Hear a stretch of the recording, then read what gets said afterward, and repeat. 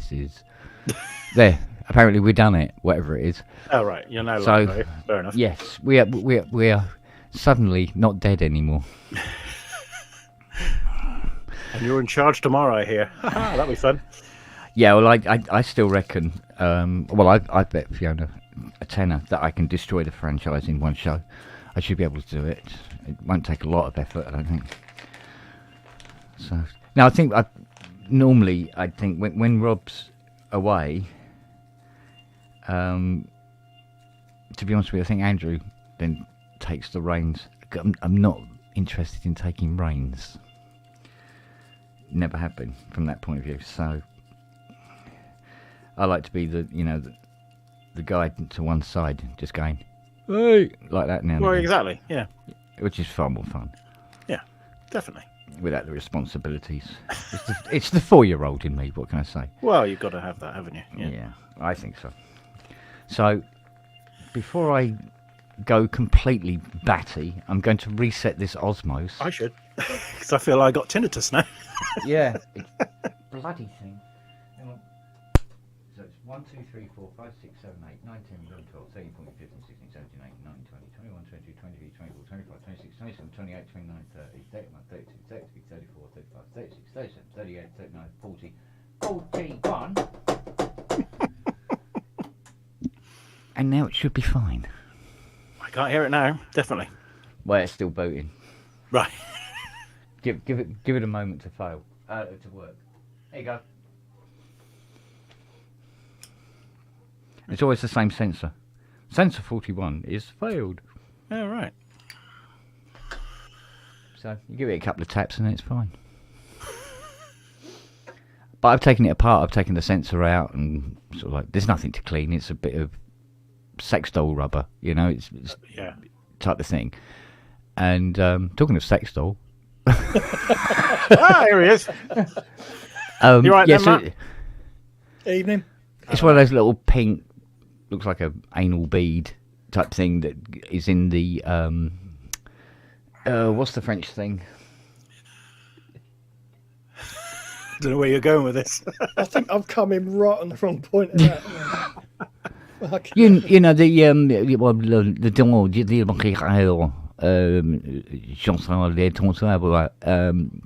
Arturia fucking wobbly thing. Touche. Thank you. Oh, right, with you. Yeah. Yeah. Why was that so hard to think of? It's the same because the Touche. They got the Touche on the PB12. Is it on the 6 as well? Yeah. Okay. Well, that puppy. And it's got just the one of these little rubbery things in that works out what you're doing. Right. Of course, this is 61 of them, but number 41.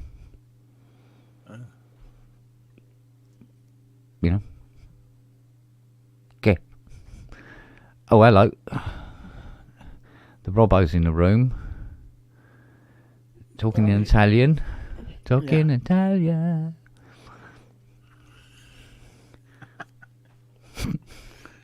Unfortunately, Robert De Niro isn't waiting. He fucked off hours ago. Yeah. He goes, I'm not sticking around. Fucked off. God, if I had a interesting week. Go on. Go on then. Oh, half of it I couldn't tell you about, but... Yes, you can. Yes, no, you I can't, because the NDAs have been signed. Oh, right, okay. But yeah, no, just an interesting week all round, sort of like... Lots of like, ooh, that was weird. Why did that happen? Kind of thing. So we've lost water pressure, but we can't find where it's gone. Checked from the pipe to the house. Yeah. Fine. All right. Apparently, what you do, you just turn off the stopcock, make a meter reading, which is just out on the road there. Leave it 2 hours. Come back and see if it's moved. If it hasn't moved, you haven't got a leak between the mains and the house. Turn everything back on again.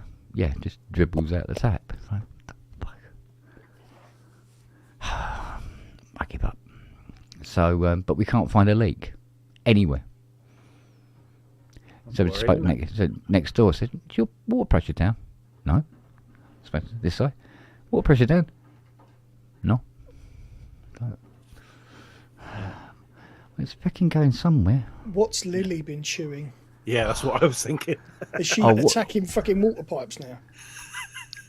We had to do something. Oh, it actually was part of the NDA, and it involved me getting the iPhone out because I don't really use it, to be honest.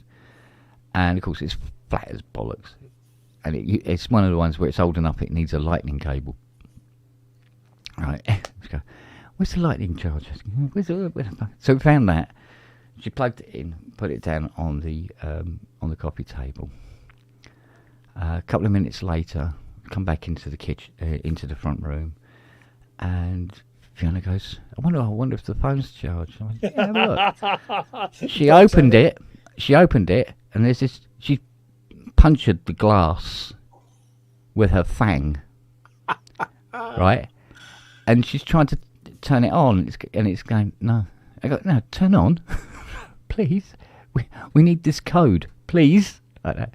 And eventually it turns on and everything like that. And she's going, and she looks, it's gone right through the cover and everything, and she's pierced the, but she's just gone for it and gone crunk, like that. Sure. So, what I thought may happen, what I feared would happen, has happened, which is there's been a shift in the, should we say, the demographic within the pack from having Lily. Oh, really? And there was a little altercation between her and Charlie, who's the big husky. Yeah. Where he used his foot and just flumped her on the head really hard in this altercation. She leaps up and bites him. She puts a little puncture wound in his side. Tiny, right? So tiny, we didn't know. But what happened then is the following morning, we come down and he's got this bald patch about the size of your fist. Where he's been chewing. Where he's been pulling the hair out and lick. And we go, oh. So we go, we've got one of the IKEA lampshades knocking around somewhere. So we put his those lampshade collars on him, which he absolutely adores. Not. And to get us back, he's hitting things with this bashing stuff. Her cup of tea goes flying off the coffee table and stuff like that. There's tea everywhere. She goes, sorry, I didn't see it there. Kind of thing. So like, Charlie, don't be a dick, mate, please. And he's bumping into everything. He's taken the fronts off of my bronze stick speakers. They're gone flying across the bloody room. He's taking them because they're magnetised onto the fronts. And all this sort of thing, and then you just hear him clattering and banging into things and knocking stuff over. And it's like, oh God. So anyway, I go, but we need to do that because, we don't want him to pull any more bloody hair out. So this was Saturday, I think it was. Sunday, it's looking very red. But he doesn't seem to be bothered about it. Monday, it's looking really quite horrible. And it's beginning to spread, and it's like... So we're putting... we tried a little bit of Sudocrem on it. Of course, it's Bank Holiday Monday, right? So that night, we go... God, he's got to go into the vet. I said, when was the last time you went to the vet, darling? She went, last Thursday. I went, oh, so you haven't been for nearly a week, so... Pop in again. So she goes in. Yeah, it's infected. So, yeah, he's got this cream that's got to go on twice a day, but you can't touch the cream. You have to wear gloves. It's a steroid cream, yeah? Yeah, got that for Buggy, right. Yeah. So, thank you, that's 120 quid. Mm. And you could probably get it cheaper somewhere else with a different label on it.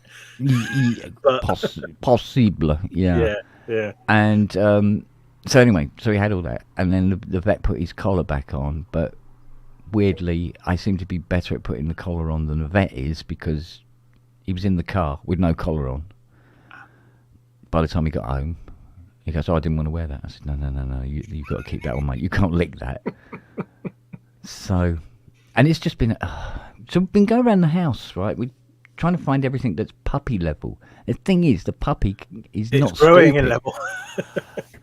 He will jump on, like, she goes, you know those little, like, Dalek things you used to get in the libraries? You know, it's like looks like an upside down bin So they can get up to the on box, wheels. Yeah. Yeah, so she gets on that, but we've caught her. She wanted to get onto the breakfast bar, and I said to Fiona, Fiona, come here a minute, like this. I look in the kitchen, like that, and she looks in the kitchen. And this fucking puppy pushed it over to the breakfast bar with her nose, then got on it, and then leapt up onto the stool and up onto the table. Oh, mate, you've got a fucking... I go, oh no. And to make matters worse, she bought him this puzzle. It's a dog intelligence puzzle thing, and it's lots of things. You know those little games you used to get where you have to move the squares around and then try to get them into the right order, and you have like, well, it's one of them, but you have little treats in each thing, and there'd be, if you move it into the right place, the treat goes down and comes out into a little drawer that you have to open. So she puts the treats in, and she looks at it, well, take the fuckers out then. And she goes, no, look, you move them around, and then the treats come out. Look, I'll show you. And one comes out into the little drawer, and she lifts the flap up and takes the treat out and gives it to her. And she goes, all right, we do it again then. Right, then she lay down next to it and went to sleep for about 10 minutes. Did you get that? So anyway, I said, look, she's been distracted by everything else. I said, let's just put this over in the corner by the middle door. Within 20 minutes, she has eaten all of them. She figured it out. And she's moving these things around, opening the flaps, taking the treats out. And I'm going, oh my God, we've got an evil genius on our hands. What the fuck are we going to do? Reincarnation of somebody. Yeah, by the time she's 4 months old, she's going to be embezzling Barclays. She'll be in the corner with her little laptop, big hoodie over her, doing all this. Do you know what I mean? It's like, oh, Jesus Christ. Yeah. So, so we've had lots of that to deal with this week. Hey, Mr. TikTok. My mate's got a pet raven that is exactly the same. Yeah, they're smart as hell, aren't they? Fucking frightening. Yeah. How are you, dear? How you doing? I'm all right, thank you. How's everybody? Good. Sold my anything roadie, out? Yeah. Sold anything out the shop yet? No. Absolutely not. No. I have been selling stuff this week, but it's all small stuff. Actually, I've just sold a kitchen unit, which has got nothing to do with, but when we moved in here, it just won't go. It's just the wrong size, the wrong shape. It gets in the way.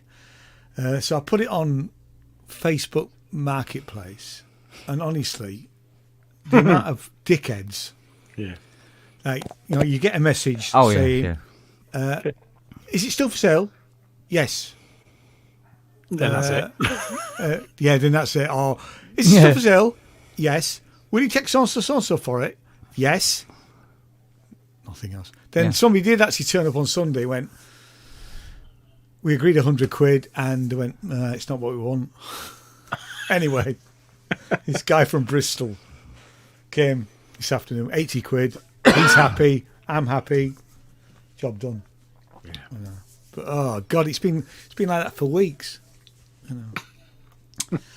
But, so I don't recommend Facebook Marketplace. Marketplace is a nightmare. It really is. I mean, I just Yeah. It's always the ones where you get, I'm going to send you a courier and they will give you the cash. And I just turn around and play with them. I just say, right, okay, here's the postcode. Go into the foyer, ask for me. My nickname's Sarge, and the postcode is normally a police station. Right. Yeah, just fuck about them. Yeah. Too much of that going on, isn't there? Yeah. There's a lot. Actually, there's quite a bit of that on Reverb. Right. Yeah, where it's everywhere, mate. Yeah, I'll pay what you want, but I'll have to send a courier for it and all this sort of stuff. And I can't use my my Reverb account. Can I use PayPal? Yeah. I think I've had, because I've been selling this Korg 700, my original Korg 700. Oh, right. Which I'm in no rush to sell. It's sat upstairs in the back bedroom, you know. And I think I've had 4 times have I had that scam, you know. And it's just nah. Is Reverb better than eBay that you don't get fees, or?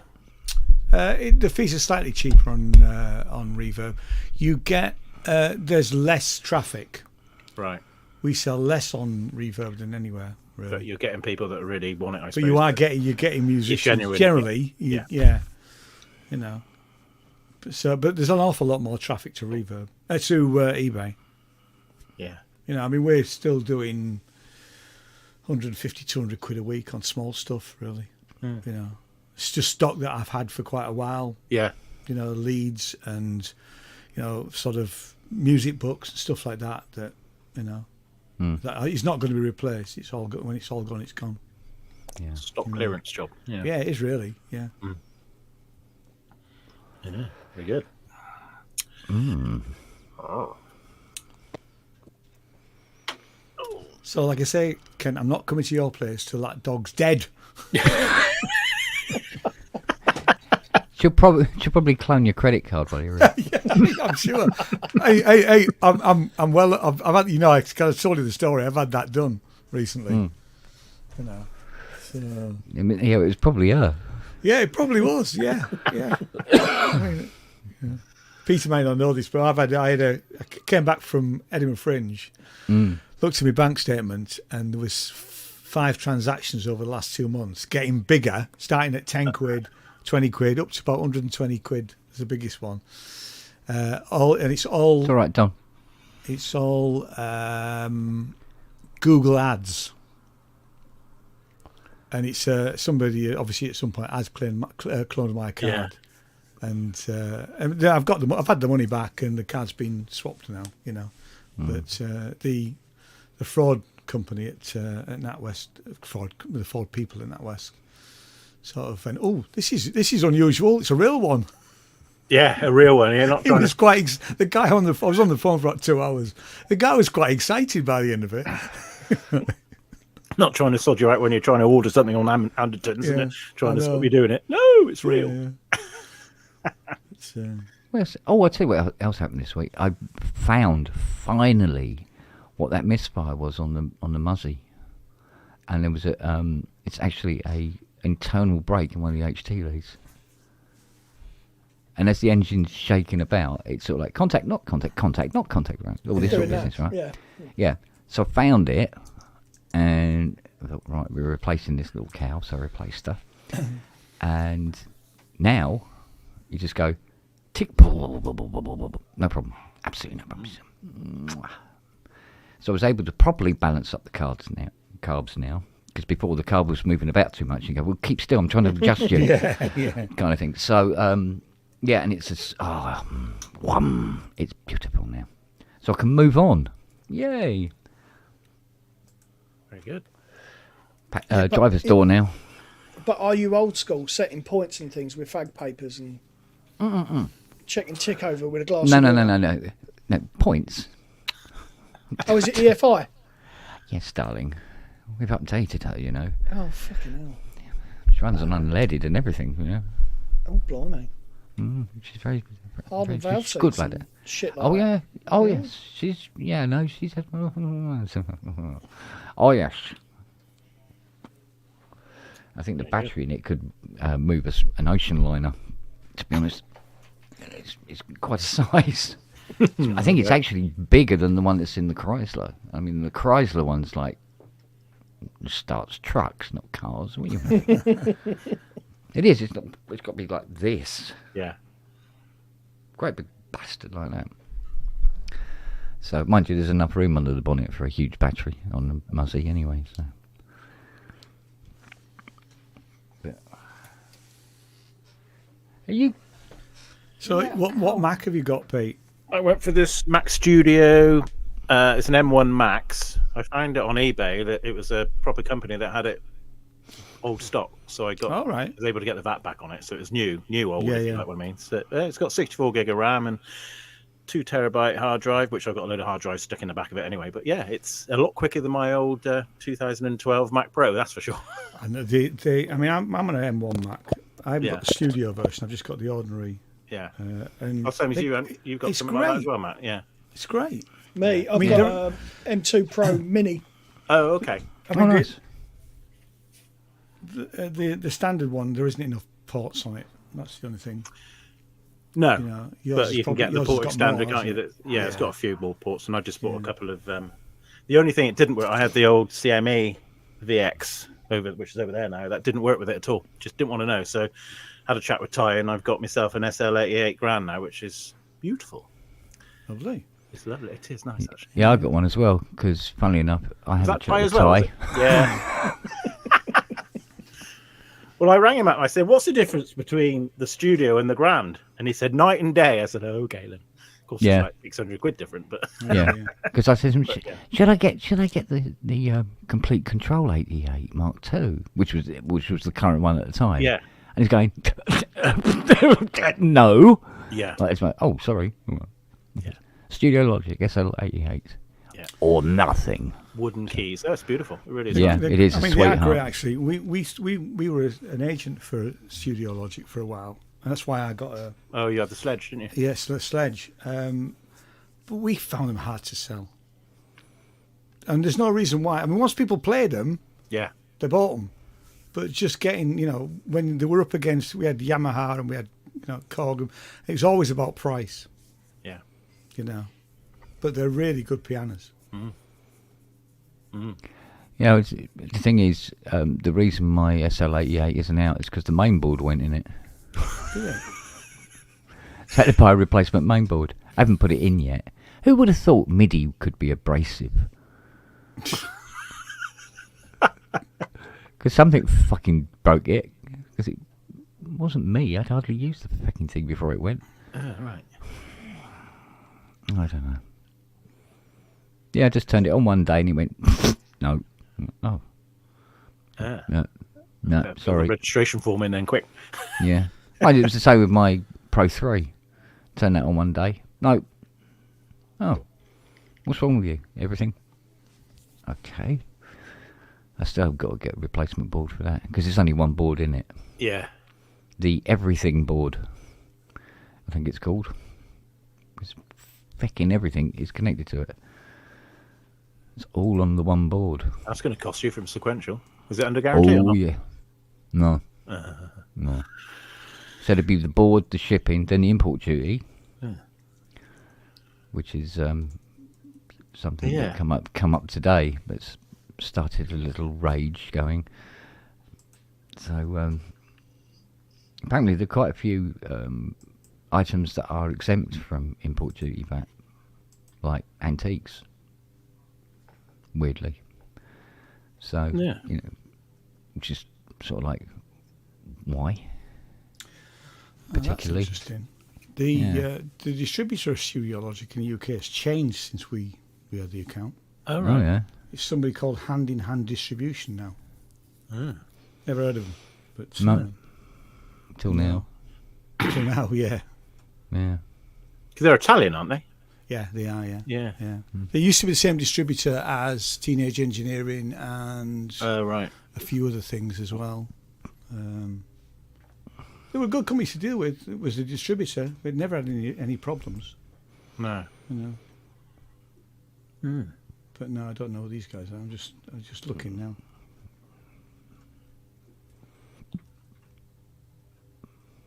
What made me laugh is Sarah's been on a cruise for the last 2 weeks. Took my mother away up to Norway, did the Arctic Circle and all that. Oh yeah, I quite fancy that. Yeah, it's worth doing. I've done it before, so I said, no, you take mother-in-law. My mother's a pain in the ass, but Sarah gets on with it, so off she goes.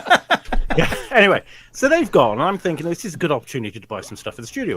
With that big boxes arriving and Exactly. So I get the bloody DHL man walking down. So I come out of the office, go down to the house, and he's already ringing the bloody Ring doorbell, and guess who bloody answers it? Who's on the edge of the Arctic Circle, who I thought has no bloody internet whatsoever. Yeah, quite. Oh, I signed up to that Starlink thing. It was only 35 quid. Oh, shit. So she's having a chat with a bloke who's sat there with this bloody great box with Studio Logic piano in on it.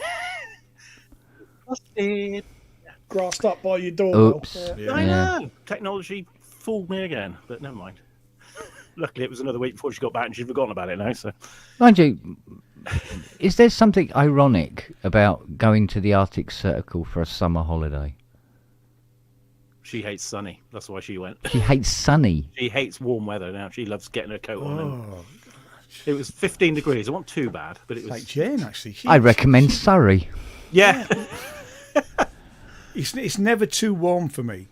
I'd love to live somewhere really hot. Really? No, I Oh don't like yeah, I mean, it's never hot enough. No. Whereas Jane, she, no. We have this fight every year about when to put the heating on. For me, it'd be the 1st of September, that. Yeah. regardless. No, Well, it's good. this is one of the disadvantages of AstroTurf.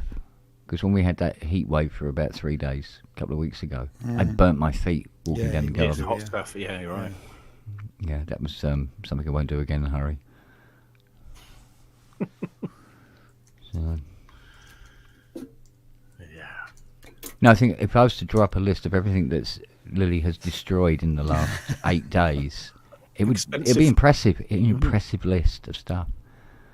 So, but we're trying to get everything up high and out of the way, but we run out of flat surfaces to put things on. Just like you do when you got a baby, a toddler. It's a toddler. It's the same, but at least a toddler after a Well, while don't eat goes, "Oh, I won't take that." There was what was on the kitchen floor this morning? It was a tube of ibuprofen cream. Oh bloody hell! And I went into Fiona. I said, "Fiona, your ibuprofen cream was on the kitchen floor." "Oh God, she's gone. Has she chewed it?" I said, "No, she hasn't. She's just got it from wherever it was, dragged it into the kitchen, and dropped it and went, nah, I'm bored, moved on."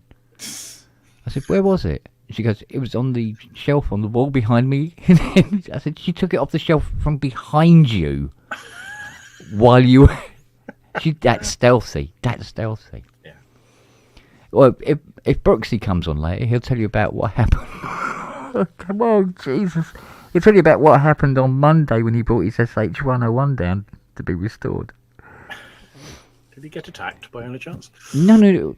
He was greeted and all that business, but I'd stripped down his 101, and I put all the screws and bits and pieces into this little plastic tray. Well, and he sat there. I'm kneeling here working on this thing, and somehow at some point, Lily had managed to come in, collect the tray with all the screws and fixings in it, and take it out of the workshop and tip it out somewhere. And then I found the empty tray in the kitchen. Right? So me and Andy are sort of like walking carefully down the AstroTurf, looking for screws. No, not finding anything. And what she'd done, she had tipped them out just as she got out of the workshop, which is a slattice work.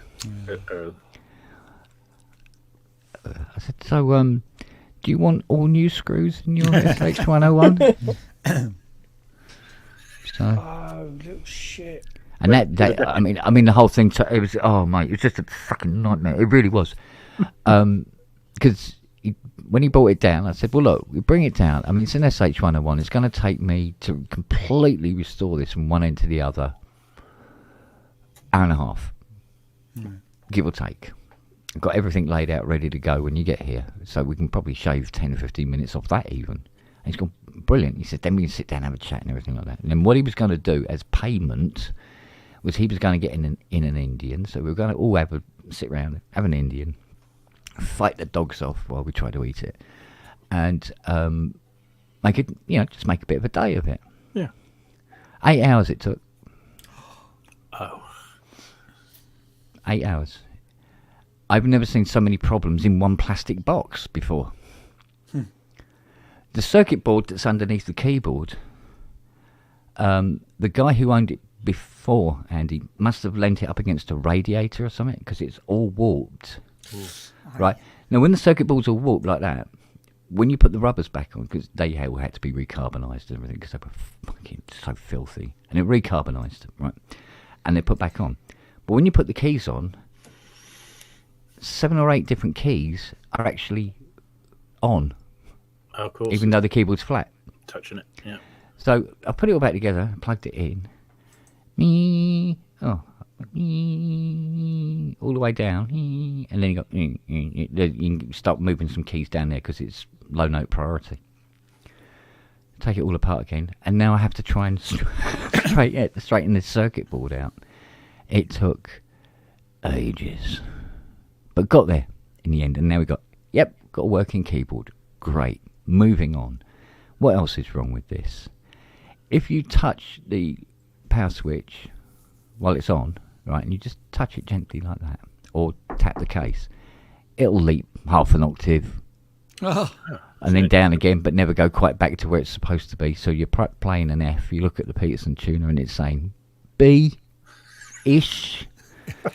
Tap the switch again, A, D in a bit. So I said, right, let's see whether it's the old type switch or whether it's the new type switch. I said, if it's the old type switch, you can repair them.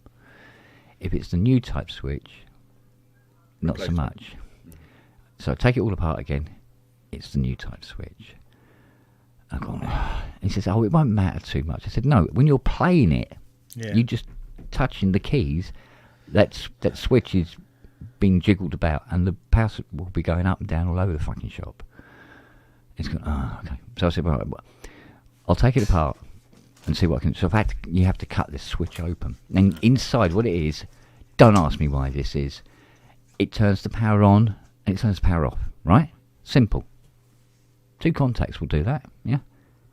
On, off. Yeah. No. 3. Okay. 3 contacts, 3 separate contacts to go to 3 separate places on the synth, because apparently one track is that's not enough. Let's have 2 extra ones. And how they do it is they have like this circuit board inside the switch. It's a tiny, it's about so big. It's a little circuit board, and then there's on the side of the switch there are 3 tiny little copper plates with little points on them that are sprung loaded. All right.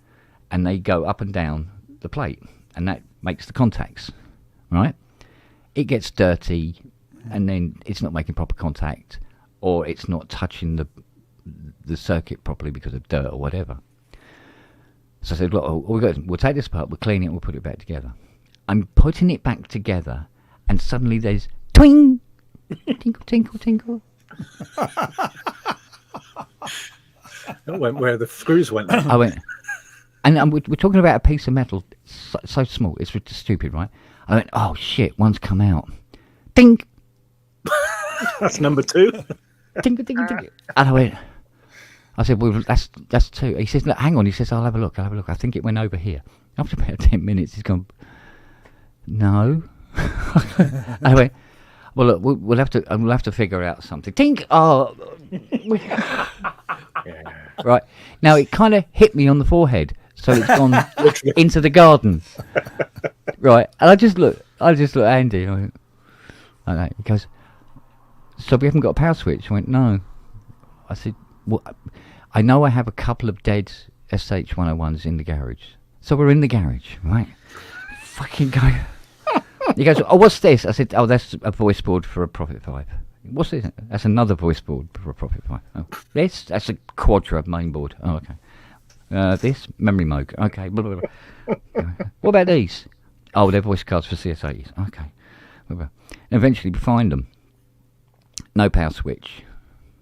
Fucking thing, throw it. Oh, here's the other one. No power switch on it. I said, all right, I know what we can do. So what you do is you just solder on the back. You put the switch back in, put it all together, and then solder. I think it's the first 2, the second 3 together, and then the final 2 together, because it's like loads and loads of different pins. Plugged it in. It's on. I said, look, the only thing is you can't turn it off. He goes, well, so to turn it off, pull the power out. Yeah, that turns it off. Boom. But look, now you can hit the power switch and it's rock steady Eddie, right? Yeah. He's going, oh, Brent. Here he is. Hey! Hello. Live from holiday, eh?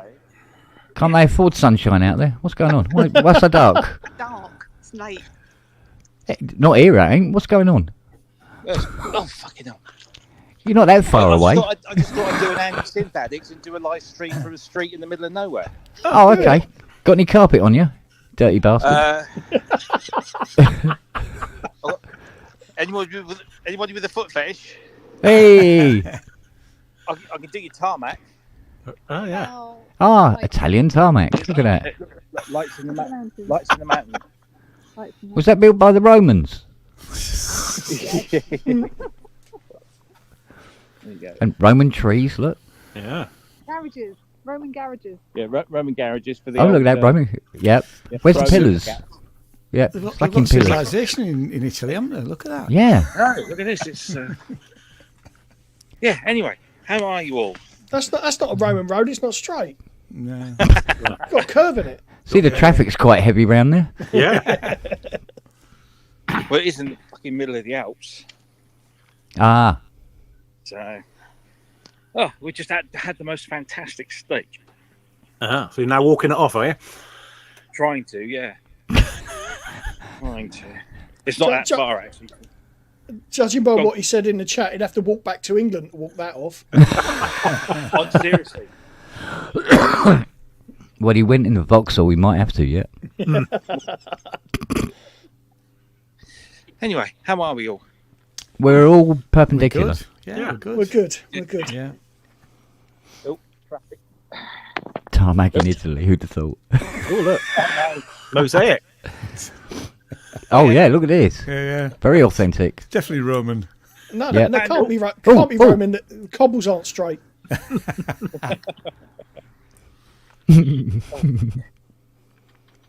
It's not very hilly for the Alps, is it? Yeah. Oh look, another car.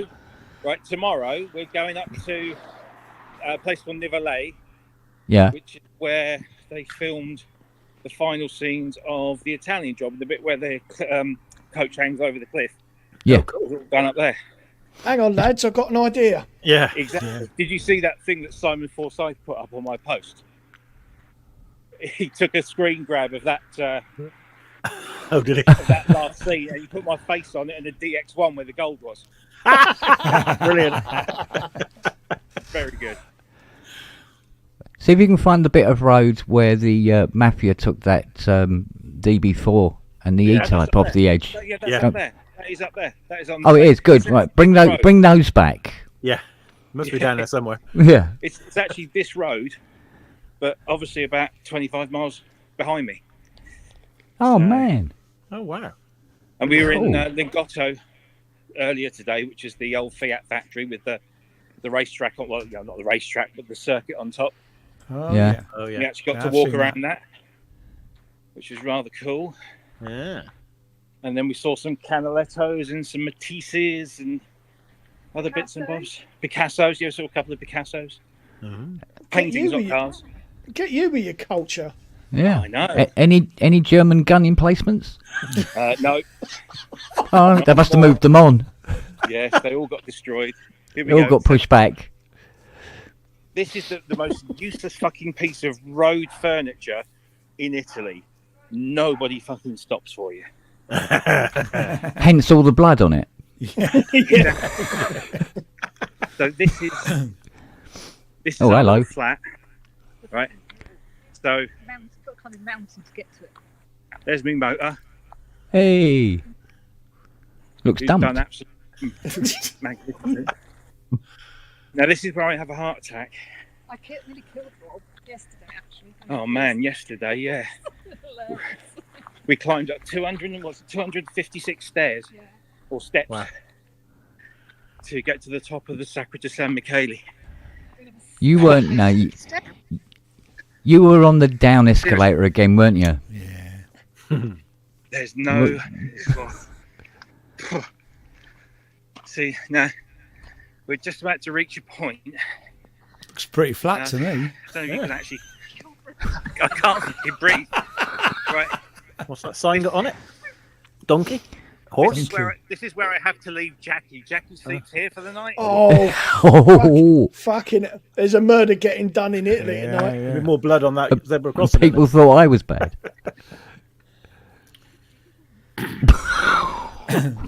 She's gone back for the car. She's going to run him over. Yeah, no poodles. Still, No poodles beyond this point. still going. Oh, God's sake. Well, you close your rings on your Apple Watch today. I must admit, I thought the Alps would be slightly bigger than that, but... That's where you get your water from, is it? Hey, That's where you have a bath. bath time. Yeah. Yeah. Nice. Listen tree. There we go. I'll tell you what, there's probably less human excrement than I got in my tap water here. Yeah. There's got to be a squirter joke in there, surely. Probably. Swimming pool included.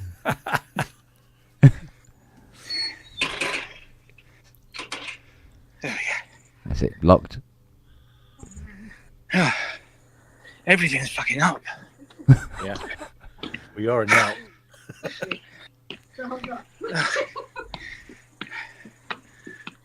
Oh, dear me. Still going. Come on. Nearly there. It's a good thing Rob's car basically drives itself because he won't have any fucking legs left by the time he's finished. Very Yeah. true.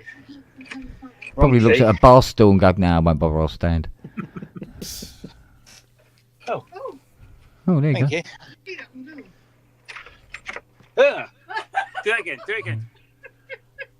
Look at the size of that. Oh, an Italian grasshopper. Yeah. It's a bug. You're big, isn't it? And me, Marlo, Mr. Hoppy. Look at that. Well, what I want is for it to not hop into the kitchen. Yeah, hop in the kitchen, make me a cup of tea. Whoa, fuck you. It Oh, flew. no, it's not grasshopper. Flew? It's like one of them- It flew. Oh, it is a grasshopper. Look, it's massive. Oh, bless him. Man, they must have big grass in Italy. I'm going to pull that across there.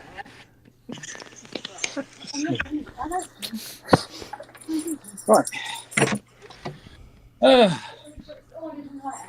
Oh, fucking hell.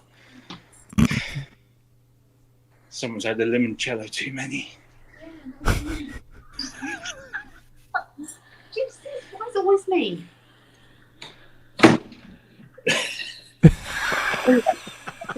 Rob's definitely getting his shit kicked out of him tonight.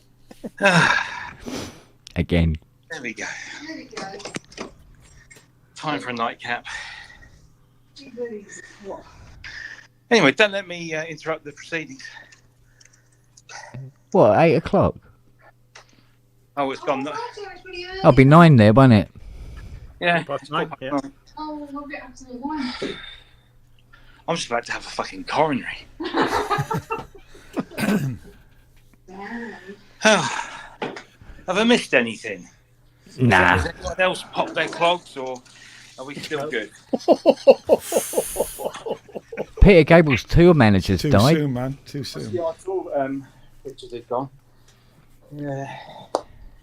That has Oh, my God. serious significance for me, as you'll find out later on. Oh, Mm. go on. No, I can't. Oh, okay. But that's tied in very, very neatly with something that happened this week.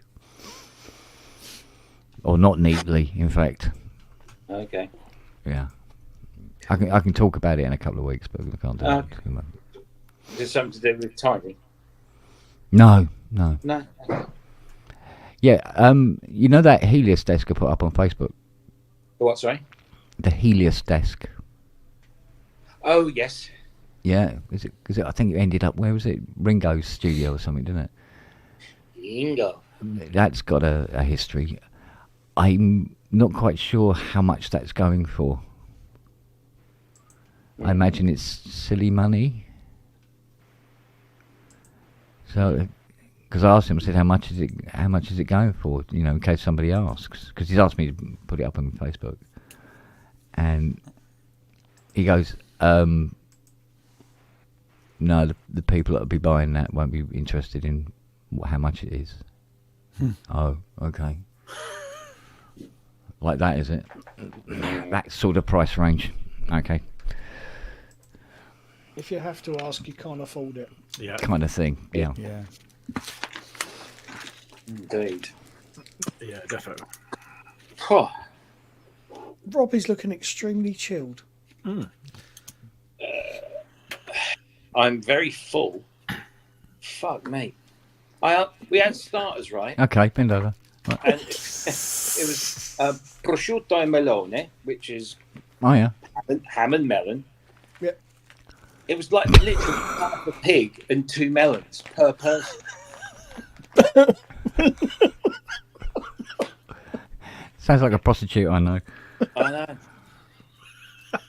And then And we you would ordered- get him.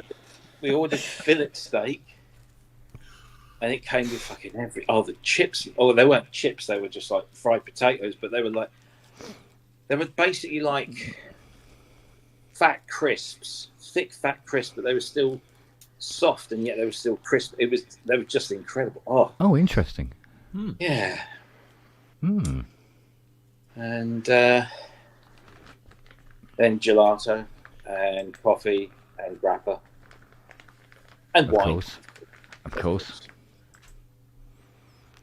I think for the pair of us, it was like €130, which It's not bad, is it?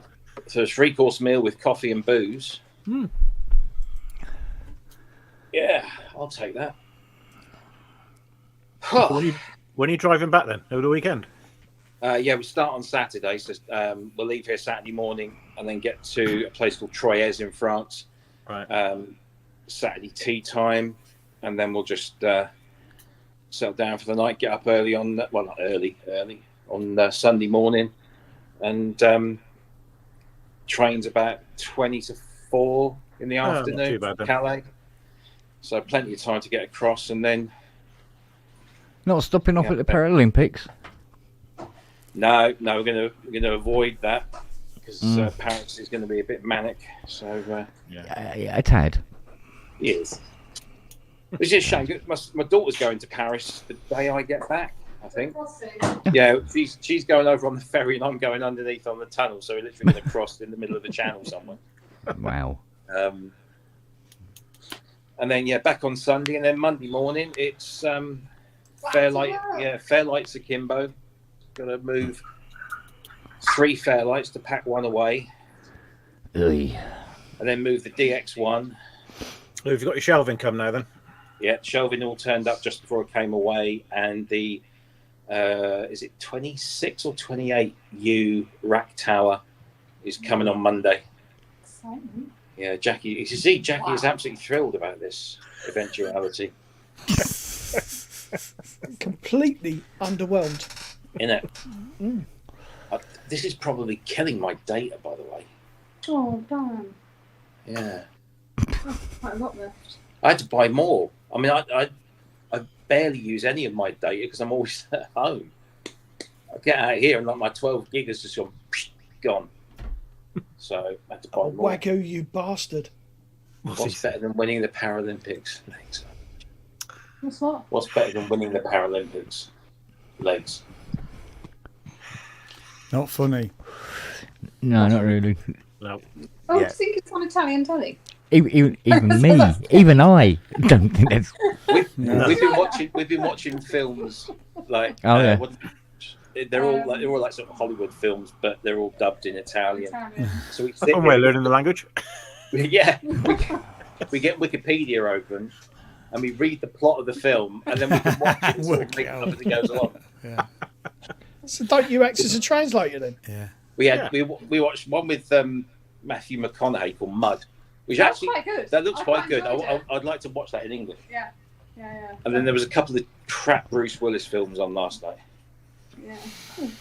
And wasn't there a Nicolas Cage one? There was, but I didn't get into Oh that. God, Nicolas Cage! I can't stand that actor. Their voice actors are just like, they sound nothing like him. I mean, obviously, but I mean, they don't even have the same, like Arnold Schwarzenegger, right? You know, he does adverts for the power tools that are in the middle of Lidl.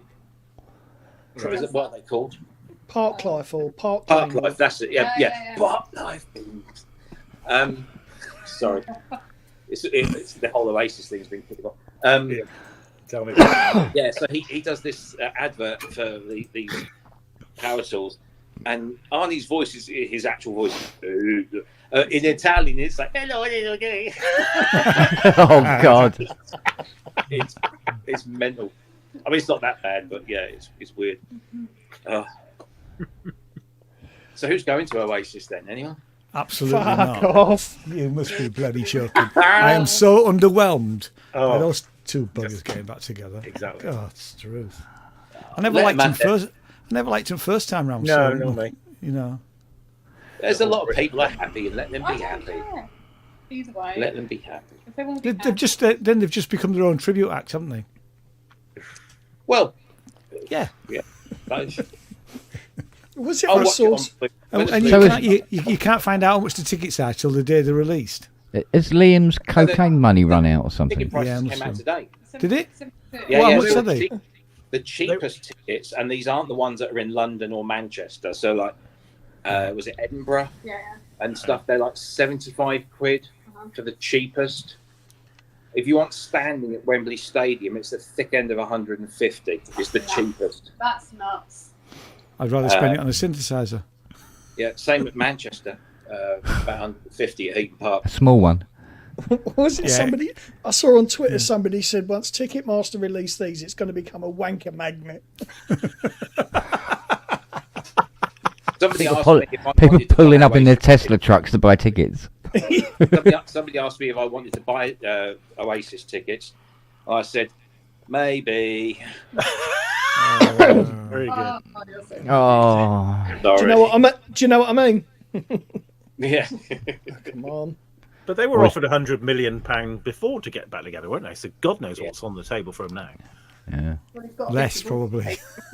Oh, yeah. One of them's just got £22 divorced, million didn't he? pound divorce. Oh, that's a divorce fund then, is it? Which one's got? I mean, I don't. Which one's married? No. I don't know which one's which, to be fair. Thought they were married to each other. Yeah. Might as well be.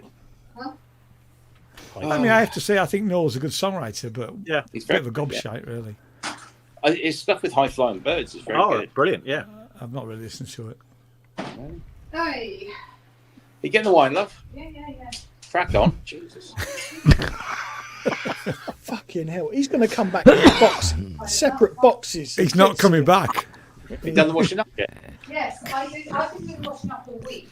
I tell you what, I bet it was Jackie's idea to go up that mountain tomorrow. She's going to fuck him off the edge. Yeah. It's funny you And say mate- that. It was actually. Yeah. Your idea. Imagine all the waiters in the village have chipped together to get a hitman out on him. Yeah. Being bombarded here. Certainly was. Then we're going to go for ice cream. Ice cream, in gelato, town. yeah. Got to buy a lot of gifts for people. Price of booze over here. Fucking hell. Yeah, they've given John Wick a token. And he's gone, see. Oh, forget which side my camera's on. There we go. Very good. Bring me my babera. Oh. Take your shoes off yet? You still got your shorts on. You're doing your pants on. Yeah, I'm normally in my underwear by now, but I'm obviously. I'm not in my pants. You're normally in your underwear when you're doing PSN. He is. Sorry, what? You're normally in your underwear when you do PSN, aren't you? No, I don't. No. I have some decorum. But not much. Yeah, but do you wear them? Sorry, Rob. Sorry, Rob. You walked into that one. Yeah. Pull it. Put it between your legs and pull it. There Where have you I heard that before? I've been bitten to fuck. Where have I heard that before? Yeah. Oh dear. Oh well. I hope you have a good one tomorrow. Yeah. Well, you weren't bothered about the franchise that much, were you? You're not there. I wasn't what? Sorry. You weren't bothered about the franchise that much, were you? Probably not. No. Yes. I had a look at the YouTube stats for the pubs. Oh yes. When was it? Yesterday. Bored. 2.5 million views. Wow. 2.5 million. 2.5 million views. That's me. That's me going through all the episodes looking for clips to me. Look at the clips. Snakes But I on reckon plane. 47% of it is people going, "What the fuck is this? And why was I notified about it?" That's really impressive because people won't be watching all of it, and a view is 15 seconds. Something Yeah. like that. Yeah. Yeah, but that's all it takes to put people off, isn't it? Come on, Oh listen. yeah. Well, 15 seconds is normally enough. Yeah. That's brilliant, though. That's really Because good. sometimes it's like 9 people quietly staring at each other. Snakes on a plane. What is the appeal of this? This is Italian snakes on a plane. All right. Ikudila, Moliutakali, Moliutakali. What is Manikamaki? No, Limaluki, Machi, Modiga, Alinmo, eh? What you Mito? Abuse, I wonder like I what say. Samuel L. Jackson's voice artist is like. Yeah, how do you say motherfucker in Italian? Motherfucker. I don't know. And that say mother and that say fucker, but I don't know how you put. I suppose you put. them We'll say together. one after the other. There you go. Yeah. Well, yeah, Done. It's not rocket science. true. Actually, rocket science isn't that difficult nowadays, really. Not a space Karen can do it. Speak for yourself. Well, yeah, exactly. Space Karen. Rocket science nowadays involves you buying a company and pretending you did it all. Exactly. Yeah. Oh, well. Anyway, guys, I'm going to let you go because my hand is hurting from holding you up. Don't Yeah, go but- there, Matt. I've heard No. We've heard that. There's nothing to say to that, really, is there? Hey! Whoa. Italian wall. No. Now, Oh, dear me. That's X-rated it. Oh, hello.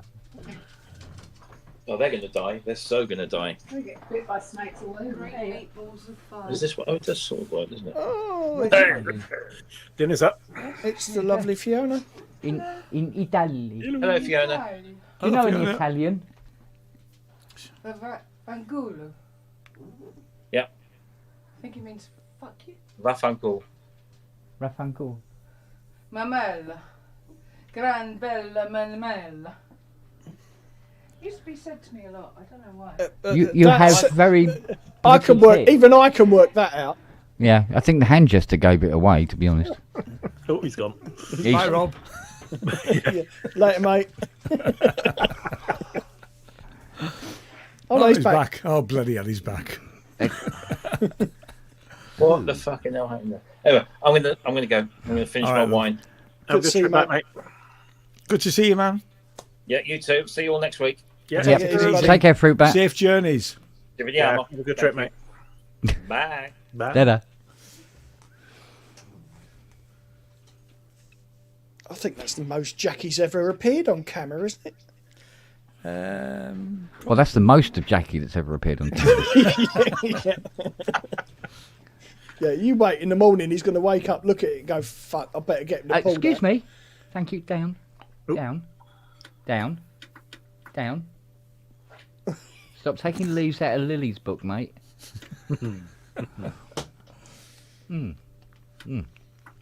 It's not so much leaves in Lily's book as sort of tree trunks. She's chewed through. I'm scared of this dog and I've not met her. No, she's adorable. She's just not good with things she's not supposed to touch. I'm still scared.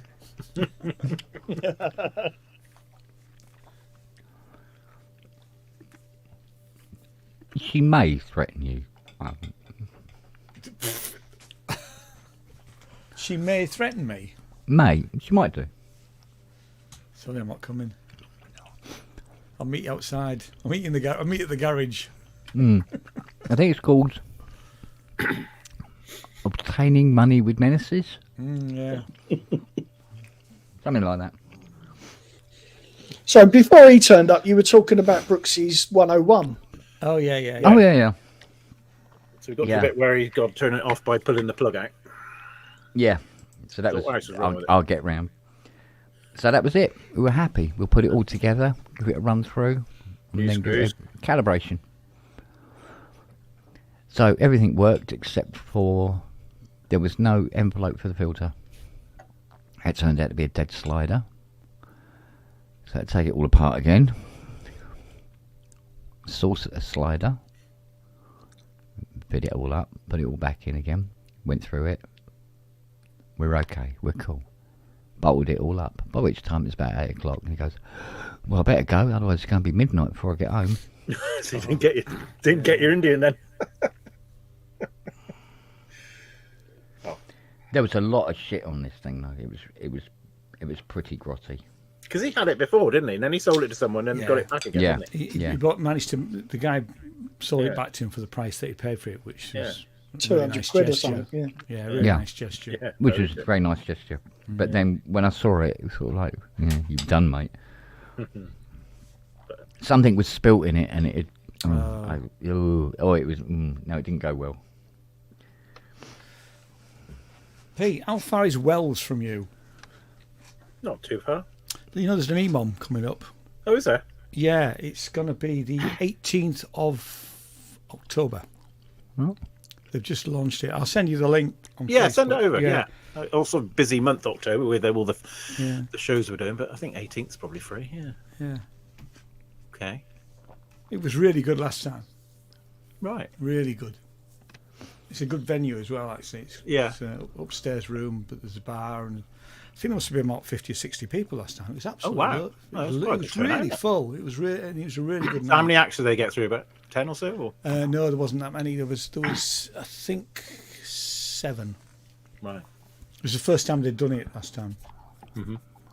So I've signed up again, but I'm going anyway, even if I'm not on. Yeah. Is this just sort of Eurorack, or is it? Can anybody? No, it can be anything. Right. I don't have Eurorack, so I'll take the instrument and I'll work something out the week before, probably something I haven't done before. Yeah, good. Pitfall since, and that'll do it. Okay, well, we'll chat about it. We'll see you before then, won't we? Because Sheffield's on the 5th, isn't it? Yeah. Could you imagine turning up to do one of these EMOMs with a sort of like a cello and theremin quartet or something? That'd be great. I mean, I've seen lots of people with guitars. Yeah, well, it's electronic open mic. I hear guitars are quite popular now. Yeah, sticking guitars through stuff, or there's somebody playing guitars, or I mean, one of the best ones was one of the York ones, and the act was playing chess, and every time he moved. So Simon, who ran it, went up and played chess with this guy, and every time one of them moved, something happened.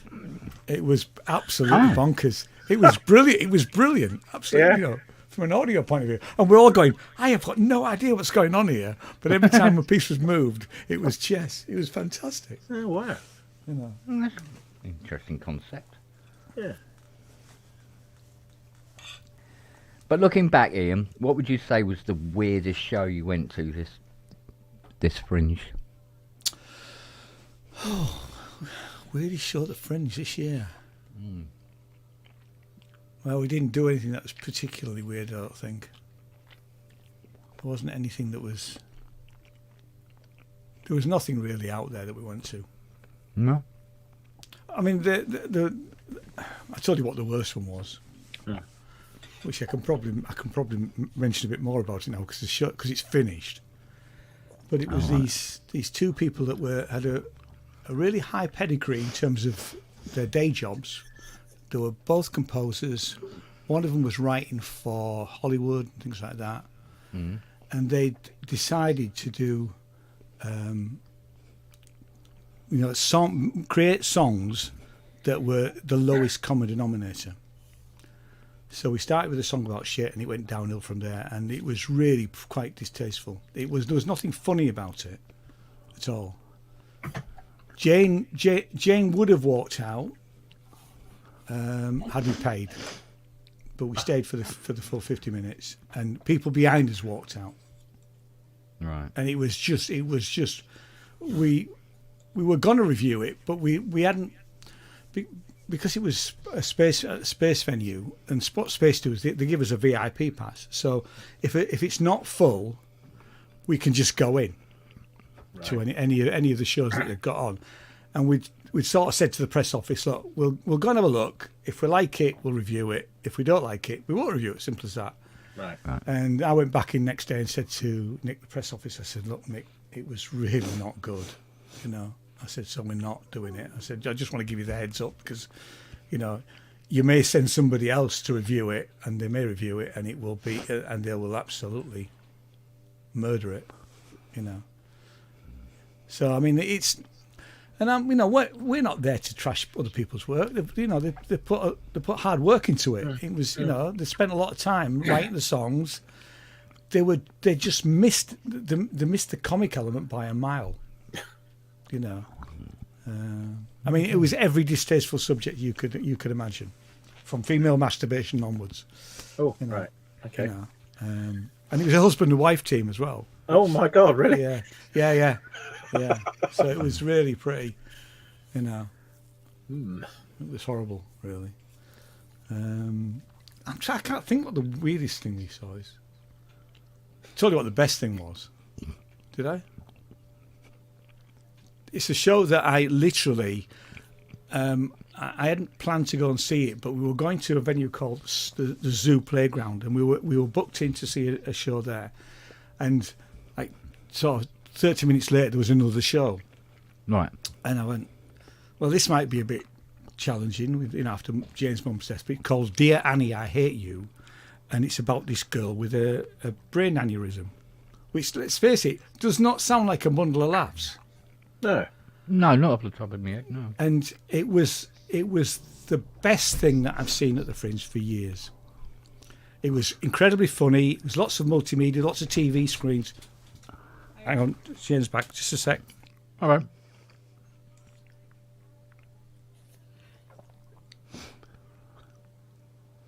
We should have some incidental music playing. Yeah. With a part 2 of the review. Yeah. Will follow in a few moments. Part 2 will follow. Yeah. There we go. So wasn't a long wait. No. So it's lots of multimedia, and it's a true story. The girl performing it was her story, and it was so brilliantly done. Like I say, it was really funny, very poignant. I mean, tears at the end, you know. Yeah. I mean, but she, I mean, and I mean, we both gave it 5 stars, and so did lots of other people. It was one of the best shows at the Fringe, and like I say, I hadn't planned to go and see it. I'd not seen any promotion for it at all. You know, it was just absolutely wonderful, and it's exactly what the Fringe is about. One of these sort of, wasn't a big team. They didn't have lots of PR company stuff. It was just a small team, about 4 or 5 people. You know, brought it over from America, and it was just absolutely wonderful. And I hope it tours. Yeah. I've stayed in contact with Sam, so if it tours, I'll start telling people about it. Yes. Yeah, promote the crap out of it. Yeah, because it deserves to be seen by everybody, really. Oh, wonderful. Yeah. So I still can't think what the weirdest thing was. We didn't do anything that was out there. It'll probably actually let me look at my diary. That's probably the easiest way to do it. It's what I actually went to, because it was 43 shows in 12 days. Cool. You know. It's all blend into one, don't they? Well, yeah, they do. Yeah, but that's why we do the review so quickly. So.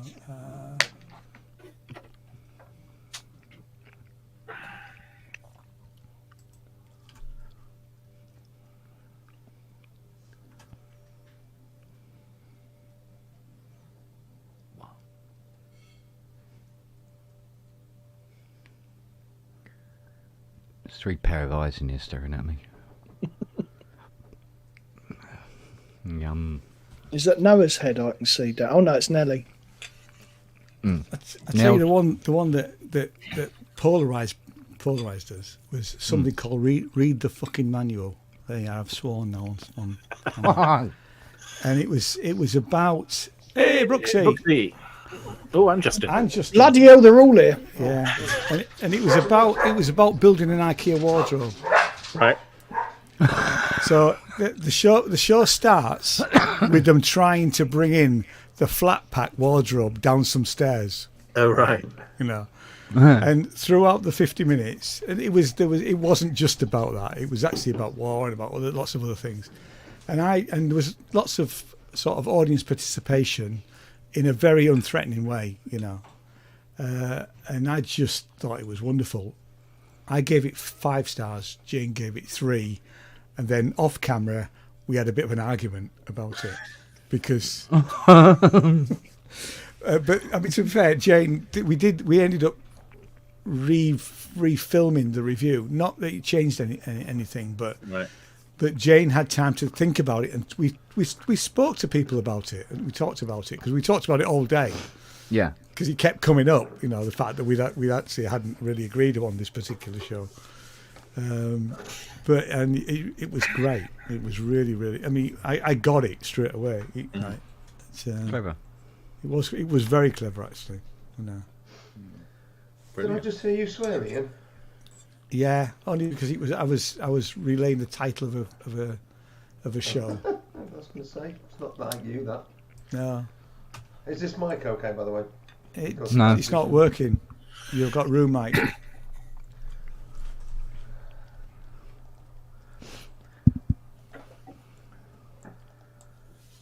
I tell you what, the weirdest show was. Go on. It was Elf Lions Horses. How's that? That's better. Sorry.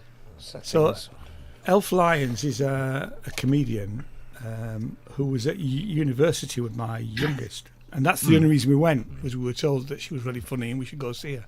Yeah. She's quite a big deal because she does lots of stuff on Radio 4 and on telly and that. But we didn't know anything about her. The show is about her love of horses. Now, she does lots of mime. All right. And she was incredibly funny. Yeah. It was, I mean, and it's a sold-out show. But it was weird, you know. And at the end of the show, she invited anybody to get up. She'd set up this little sort of thing where you could, where you could run around as though you were a horse around the stage. So she invited people out of the audience to get up and do that, and I didn't. Now that I'm Jane, but quite a few people did. Really? You know. Yeah, and she was great. She was really, really good. You know. So that was the weirdest one, I think. There was one called When Kurt Met Thora, when Kurt Cobain met Thora Heard. Oh, really? Yeah, they did apparently. And that actually happened, did it? It actually happened, yeah. Now, obviously, nobody else was in the room. It was in the BBC. She was waiting for a limo home, and he was about to go on Top of the Pops. So, and it was really, really well done. It was really good, and the guy playing Kurt really looked like him as well. You know. So, I bet that would have been a really interesting fly on the wall thing. exactly. I bet it would have been. The real thing. Yeah. The real thing. Hello, Peter. Hi. How you doing? Yeah. Yes. I can hear you now, yeah. Do you know? I am without a car again. Oh, what's happened? Not broken into again. No, heavens, no. However, when I got into my car on leaving Kent's on Monday, as I went down to see Kent on Monday, and he was very, very kind and did some lovely things. There wasn't a husky in there, was there? There was, yeah. Not in the car. Not in the car. In the car, I meant. Doing it in. Was Lily anywhere near the car at any time? No, not Lily's fault. Have you regaled the Lily story? Yeah. Yeah. We know about your screws. Well, lack of them. Crawling around on the floor looking for these bleeding screws. How did she do it? How did she get past both of us? No idea. Anyway, but I got into my car and I just thought, I was driving up Kent's Road and I'm going, I can smell petrol. Oh, yeah. Yeah, get out of Epsom, and I'm going, no, can't smell petrol. No, okay. Carried on driving. next day, I'm going round to look to the old gentleman who I look after, and I'm going, I can smell petrol. I can smell petrol. That's weird. And then, no, can't smell anything. It's gone. It's gone. Went round to Grace's yesterday.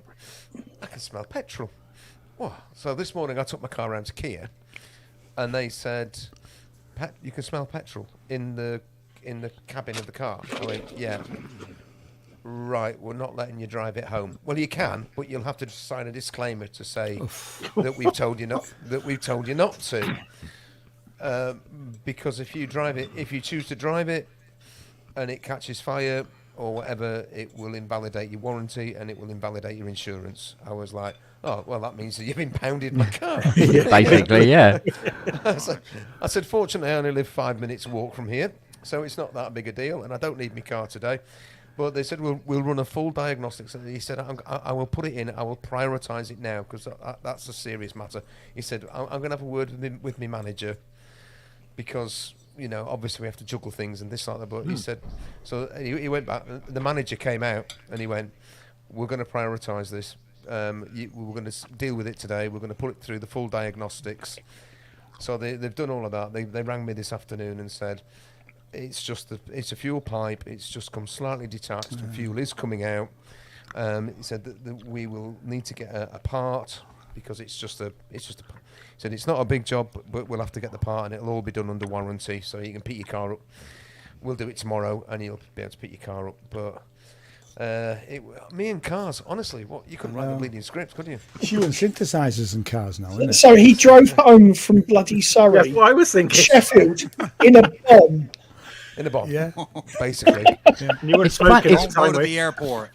It's funny. Lily did smell of petrol for some reason. I can't remember why it was. Was she doing something rubbery? Don't tell Kia that because they think it's natural. They think it's. Yeah. I thought I took that flick knife off her. Yeah, right. You wait, you'll get there, right? And they'll say, we're taking the pipe off, and it had like a sprinkler pattern coming out. Yeah. Teeth marks. I'll be back in a minute. I'll go say like hello it- to Jane properly. I'll be back in a minute. Oh, right. No, It looks like it was attacked by a bear. it's that big. Minuscule. Oh, honestly. Yeah, that was. You should have seen us on Monday, honestly. Oh, mate. Kent's going, where's that bowl gone with the screw? It was here. It was definitely here. Where's that bowl gone? I'm going, what? He went, Lily. And I'm going, no. We would have seen it. No. No, we'd have seen it. No, neither of us. Neither of us saw or heard. Did you leave any Fry's chocolate peppermint cream on the workbench? Oh, I might have done. Yeah. Has she eaten that as well? She got on the workbench. So she must use the Sorry. chair, I'd forgotten about the part. shelving, and then got onto the bench to get it. Oh no! Have I She's a poisoned little her? shit, isn't she? Yeah. No, she's full on intelligent little bastard. My scratches have healed up though. Oh no, it smells a couple. Oh, mate, yeah, I know. Oh, Be warned if you go around to Kent's, get body armour. yeah. Nelly doesn't seem so bad now, does she? I'm just going to answer Paul. No, there's been actually no discernible drop in the actual amount of fuel or fuel usage or anything like that. It's but it's obviously enough for it to be Well, actually, probably when the car's running, it doesn't leak out because it's. Well, you only it's smelt it drawing when the you fuel. got in it, then, by the sounds of it. Yeah. Not and when then, you're driving and then along. we're driving it a bit, and you go, "Oh, I've got some." And then after a while, it just sort of goes, and that's that, and you sort of forget about it. But yeah, so yes, I've been driving around in a bomb. Never mind.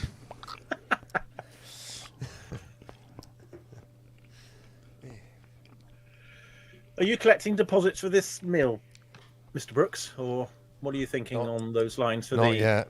You're not yet. Not bit yet. Soon, is it? This week, I mean, no, it's not a bit soon. Really, it's not. Really, we need to get on with it. Yeah. So, what I shall try tomorrow. Been bombing around. Well, I've no idea what time I'll get. I've no idea what time I'll get my car back. But I can walk into town and go and walk to the restaurant and say, I'd like to book the upstairs room for at least 35 people. I'm thinking if we say 35, but they'll want a deposit. They want £5 per place, but they book it and then hold it for a certain length of time, and then I've got to pay the deposit. Let us know.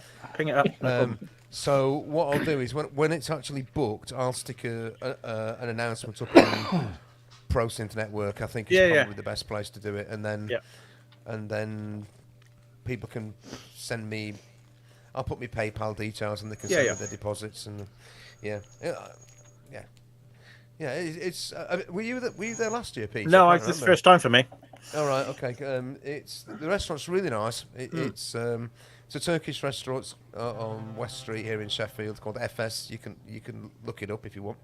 They've got a website, but they're really good. They were brilliant with us last year. Absolutely brilliant. From the moment I walked in to the moment of us leaving, they were just great. So if we can make it a bit of a synth-fest institution, I'm quite happy to do that. Yeah. So.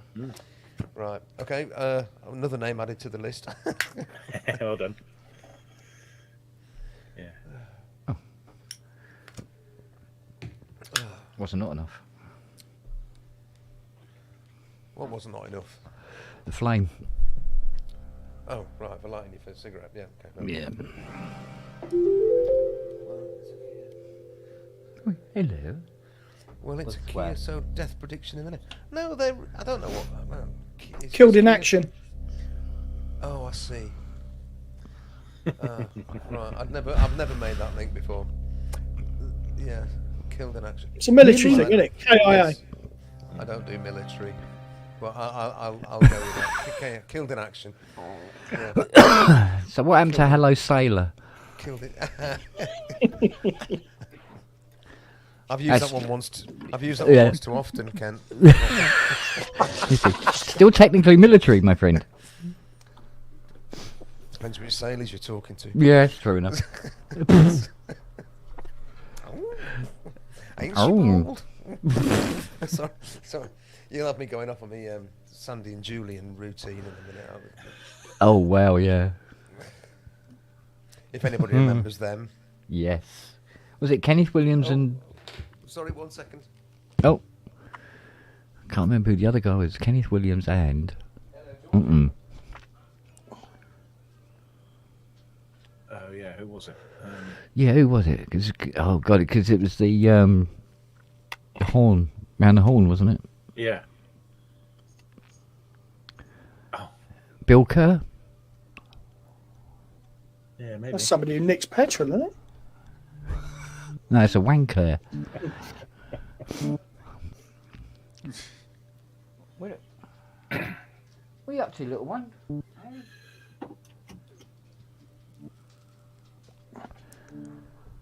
Oh.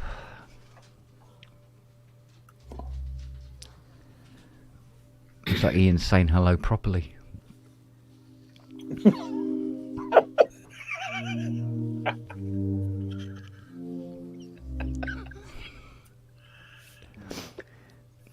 Oh, fucking hell. This emulator of ties, then. Aye. Is this something that I could come down and we could kind of do together, or is it got to leave with you? Because it's a big old thing to be. I think we should be able to sort it while it stands. Yeah. I mean, nearly all the ICs are socketed, aren't they? Yeah, everything's socketed. Yeah. Yeah. So as long as we keep the door closed and keep Lily out, we should be fine. Yeah. Okay. All right. I'll give you a shout now. All right. It would be, yeah. I'm still putting the sounds in it, but yeah. Mm. I had an interesting conversation with Jeff Toman the other day. Oh. And if I ever get up to Synthfest again, Yeah. he's probably going to come with me. Because he's never been. Wow. Well, he's one of the triumvirate of legends, isn't he? You know, you, the synth restorer, Jeff the Paint Man, and Ross Lamont. Yeah. Yeah. That'd be lovely to get him up there. He's he tried to give me a fucking 88 note keyboard. I don't even know what it was. It's a controller. He said, okay. I ain't got room for it. I went, neither have I. I bet if somebody offered you a JP8, you'd find fucking room for it. Yeah. Fucking right, of course I would. I'd sleep in the garden. Yeah, it's just the right incentive, isn't it? That's what's missing. Yes. Yeah, I'd sleep vertically. So you're not coming to Synthfest then, Matt? No, you've got your little one's birthday, is that right? Yeah, but with all that's occurred in Yeah, the of last course. few weeks, it just wouldn't be right. What, So- you're going to leave Bristol out of it as well, I mean? 'Cause I wasn't planning to do Bristol anyway. No. But yeah, it just didn't. Once that happened, it was just like, Yeah, I nah, can imagine. can't do it. Can't do it. Ah. So, Oh, well, like you say, it's always next year. well, yeah. I mean, I did it in 22, and then Yeah. didn't go last year. Booked the hotel and everything this year, and then it was like, no. But yeah, you know, I'll have to get you to Berlin, mate. no. Exeter Airport, what's your problem? Last time I left the country was 1998. Right, okay. Yeah. No, I won't be. Won't do that. What? What's the matter? What? I don't even sleep anywhere else apart from here. It just doesn't happen. No. Oh, he's back. Who's that? Here he is. Hello, Bonsoir. mon ami.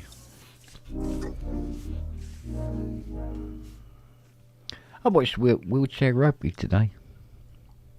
I think wheelchair rugby. I haven't watched any of. I didn't watch any of the Olympics, but I am more interested in watching the Paralympics. Yeah, absolutely, all day. But wheelchair rugby, I watched it Yeah. last time. It's really good, actually.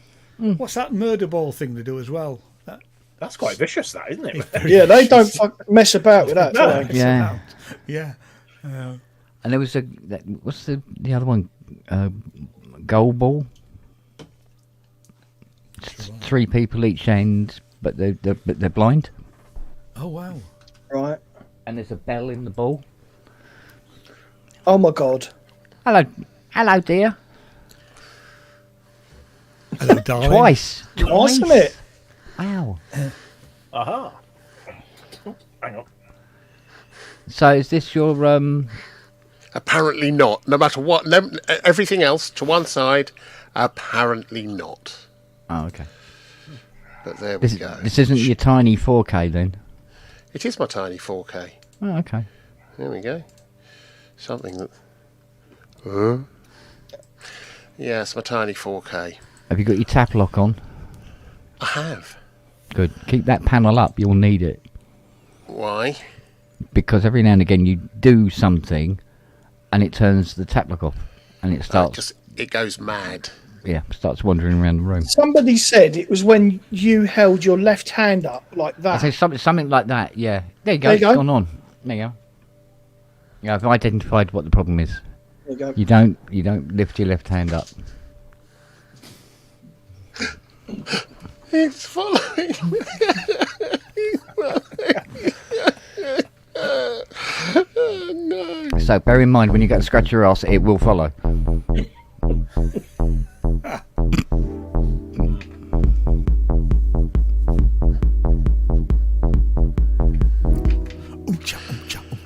It was so cute for some woman to start suddenly screaming somewhere All of that. into a reverb unit. Have you got your image? He's Flipped. flipped. He's 180 the wrong way. back- Oh, He's got a okay, backwards okay, montage. okay, I'll deal with that. I thought it was in a different room for a minute. What's the matter with you? I thought he pulled a honestly? Kent and rearranged the studio. Also, anti-flicker, more console. What the flipping heck?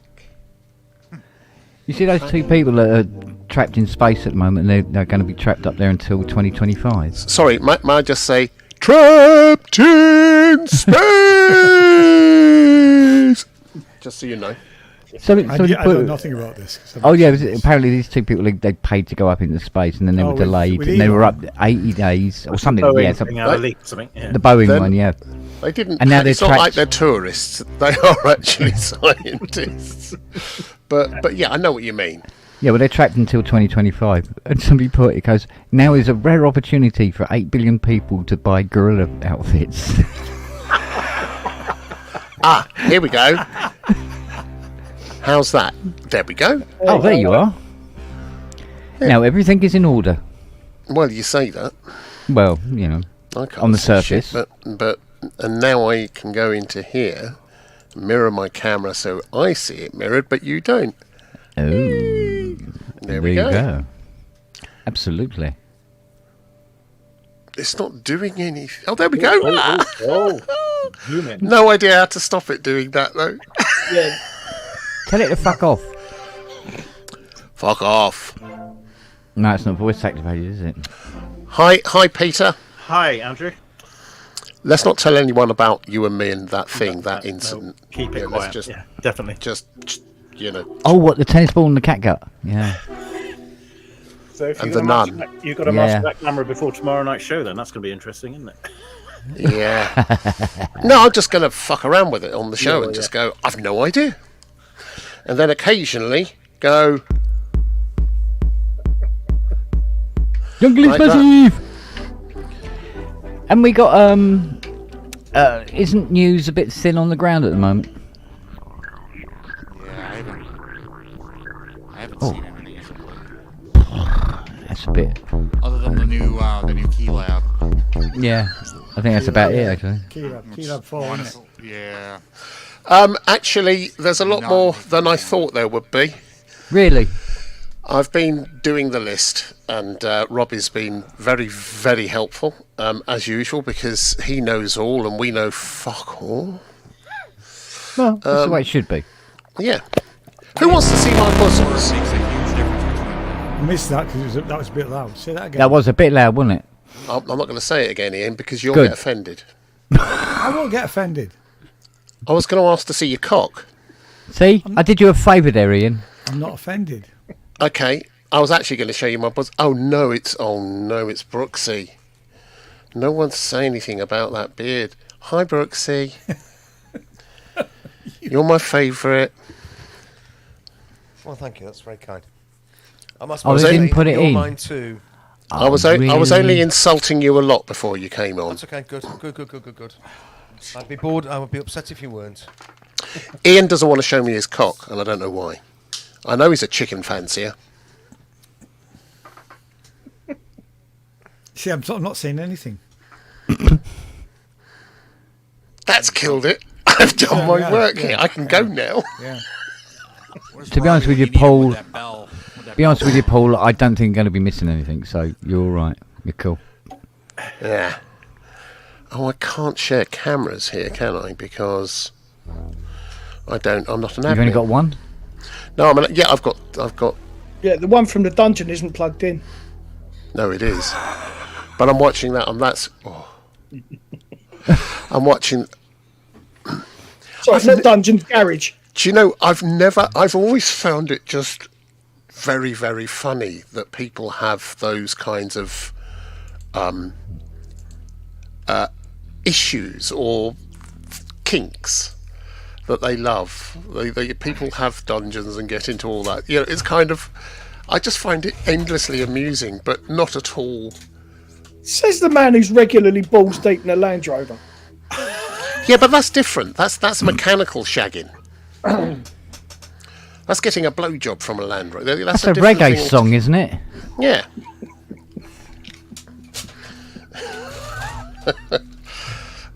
But there we go. Yeah. What's that yellow bit of junk?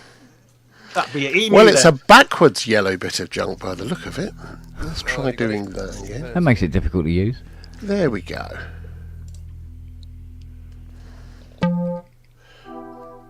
There it is. Very good. Go away.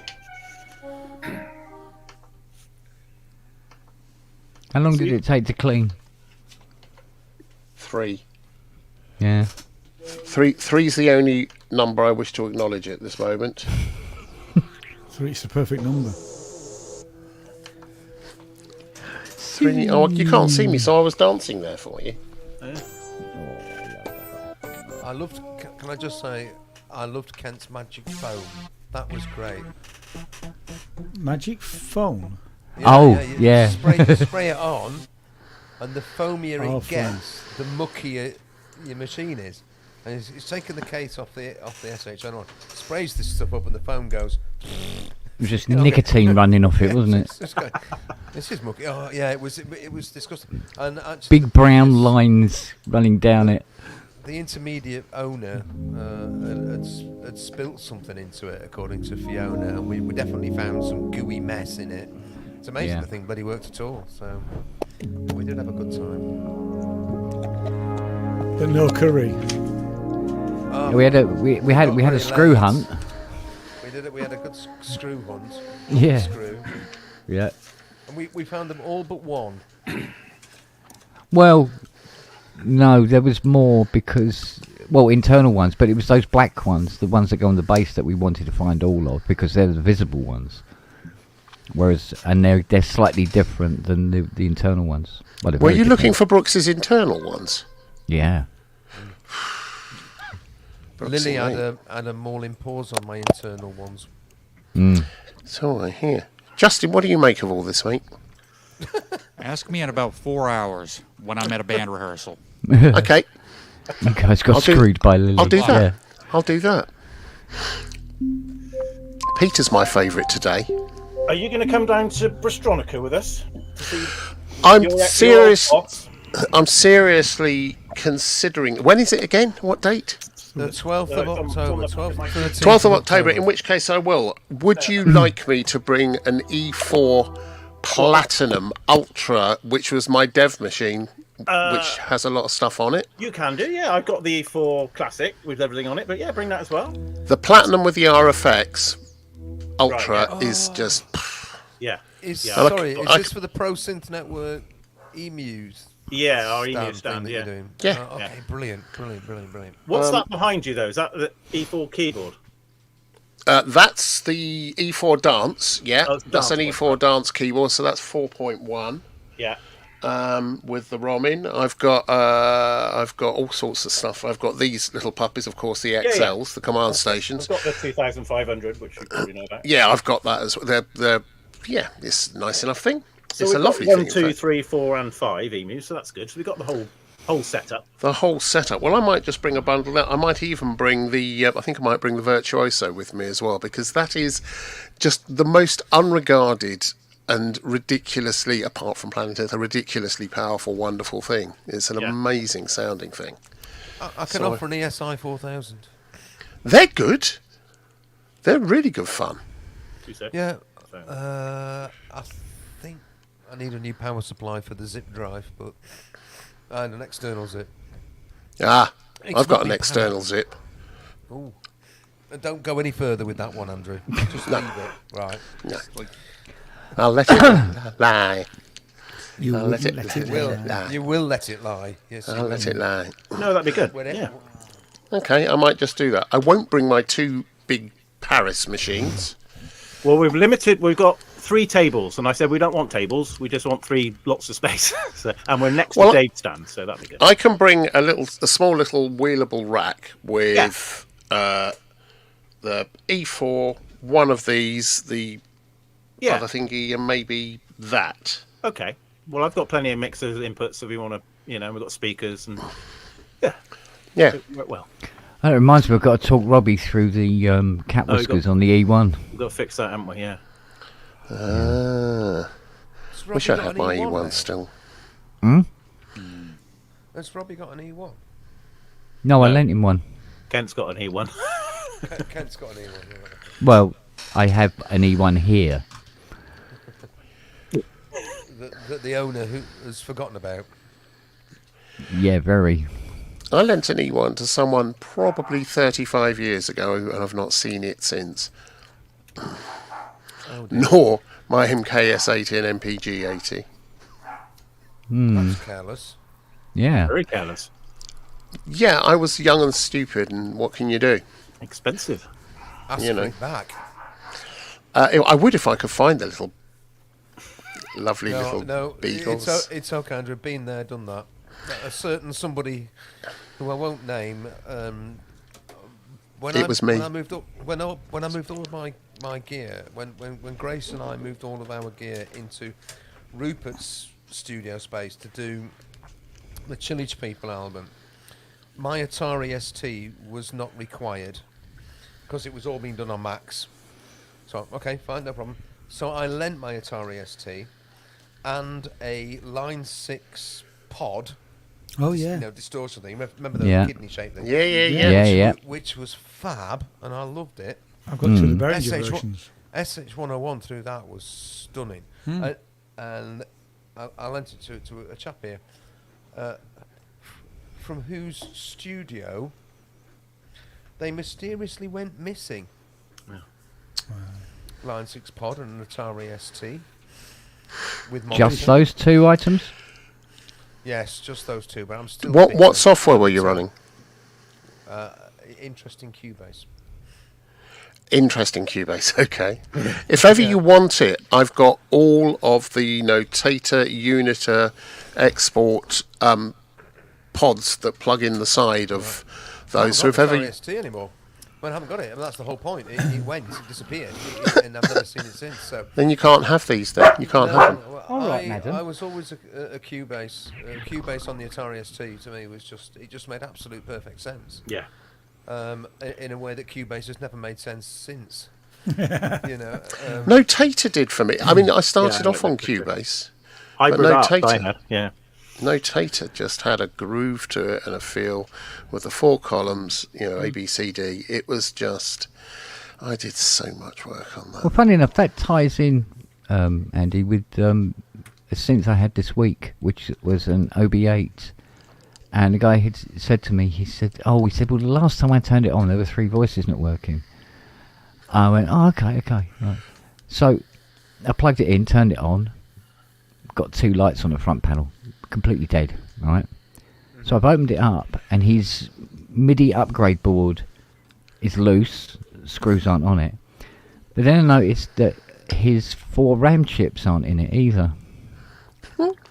So I called him and I said, well, you've taken the RAM chips out of your OB8, so that's why it's not working. He's gone, no, I haven't. I go, well, in that case, somebody's broken into your OB8 and stolen your RAM chips out of it. I haven't taken it to anyone else who fucked it up. I said, yeah. I said to him, you taken it to any other techs before you took it to me? And he went, I said, well... you're joking. So, go, okay. Yeah. So it looks like somebody's had his RAM out and said, no, I can't fix it, mate, and gave it back to him. That's stinky. Yeah. So, yeah. What was really weird, I mean, I bought 4 new RAM chip for him, which I think came to 40 quid. It was next day, literally. And popped them in.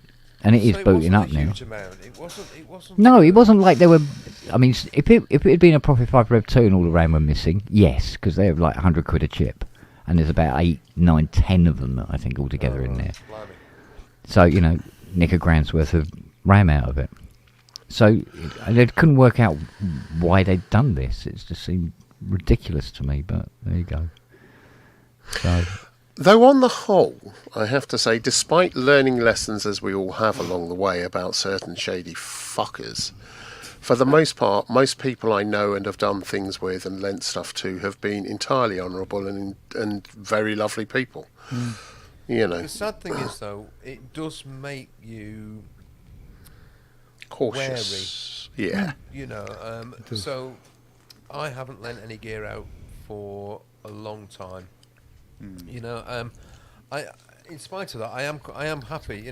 Peter's just disappeared. But if they want an ESI 4000 for whatever reason, just for the sake of completeness of having another EMU sampler there, I'm happy to cart that down because we're bringing gear down anyway. Because Grace and I are playing at the after party, so I'm quite. Well, just in case I could leave a space, I'll have a 10U rack, which will have 4 for the EMU Ultra Platinum.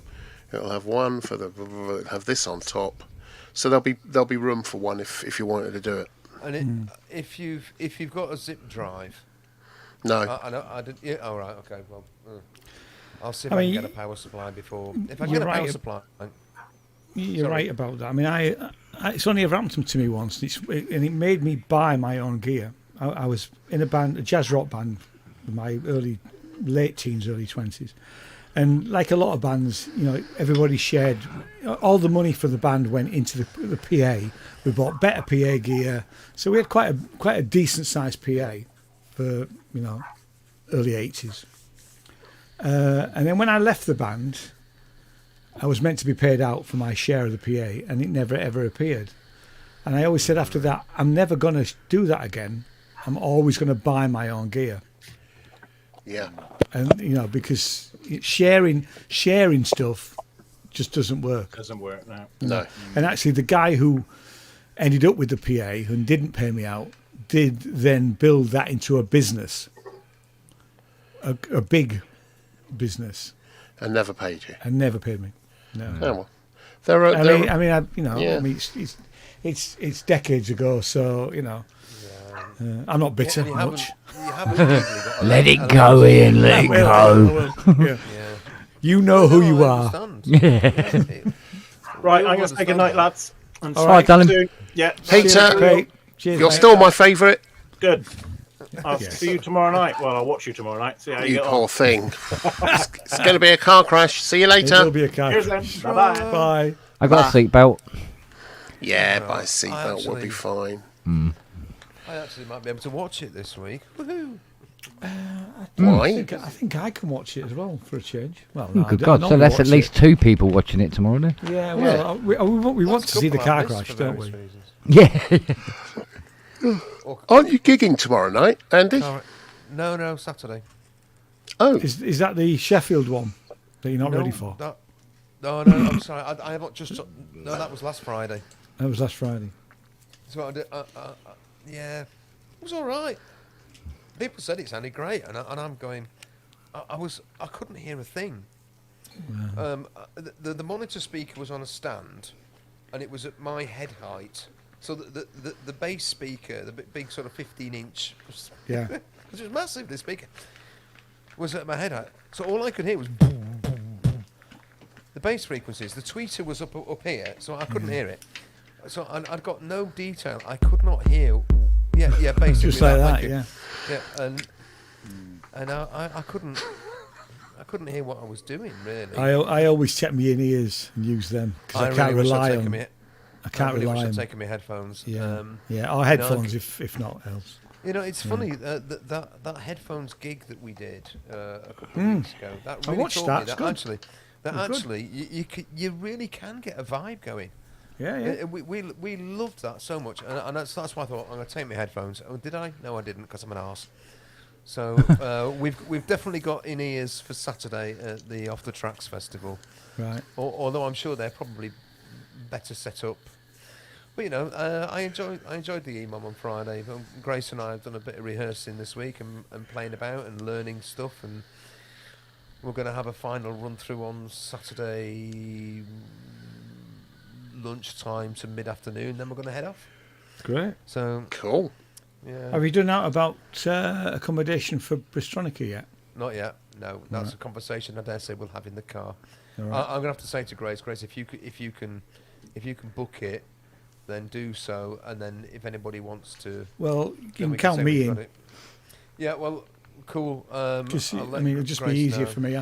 I might then come over on the train rather than the car. I mean, I can decide on the day really, but and then come on the train one day and go back on the. At this point, we've On the no Sunday. idea what the arrangements are. So, No. ASIO heads. It's Grace's birthday today. It's Grace's birthday tomorrow. Oh, I've said happy birthday today. Yeah, it's funny. I'd got. A I think birthday thing. that must be a YouTube, Facebook screw up. I think something must be out because. Well, it is in I- 3 hours. Yeah. Yeah, it is in 3 hours. I got a Yeah. message this morning and I went, "Happy birthday, Grace!" And she went, "It's tomorrow." Oh yeah. So, yeah, she's been out all day with family and things. Been having a nice family day, which is Oh, good. cool. So I've had a day. I was planning to do all sorts of things today, until they took my car off me, and so Till they took your car off you. Yeah, you need to I'm not going rewind to the story it. again. You need to rewind. Yeah. I'll watch it later. I'll watch it later. I'd been smelling petrol in the car. I took it to Kia, and they went, "Oh dear, that's not a good sign." And Lily tried to kill him. Yeah. Lily tried to kill me. Lily's fault. And she ate my car. But don't tell Kia. Yeah. So I've had a day at home cooking, which at the minute I've now got a chicken skeleton in a pot, boiling away, making lovely chicken stock. Because that's the sort of thing I like to do these days. Oh gosh, I've just realised there's tickets for Bristolica. Yeah. I never get tickets. If I'm I'll go along and find a way to be a exhibitor by bringing. Talk to gear. Robbie. I'll sort it out. If you're bringing down gear to put on that stand, I'll be doing demos as well. So. Well, you need to get that through Robbie. Robbie needs to speak to them and get. They will. They'll sort that. I mean, they're pretty open, those guys down it, and it's a really good event. If I'm honest, and I hate saying it as a Sheffielder, I hate saying it, it's better than Synfest. Well, you've said it now. So if it's not, I'm telling. I'm going to blame you, Andy. It was noticeable last year. Yeah, it was noticeable last year because it was the other way around. Yeah, it was Synthfest. It was Bristronica and then Synthfest. So you get Synthfest, it was like, and it all just felt a little. Yeah, for me, the great thing, and I keep saying it as I'm repeating myself, but the great thing for me about Bristronica was the fact that they've got a mixture of gear and seminars and live music. I mean, I'm looking forward to it had much more of a festival vibe. Yeah, that's what I'm looking forward to. Really, the music. Were I haven't bought a ticket for the after party because I'm hoping to blag a. Can I be your roadie? Like a guest. I'm gonna drive up in the morning and then drive back that evening and then. I've no idea what the guest. Yeah, don't worry about it. I can speak. I mean, I've got to speak to Ben at Elevator Sounds. Anyway, just to say, just the final checks and box ticking thing, and just say, one, do we get tickets for the main event or guest list places? And do we have any guest list slots for the after party? Because we'd like at least 2. That'd be lovely. Where's parking? But I can make. I don't think I can make you no promises. Here. No, don't worry. I mean, I'll buy a ticket if it comes to it. I'll ring him tomorrow and find out. It's Bristol. You don't allow parking in Bristol. There's they do if you've got a blue badge. Yeah, have you got a blue badge? Not yet. Andrew, there's give it a whirl. A car park not a million miles from the venue. It was a relatively short walk. Relatively short walk and me don't necessarily agree, but I know what you mean. I'm talking 5 minutes. That's 15-20 minutes for me. Okay. Right. Do you need a wheelchair? We'll fetch you one. I can always get the stuff dropped off and then drive off somewhere and get it parked up and then get an Uber. Yeah, there was vehicle access. Definitely, if I remember last time, there was definitely vehicle access to this big, hangar where they hold it. So I'll give them a ring tomorrow. I'll give them a tinkle and say, look, I need parking for disability and I'm bringing gear. What can you do? Ring Elevator Sounds and speak to Ben. Elevator Sounds? Yeah, in Bristol. They're the promoters of it. I'll ring the venue. It's usually easier, but I'll give them a ring. Oh, I'm just making elevator. Yeah. I'm surprised. I'm living in Stroud. I'm surprised you haven't heard of Elevator Sounds. It's a. Well, it's modular. It's modular. It's all modular, isn't it? It's not all modular, but it's mostly modular. So. No, I don't. I'm not familiar with them. So, but I will become familiar with them now. They're lovely people. They really are very communicative. They're very helpful in all ways. So yeah. Do they have any Range Rovers? I couldn't answer that. Oh, right. The Range Rover dealership might. I'm sure. Let's not go there. That's a harem. Robbie's made a comment in the chat. What's Robbie? Is he? Robbie? Where's Rob? Failed Muser. I'll ensure they won't let you in. Righto. Righty-ho. Gotcha. I can hear Robbie swearing now. What's Longer's talking about now? Yeah. Well, I must admit, as a professional agoraphobic for the last 40 years, I can say that was a boring conversation for me.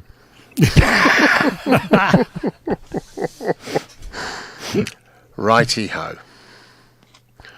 All talks about Bistronica are now...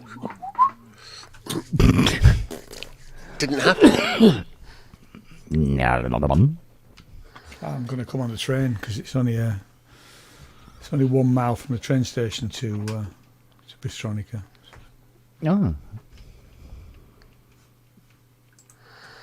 Good-o. So, Not bad. That's all right. We can deal with that. Pardon-moi. Oh, yeah, that's a... Website. Let's have a look. Oh, it's Andy melted. Oh, here he is. Melted. Thought it was a bit warm in there. It's a bit warm here, I know that. I'll tell you what the $64,000 question is. Andy, is the SH01 still working? What? Is the SH101 still working?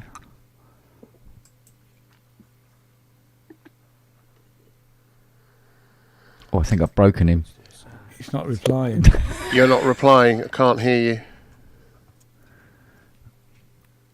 You've broken it, Andy. He's broken it again. Oh dear.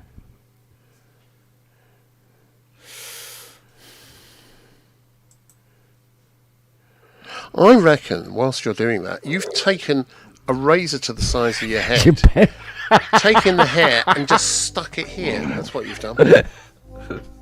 Sorry.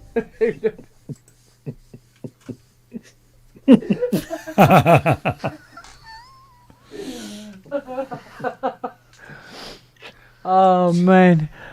That was Nope. We can't hear you. all he did was walk out of the room. I know. Is it having a tantrum or something? Yeah. Next time, don't walk out of the room. Yeah. Christ. Oh. So it may be, but other things aren't. What? Yeah.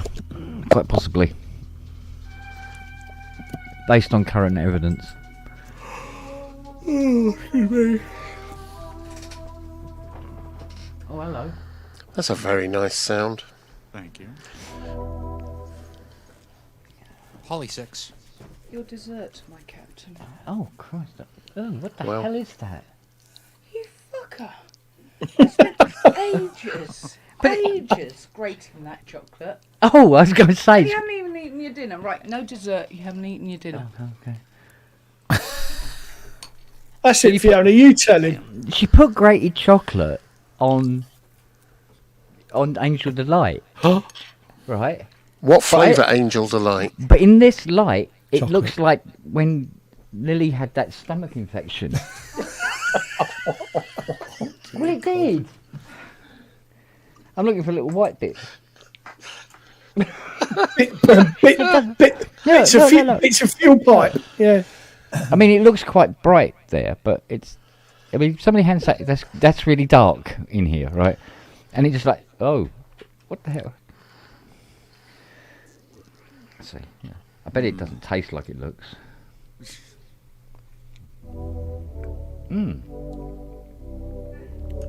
That's nice.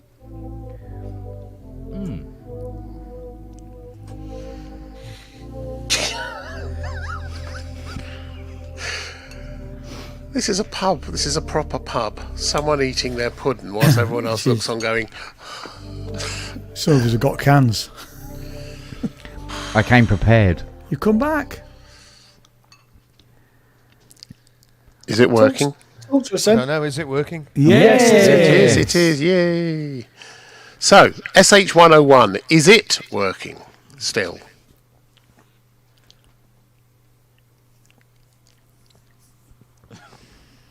What? I haven't got a power supply. I thought. Wanker. I thought I'd forgotten it.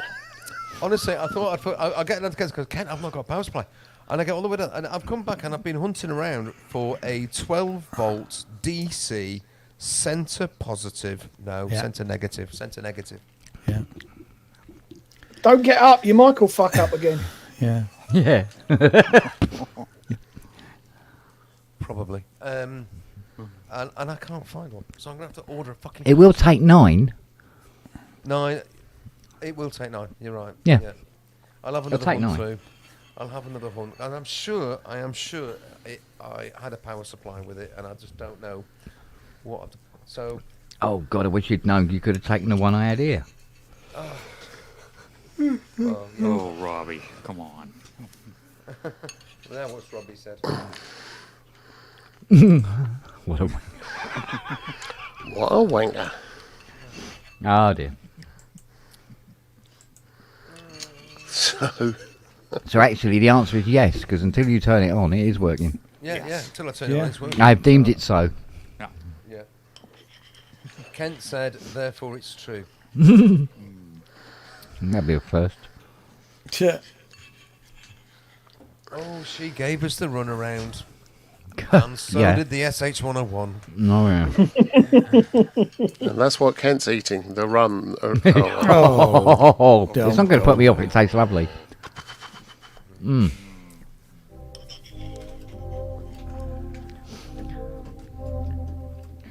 Well, if we have an Angel Delight, that means that the milk quota is still quite high in the fridge at the moment. Then. Yeah, that's what it is. Yub yub. Yub yub. You didn't know I could speak Ewok, did you?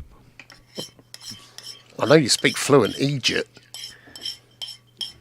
Yeah, well, that's the Irish in me. Can't help that. Oh, yes. Ah, cheers to the girl now. Oh, yes, no. Ah, pulled my horn. Oh, yes.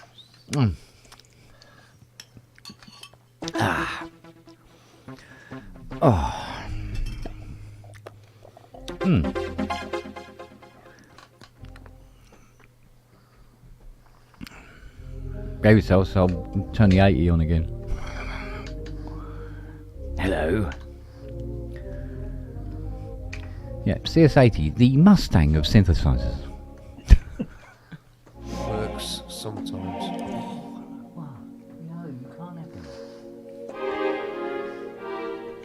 You can't lick the bowl, we're in public. Oh no, I'm sorry. That just sounds wrong, mate. I know.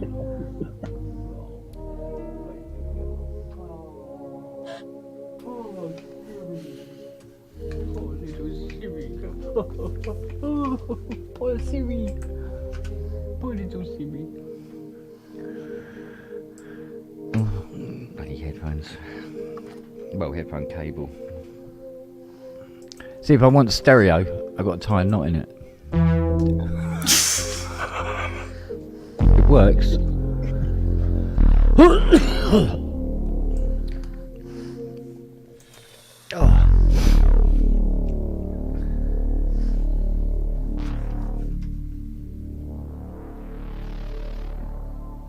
Nice filter.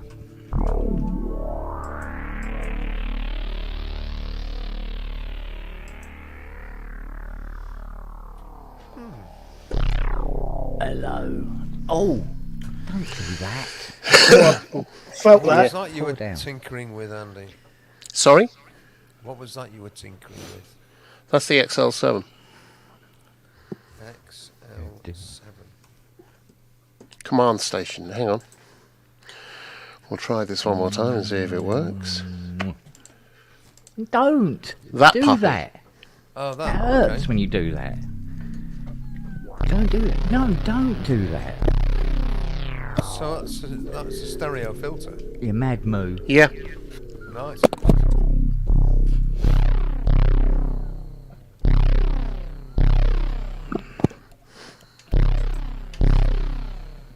Possibly 250 quid for a stereo filter. What for Eurorack? Yeah. So now the truth. No, it's not a stereo filter, really. What it actually is a four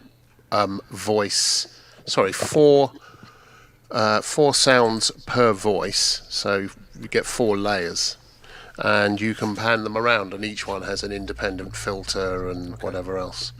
So you can have multiple filters, multiple whatevers, and all the patch cords. So it's kind of like having it's not kind of like, it's very like having a modular synth, because it's all the patch cording is based on the original EMU modular, plus a whole bunch of others as well, and about a bazillion filters, 12-pole filters and shit like that. So that's it's all the Morpheus legacy, isn't it? All those yeah, filters the and Morpheus is just, it's a mad wonderful thing though. But yeah, that's part of that legacy, definitely. I'm glad that Dave Rossum has kept that going. And you can get those filters in a Eurorack module, but it costs a lot of money. Yeah, but he's taken them that whole step further, those filters. What he's done with them is just extraordinary. You know, I was very tempted to get into module. Well, there's a bundle of people from those days, both from EMU and from Universal and Sequential, from way back in the day, even DigiDesign, who have gone off to make modular things, in recent years, engineers and people, and just everything they're doing is just to die for. But you've really got to want to have cables everywhere, And no, can't quite bring myself to do that. But I could, but I can't, but I could. Semi-modular. I do understand. I mean, as a fairly hardened Eurorack user now, I do understand why you would go. Why would you bother?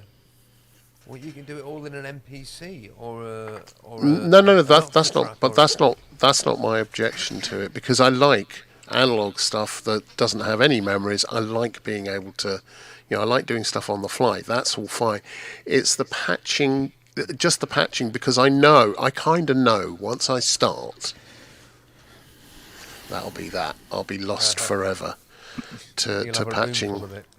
Yeah, and I won't be doing, I just won't have the time to do what needs to be done. So I kind of, each of us finds our own little niches. Definitely. It is perfectly reasonable. I mean, at the minute, my modular's not here. It's at Grace's because everything's set up for gigs. Rather than it being a modular synthesizer, it really is a modular, what would you call it, a system, really. There are synthesizers within it, which are their own contained synthesizers, either as one module or as a series of interconnected modules. It's got a mixer, it's got a sequencer, and the sequencer is brilliant. Oh my word. That one. Absolutely cock-on brilliant.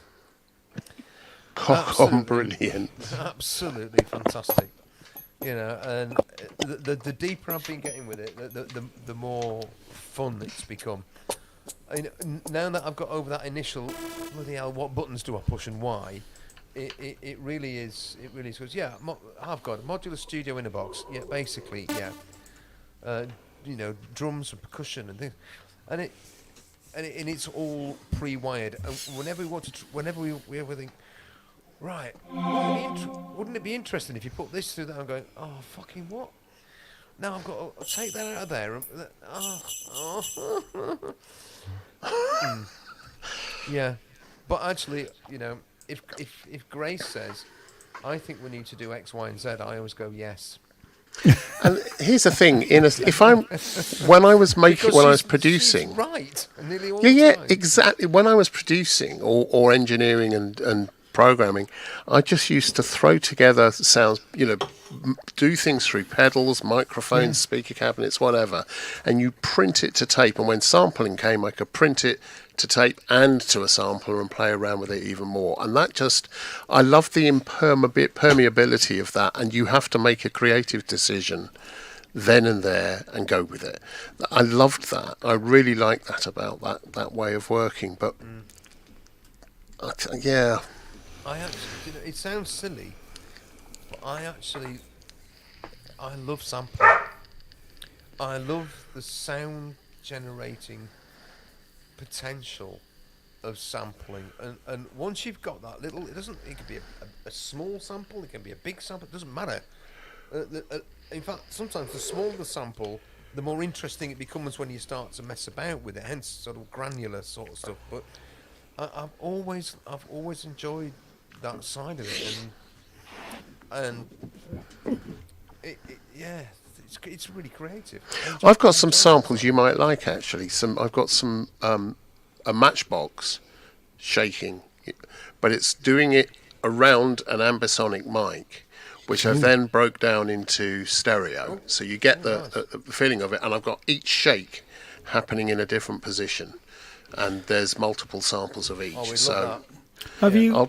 I'll try and dig that out. Yeah. Have you done much in ambisonics? Yeah. I was You too. I haven't done it for a few years, but yeah. I used to have a Calrec 4 sound field, but then along with everything else, someone nicked that. God knows why, because they didn't know how to use it, apparently. But I was at Church Studios in Crouch End, the Eurythmics player, that was my bass, and they had a sound field, and I liked the look of it, but I didn't know how to use it. So I rang up, it was then owned, I think, by AMS Neve, or AMS, and I rang them up and said, look, have you got anyone there I can speak to about this mic, the sound field? And they said, well, would you like to come up to the factory? And I said, yeah, all right. And I told them who I was and all that stuff. And I went to the factory, and when I got there, they had my name on a banner outside the factory welcoming me, because apparently, apart from the BBC, who sent people there to learn about ambisonics, I was the only music producer or engineer who'd ever rung them up and said, I don't know what this is, tell me about it. So they gave me a whole day in there with it, and I've loved ambisonics ever since. I mean, I had to do it when I did my Masters, which is 2010, when I did so I had to do a whole module on ambisonics. So I've never used an ambisonic mic, but I had to create ambisonics with plugins using Reaper. Really. I don't have the plugins anymore. Well, I've got a Sennheiser Ambio, and if you want to borrow it just to try and play with it. I mean, I haven't got the speaker configuration to actually say what it sounds like. No. The really good thing about ambisonic recording is you use it to record an entire space, because you record 4 signals from the microphone, right? I did it in Cage, yeah. So you can record 4 signals. So if we were all in a room, I could have it recording all of us equally, and then afterwards I put it through the processing box, and I can narrow it down and just take a stereo of you, stereo of Matt, mono of Kent, and so on and so forth, and I can zoom in, zoom out, shrink the beam and the height. I can steer it upwards, downwards. That's interesting. So I can then create a mix, stereo and mono mix, that's entirely phase coherent, but still retains some of that positional information, even though it's only a stereo. You reduce it down to stereo recordings, and you always have that whole room thing there. I used to do that all the time. Yeah, I mean, I used to use, because the studios that I had at York were, one was a 16-channel ambisonics, and they have an auditorium which is 32 channels. So we would do things in a mix for. I only ever mixed for 16 channels because it was just easier that way, But it was great to be able to place things wherever you wanted in the space, which was great. I loved it. Yeah, and I think my take on it was always, as with a lot of music tech, the vast majority of people, it's a bit like surround sound now. When 5.1 came out and 7.1 and whatever, and now Atmos. Most people won't ever have their speaker systems set up properly for that. So you don't know what they're going to hear. They have to be in the exactly the right place in exactly the right playback. Blah blah blah. And that's the downside of it. So that's the downside of doing it. So it has to play through multiple speakers. Whereas if you do it so it only has to play through a stereo set of speakers, through a pair of speakers. Pretty much anyone can pick it up if you know how to manipulate it, and you can design sound then that will work just about anywhere. And that, for me, was the real thing. Yeah, that's an interesting, because obviously using it in an academic institution, it has been to some extent hijacked by universities to some extent. But no, it's I was interested. Certainly, I mean, my final piece had to be done in ambisonics, and it was done in ambisonics, and then I did the stereo mix of it. To release it, Gentlemen, I'm going to bid you all good night. So am I. Matt, we need to do a catch up soon, my friend. All right, buddy. I haven't spoken to you for a while, but listen, big love to you, your missus, all of you. Yeah, take care, babe. Thanks for these, man. Thanks for these. Right, see you later. All right, see you later, Matt. See you later, mate. Is he gone yet? What No, a he's still wanker. here. Oh, he's gone. And No, I'll say good night as well, boys. Right. So it was nothing he said. And he's back again. He's back again. Right. Good night. Bye, Ian. Bye. Bye. See you later. Bye, Andy. Cheers, mate. Bye. Andy's. Bye. Oh, bye, Andy. Draw. Bye. You left the room, you came back, and the mic still works. Perfect. Oh, by Ian. Oh, fuck, I got the wrong person. Sorry.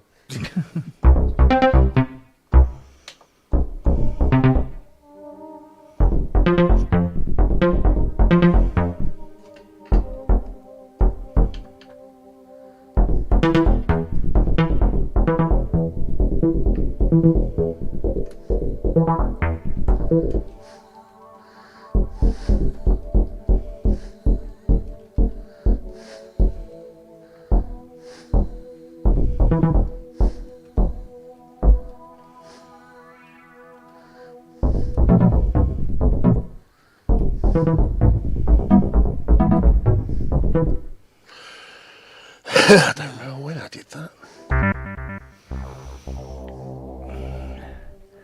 Oh God, I can't remember now. Who was asking about schematics for Monroe?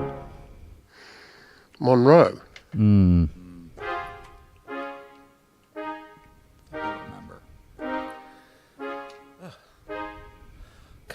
Can I share one weird thing that happened on Friday night at the EMOM?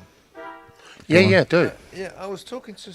I just sat myself down outside of the main room. It was Carl, was it? There's a sort of nice seating area. There's these sort of couches and settees, and I'd slumped into this settee, and I was sitting there, puffing away on my little puffing pipe, and these fellas came and they all sat down around and said, "Oh, so it's okay to, yeah." And we just got chatting. And I was chatting to this chap who was a German-speaking American who was living in Sheffield, or whatever. I never got deep enough.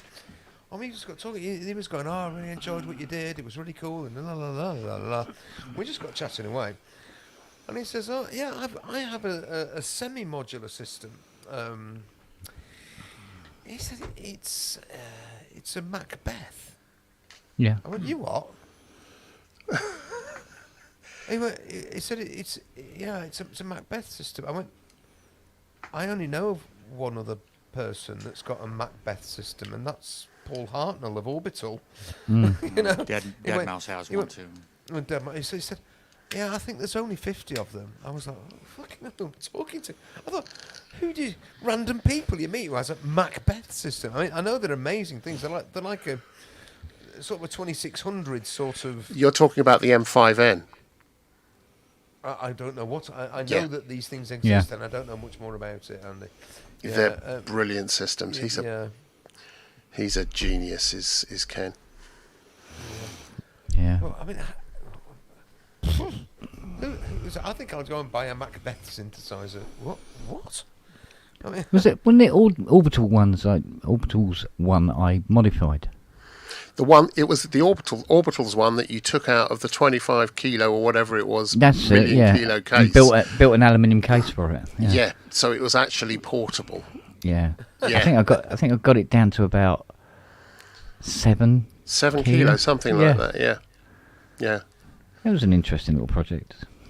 Yeah, because that was it.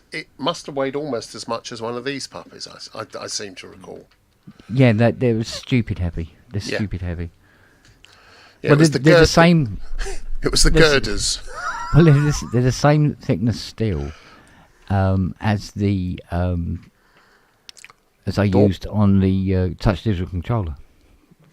Really? Yeah. Fuck. Yeah. Was it 2.12 mil steel? Well, I've got something to share with you. I had to drop this computer into my local repair shop yesterday because it started blue screen. It's second or third time it had done it, and I couldn't work out what was going on, and I've got a lot of work to do, so I had to get it looked into. And we think we pinned it down. We think it was a loose USB header on the motherboard and or possibly a failing NVMe drive. So we just did the one, replaced the other. All fine. I went this morning to pick it up. Last night, my lovely wife had decided to, for the first time, make her own garlic bread, making up her own mix with garlic and chili and all sorts of stuff. And it was sourdough bread that was, gluten free-ish. And she got 2 loaves like this, and she just lathered them with it and put it on. Brought it out for dinner, and we had some lovely things to go with it, pasta and stuff. And I ate one little piece, and I thought, oh, that's rather nice. And ate a loaf and a half of this stuff. Because I'm a twonk. Because I'm a total twonk, right? I'm just sort of, oh, this is nice.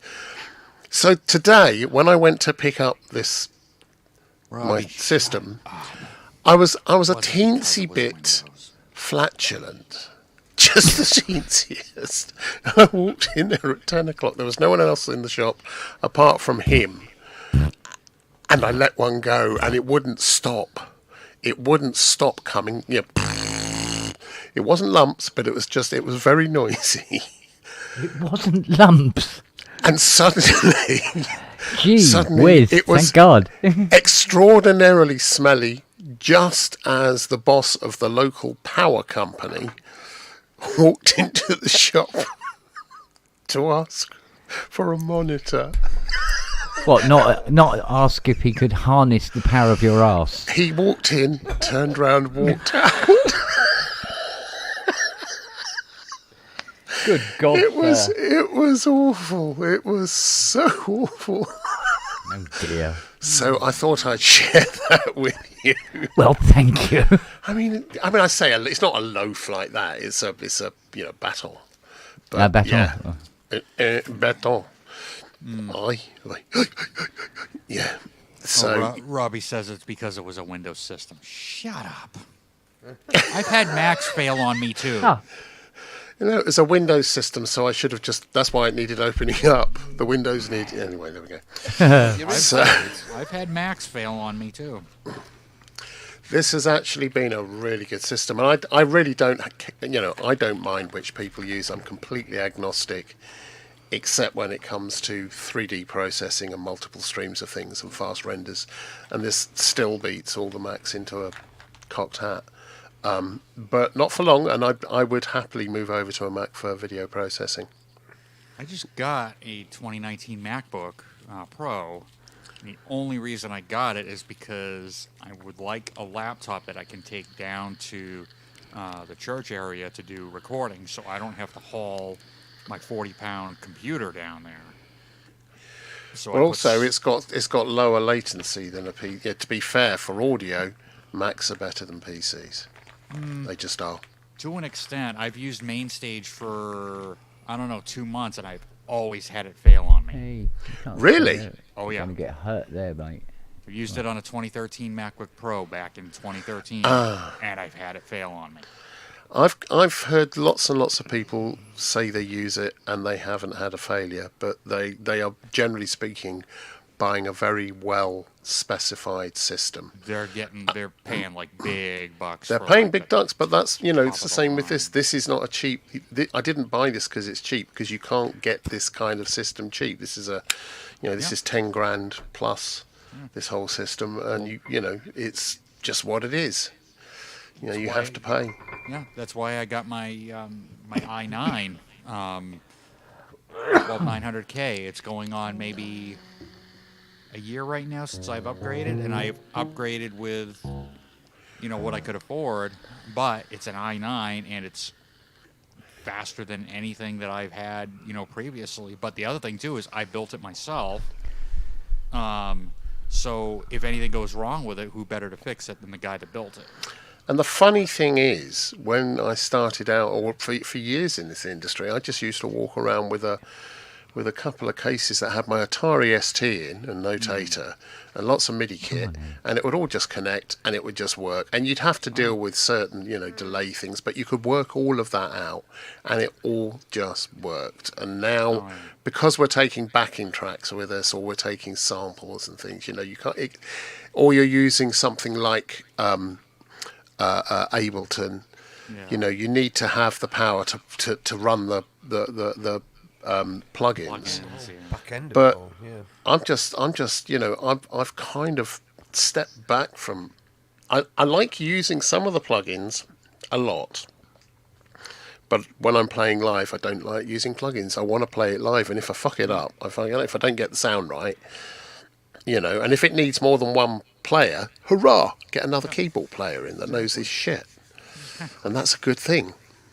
Exactly. I mean, honestly, I'm happy with my live rig as it is now because I'm not using any software. The only thing I'm using is an iPad, and that is merely just to dial the XR18 in. Once it's dialed in and it's set, I put the iPad away. Yeah. I mean, if I were going to go back to software, I don't know. I'm the kind of player that, because I do a lot of improvisation, I like to get to stuff quickly.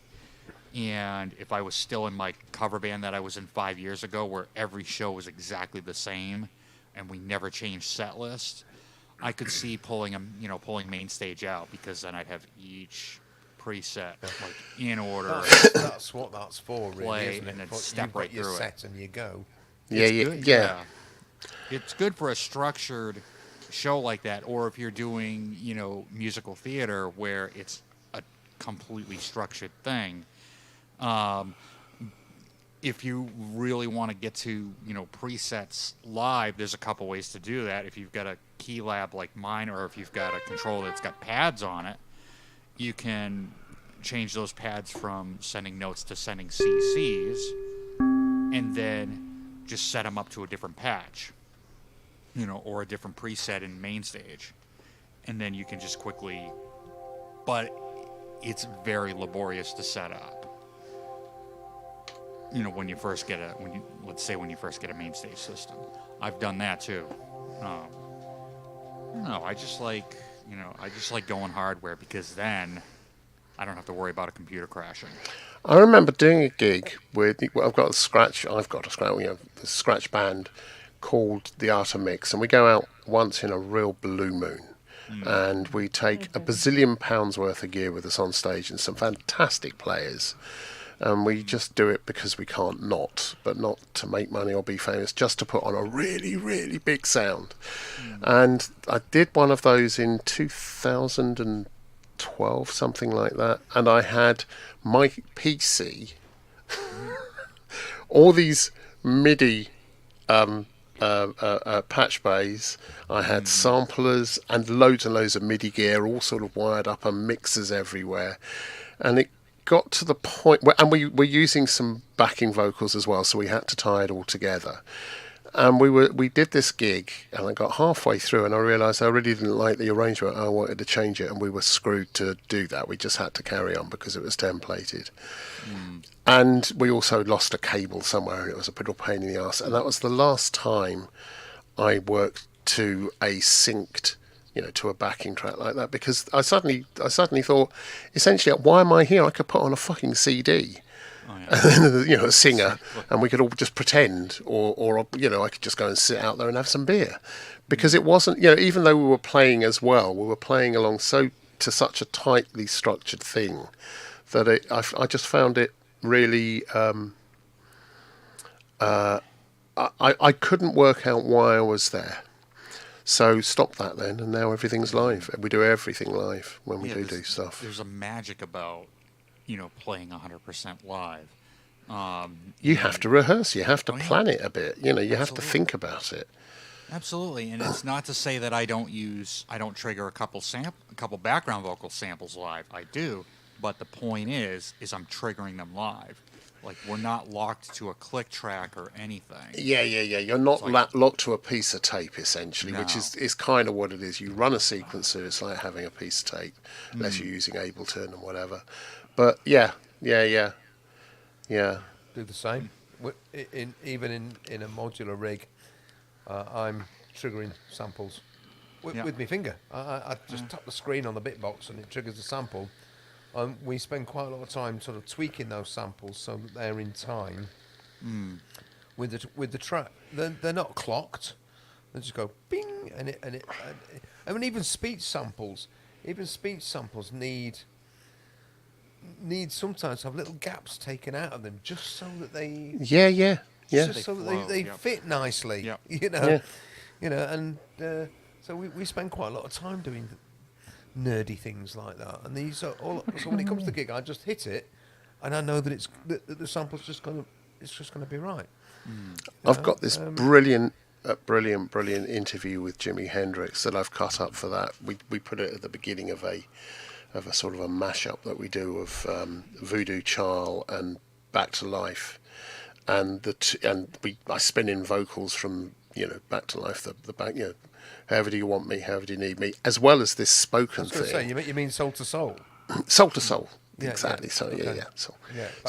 So it's like that, and Voodoo Child. Bang, ding, ding, ding, ding, ding. It's the groove is just enormous, and lots of big string things happening. It's just juxtapositions in. It's lovely, but the Jimi Hendrix samples at the beginning are just they set the stage. There was a phase in the sort of mid-2000s, early to mid-2000s, of these cut-up, mash-up things. Like, Sugar Babes over Gary Newman was an obvious one. But in Chillage People, we did one. Honestly, Gary Newman, Our Friends Electric, and Joan Jett and the Blackhearts, I Love Rock and Roll, fits like a dream. Da, da, da, da. I love rock and roll. Put another dime in it. Da, da, da. And we just had such a laugh when doing that. And then even Being Boiled fits in it. Okay, ready, let's go. And we just. And I sort of slightly missed that because they were sort of really creative, interesting, sort of smash these things together that shouldn't fit.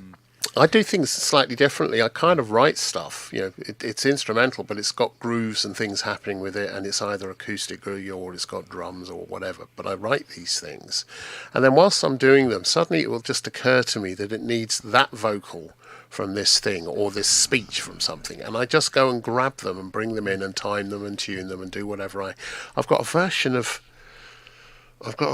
Superstition where we've just nicked his vocal, we've detuned it or taken it up a semitone or something, I can't remember now. I think we detuned it, and we were writing this track, a guitarist and a bass player and a drummer who's a big old drummy thing, and huge chords, and it suddenly occurred to us that this thing was actually, it needed. So I just heard Superstition in it up here, so I went and grabbed the vocal, stuck it on, and I can't hear the original now without thinking of this, without going, this just works. So it's never taking two or three things and trying to mash them together like that. It's just sometimes something speaks to you and you go, oh, that needs this. Yeah, it's good fun. Right, I'm going to go down and get a coffee, And because I'm fed up looking at myself in the camera, and I look like a malnourished Rick Beato. You are a malnourished Rick Beato. Yeah, I think I am. Tell us, when you come back, tell us your top 10 guitar licks. Your top 10 bassoon solos in a hip hop style. I've only ever licked one guitar and it tasted of wood. Rite of spring. It's the rite of spring. It's the rite of spring. It's the rite of spring. Sorry. Actually, I'm going to go and get a drink of something, water probably. I may be back. I may not. I don't know yet. So I will see you all. Can I go soon. as well? Then just be Justin playing his piano. Yeah, really. Sorry, I'll just sit here and Yeah. Robbie, I'll see you. If I don't see you again, which I doubt somehow, but I'll catch up with you tomorrow. Oh, then. We'll have a look at what's there. I'll give you a tinkle in the afternoon or something. Is that all right? Absolute. I love you. Yeah. Oh.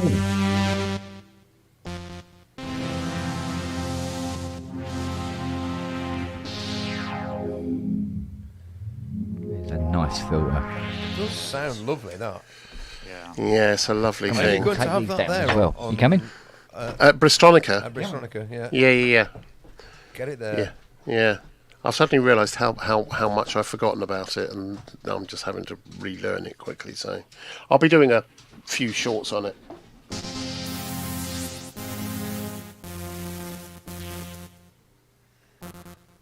Live jamming. Yeah, live jamming is good. Live jamming is a good thing. It's always a good thing.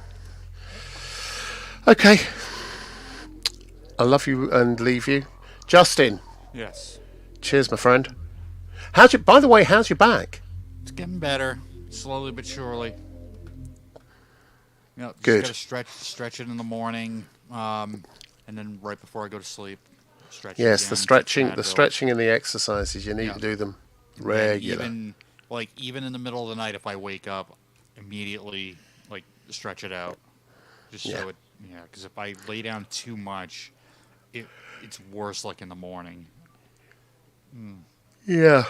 Oh, it's almost that, but it's not quite. Grace, happy birthday. I'll try contacting you tomorrow and singing to you tomorrow for your birthday. Yeah. Happy birthday to you. And all that kind of thing. Oh, that's nice. Right. Andrew Brooks, you're a gorgeous man. I know. But thank you anyway. Speak to you later. See you, Andrew. Justin, you're not so bad yourself. And you're almost as good a player as me and Andy. See you later. Justin's got better biceps than me. I don't know about that. I've seen snakes with better biceps than me. See you later.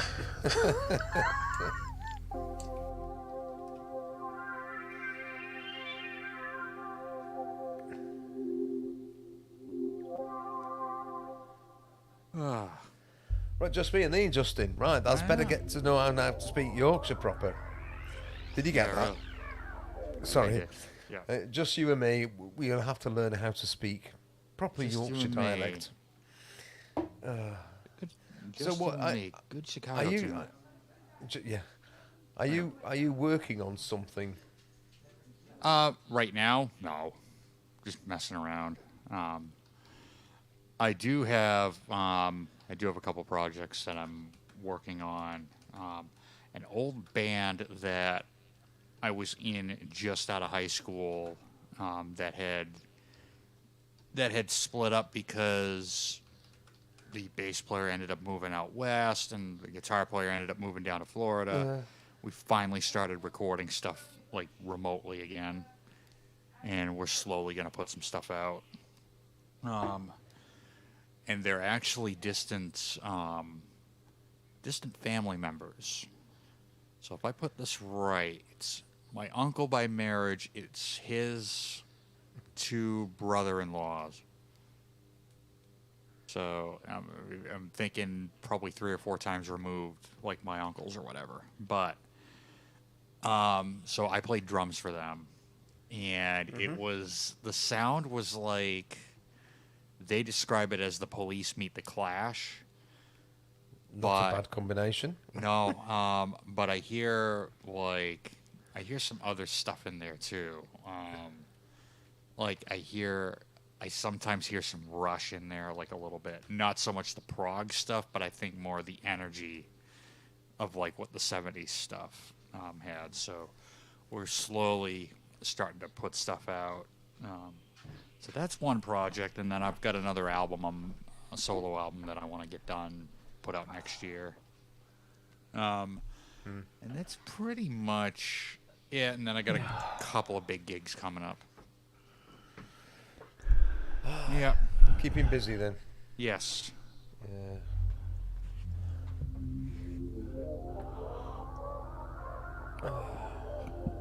Oh, pardon me. Oh, pardon you. Thank you. Oh.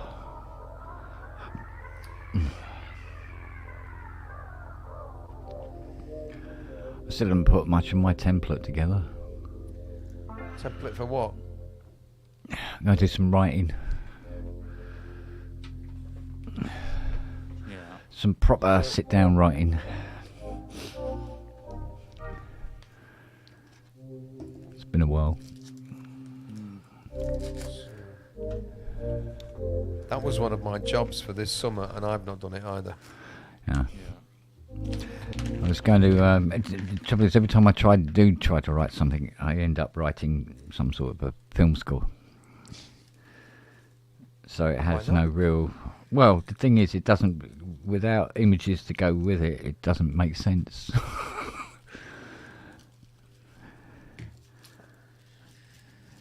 In some ways, it doesn't make sense. Or there'd be quite long build-ups. Yeah. Which would make sense to some narratives, but not to listening blind, as it were. Excuse me for a moment.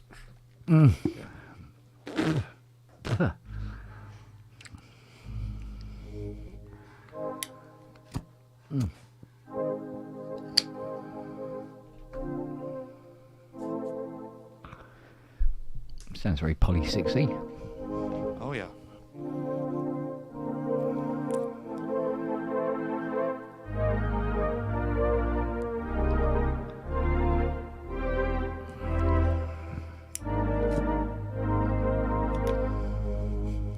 Yeah, especially when you put that sub oscillator on. If you turn it off, it really thins out a little bit, but it's still pretty lovely. And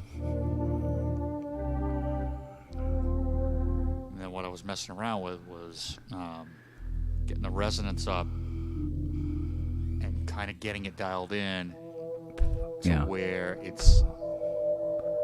Let's see. A second here. Where are you? There you are. Dial that in. And dial it back just so I can get it tuned up. Almost like an organ kind of. Yeah. And that's where I was getting that.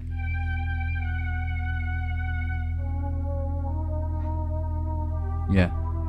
So it almost sounds like the patch that Tony would have used on probably a synclavier. It's like very, very close. It's not quite, not quite there, but it has that kind of. But I got to start digging into this more. It's just a chord collection Poly 6.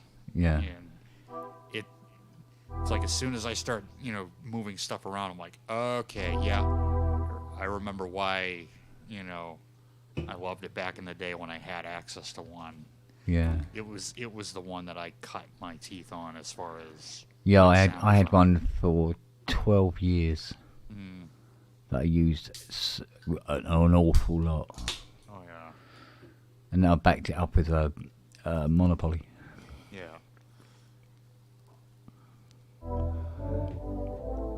It's a lovely pad machine. I mean, and I gotten some good bass sounds out of it too. But I think it's a combo of that filter and that ensemble effect. Yeah.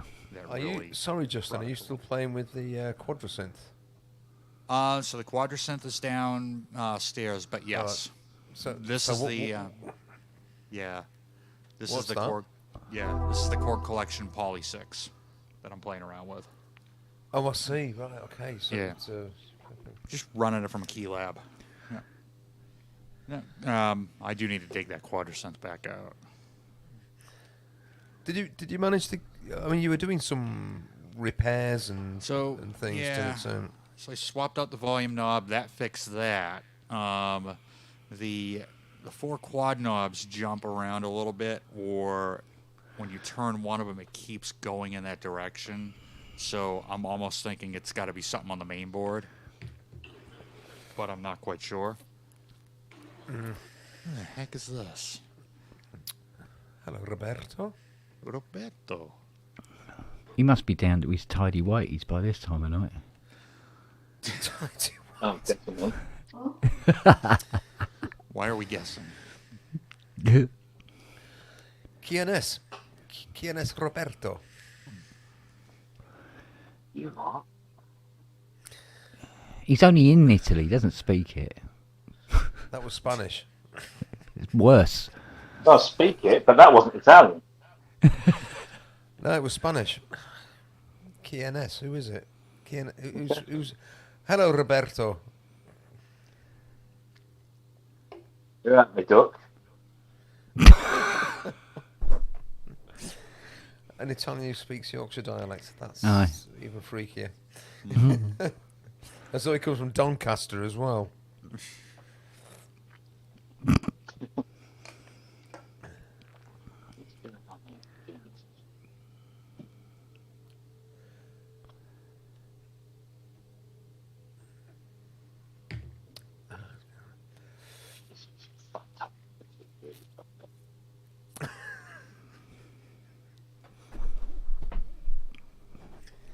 Is he there or not? Yeah, I'm here. Oh, you're there. Hello, Roberto. We're just wondering. Oh, we've got his sound. There's no image, but that's fine. So, hello. Yeah, well, you don't want an image right now. Oh, Okay, that's fine. I think we've established that. I've established tidy whiteys and all that. yeah.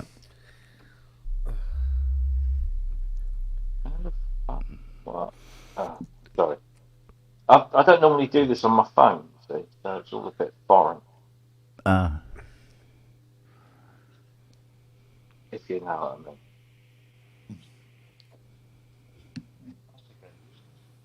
Well, that's there, that joke. Am I the thickest person on this planet, or what? Yeah.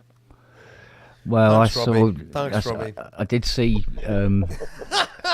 a news conference with Trump. So no. I didn't get it. I didn't get it.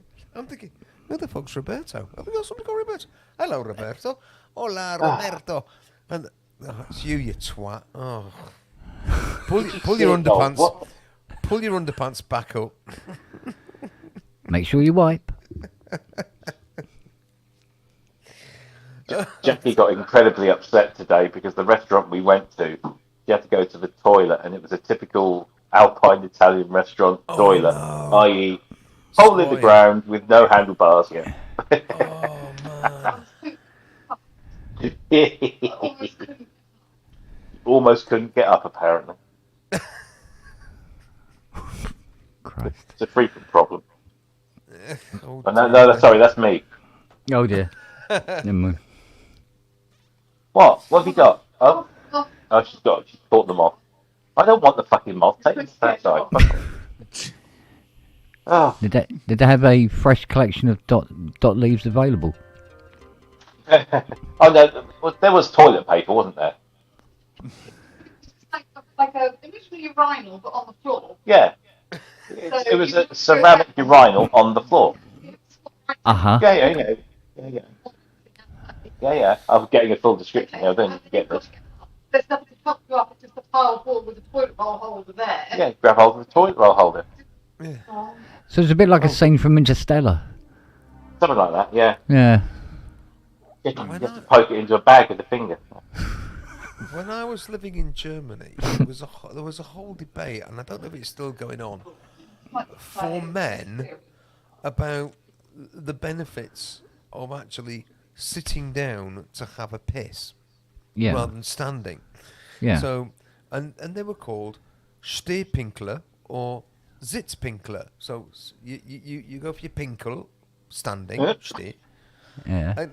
And I was so slightly fascinated by this at the time. I wonder if it's still a thing. There were loads of people going, "Oh no, I always sit down to have a piss. It's much better. It gets it all out." And I'm thinking, is this weird or what? I'm a sitter.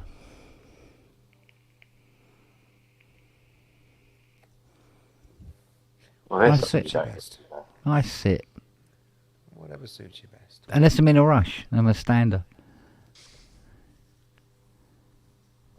There you go. You embody the very debate.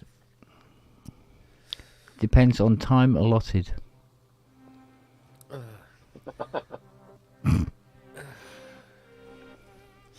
So where are you tonight then, Roberto? Io sono in Locarno. Locarno. Io sono. Okay, io sono. I am. Yeah, okay. In Locarno. Which is the birthplace of my father. Uh-huh. Born just up the road from where I'm sat. During heavy cannon fire, apparently from the Germans, whilst his father was fighting the Germans further up the valley.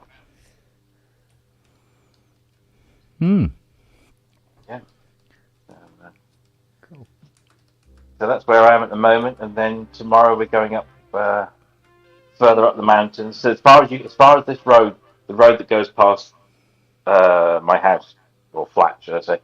Yeah. We're going as far as you can possibly go with that road, which basically takes you to a place called Col de Nivelay, Mm-hmm. where there are lots of amazing views and lakes, and a certain very famous corner of the road where Michael Caine utters those famous words. Mm-hmm. Hang on a moment, boys, I've got an idea. Yeah. So we're off up there tomorrow morning. So we do the full Italian job. We did the whole Turin thing today. Yeah. That was fun. Driving around Turin. Oh. I didn't even sound my horn once. I did try. But... Does it work, or is it just horn to make a noise? No, it's a German car. No, that's what I meant. Get out of my face, Schweinhund! You don't want it to happen again, do you? Remember what we did the Sudeten,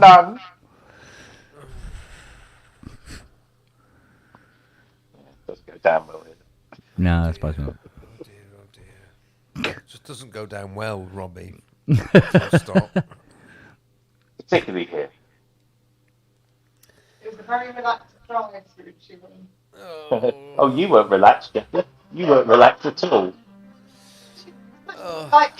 Jackie was my passenger, and halfway, pretty much all the way through Turin, her hands were like up at her mouth. You need to keep the tram lines clear. We must do that. And then Oh yeah, I told her about the videos. Have you seen those videos of people that try to swerve in front of moving trams in Europe? And the trams don't give a fuck because the trams can't go left or right. And so I told her this. Yeah, so I told her this. So then of course we start coming across a whole bunch of trams. And she's like, tell them what you did. "What did I do? I stopped in the middle of a tram line." Yes, I know. Was there a tram? No. After telling me that's what happened, you stopped right on the tram lines that was said you have to keep this. Not the wine and lemon show. We've got trams in Sheffield. We park on the tram lines too. Wrong. Exactly. Love you. Who is this slightly hot Italian? You're a slightly hot Italian, Robbie. Slightly hot. According to Asio Head. Slightly. Asio Head just said, "Who is this slightly hot Italian?" Yeah, to see. Oh, Well, I'm quite warm at the moment. I've got the blowers on in the house.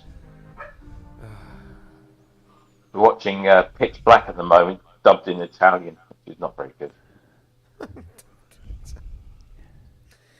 Can I go to bed Actually, now? every Would film that be does. all right? Yeah, I think you could. Really, really needed to. If I'm really, yeah, well, look at me. Yeah, it's been one of those days, unfortunately. One of those days when you find that you've been driving around in a car which was about to kill you. Not what you What's happening expect with from a that, kid. Oh no, I've been getting these whiffs of petrol when I'm sitting behind the, just I can smell petrol. Oh, I can smell petrol. So I took it in this morning, and they wouldn't let me take it away. They said that actually concerns us an awful lot. So you can drive it away, but you'll have to sign a disclaimer to say, and that will invalidate your warranty, and it will invalidate your insurance should the car catch fire. And I'm thinking, you've just impounded my vehicle, So they've done a full diagnostic on it, and they found what the problem is, and it's just a leak from the pipe which feeds the petrol. It sort of makes sense, but it's still. They're going to repair it under warranty. Thank you, Kia, and I'll get the car back tomorrow. But honestly, I drove it all the way back from Kent. I drove back from Kent in a bomb. I think you didn't go to the airport. Oh dear. I mean, honestly, cars. Me and cars. You can't write the bloody script with me and cars. I bought Kias because they're not supposed to do this, but hey, at least they've gone, oh no, that's not right, we better do something about this immediately. I mean, it was like a proper massive queue jump. The chap said to me, he said, if we had to book this in normally, it will be October. We are that booked up, and it's just on the case booked up with routine things like servicing and this, that, and the other. But they said we're fully booked up. So even the manager came out and said, no, we're gonna take this in and sort it for you. That shouldn't be like that. So I've been very mightily impressed with Pentagon Kia. They've been very good. So right, on that note, because I have to be up at the Cracker Sparrow Fart just in case they bring me up at 7 o'clock saying your car's ready, but they won't. Much more likely tomorrow afternoon. So. Well, anyway, I am going to clamber into bed because it's been quite exhausting today. So I'll say, try everyone.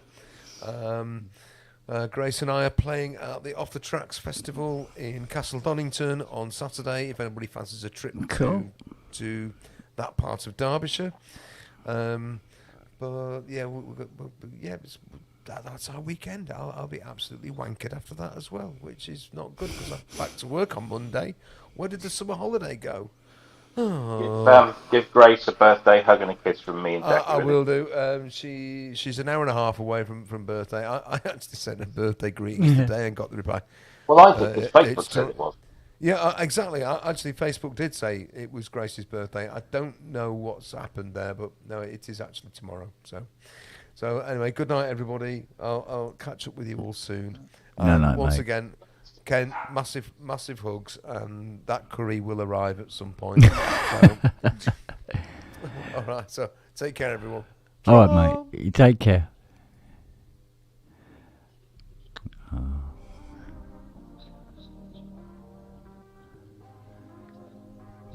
I'll tell you what, I saw a really funny meme today that I have not been able to find again. And it annoys me to hell. I've looked everywhere, I can't find it. But I found the picture. So if I show this, here we go. So it was this picture with Taylor Swift with this outfit she's wearing. And it said underneath, it said, Taylor Swift demonstrates how German U-boats cannot work out her speed, direction or range.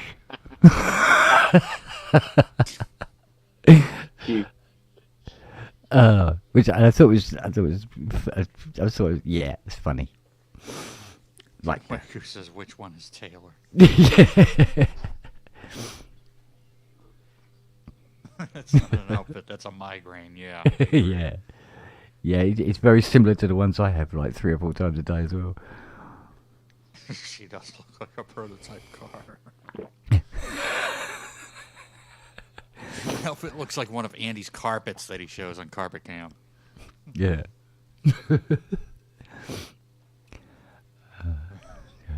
As long as I wear this, German U-boats can't get me.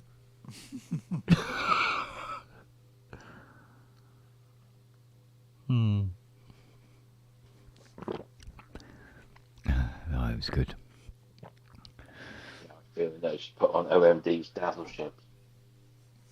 Yeah.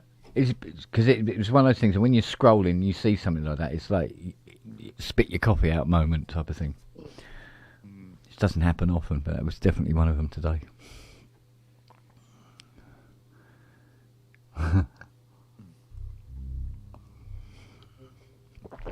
Oh God, that's a good cup of coffee. Yum yum.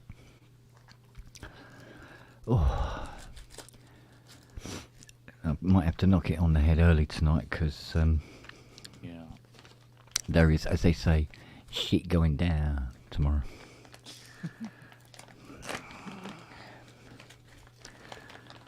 And I have to be very perpendicular early in the morning.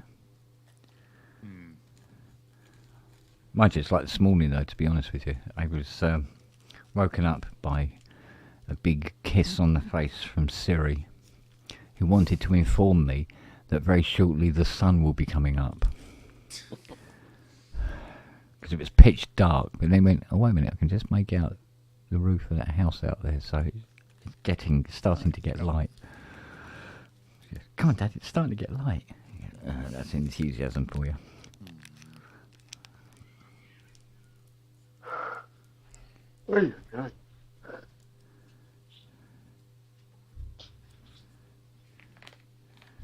She normally waits until about 8:30. Yeah. But not this morning.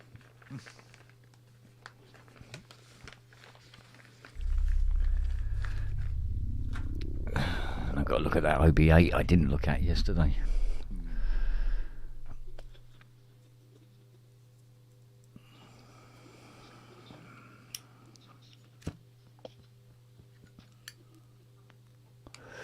And 2 ARP 2600s to get finished for the weekend. Or over the weekend, rather.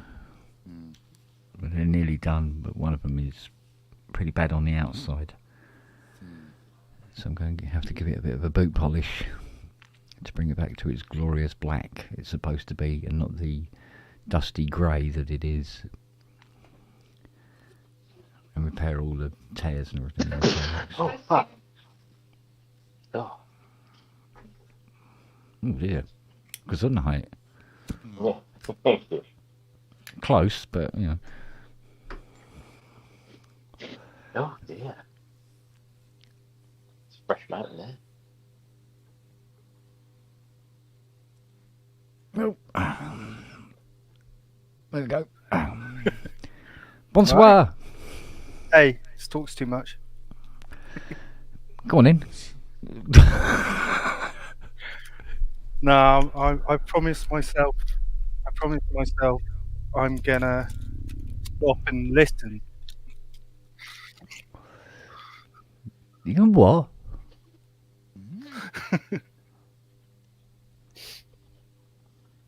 Okay, that's new. Suppose I better show you some gear.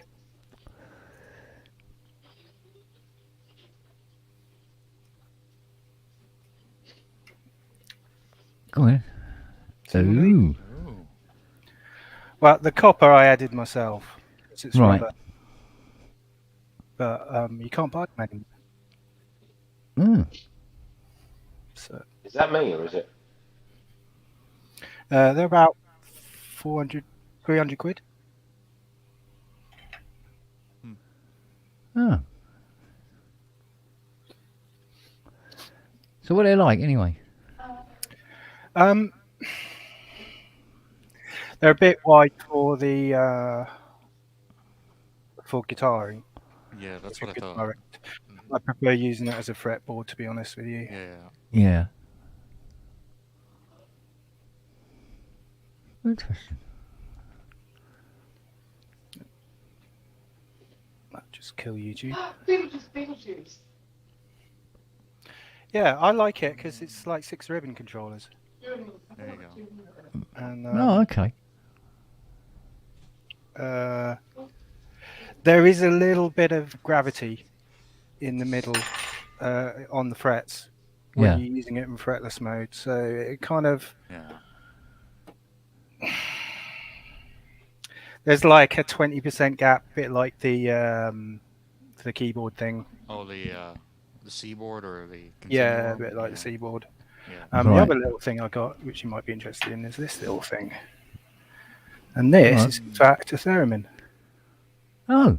Okay. Which I got. I'll turn it the right way around so you can read what that is. That was about 60 quid. But it's MIDI as well as you've got audio on one side. Oh, all right. Which is pretty cool. Is it like a kit that you put together? Or? No, it's made by a lady online. Okay. But it sends expression and volume, but I use VCV, so I just map it to whatever I want. So, and I've got an Akai back there, 2000, and an old Trinity Plus out in the back, and that's about it. Nice. Another computer. So, so I am real. A Pro X, but I had to sell it. It's too big. Yeah, I love my Trinity. I love the Prophecy board in it. It's got. I think it's a bit different from the Z1. I know they said that the Moss was when they went polyphonic with the Z1. I think they did something to the sound because the Prophecy's like. Prophecy's got a bit of meat to it. Yeah, it's got that distortion is really nice. It's got some girth to it. Prodigy distortion, and I think the in particular the pseudo FM stuff back in like the 90s, a whole load of trance came out specifically on it was late 90s, sort of specifically. Tip and Blue Room were doing a lot of this kind of industrial FM trance with break beats in the back, and I think they used a Prophecy for that. And they used it on Prodigy's records all the time back in the day. But it's a really nice. I just love the action. I don't see the point in buying a new keyboard, especially. I believe it's got a Yamaha. Probably an FS keyboard in it. It's a beautiful light keyboard. It's just so responsive. So I don't need another keyboard, especially as what I tend to do now is kind of muck around with micro scalings and MTS and all that stuff. So it's all got to be in the box really if you're going to do that, unless you're going to spend loads of money, which I haven't got.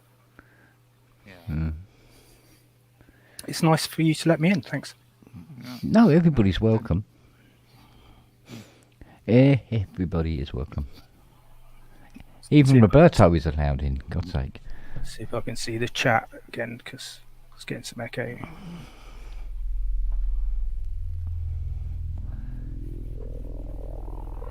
Okay. Thank God she's finally laid down.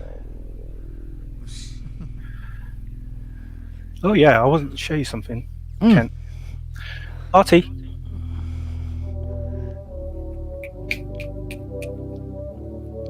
Oh, I can do this now. Hey. There we go. This is hello, sweetheart. Little beauty. Doesn't like me picking her up. Was she a Westie? She's Parsons, Jack Russell. Oh, nice. Lazy one. She's a little bit overweight. Hey. I'm trying to catch my Jack Russell as well. I've got another Jack Russell here somewhere. Oh, brilliant. To be honest with you, a Jack Russell that isn't a little bit overweight it's not a happy Jack Russell. Yeah, no, he's happy. This one, he's a boy. He's a lovely boy. He is. Oh yeah. Look at him. Oh, sweetheart. Yeah. He's my muse. Oh, Does everything he's told.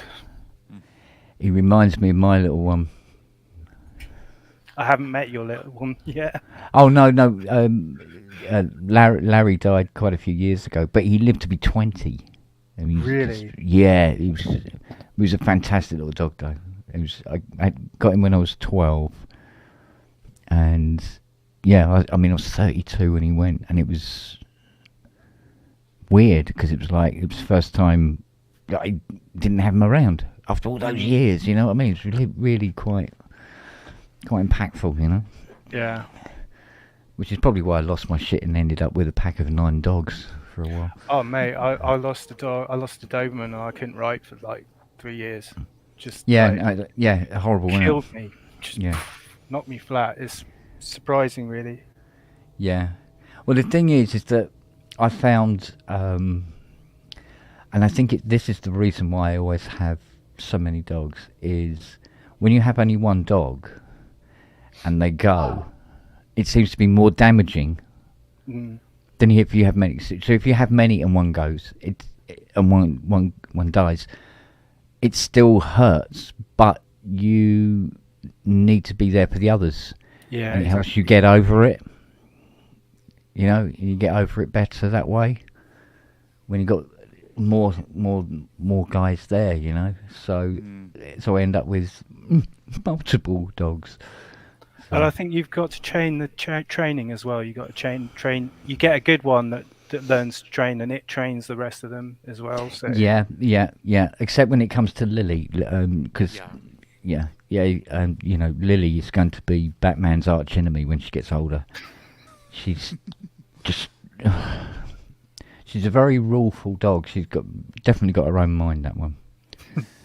Really, she is an absolute terrorway. She really is. But I mean, as she gets older, she will settle down a bit. But as she settles down, she'll also just get more sneaky and devious. I think that's what we're looking at.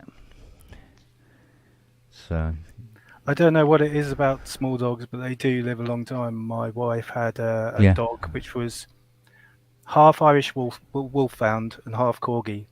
So figure that out. Yeah. The dad was the wolfhound. And he lived till he was 28, I think. 28. 28, yeah. Jesus. And the poor guy was blind for about 10 years of that, and he'd take himself off walks around the Cornish moors and then come back, and wow. This was back in the days before the internet, and they get calls from angry neighbours who'd seen this dog mounting their prize, Labradors. Yeah, we used to get something similar with Larry, where we get a phone call from somebody down the road here, or somebody call at the door saying, "Your dog is in our kitchen eating our cat food. Can you come get him, please?" Yeah.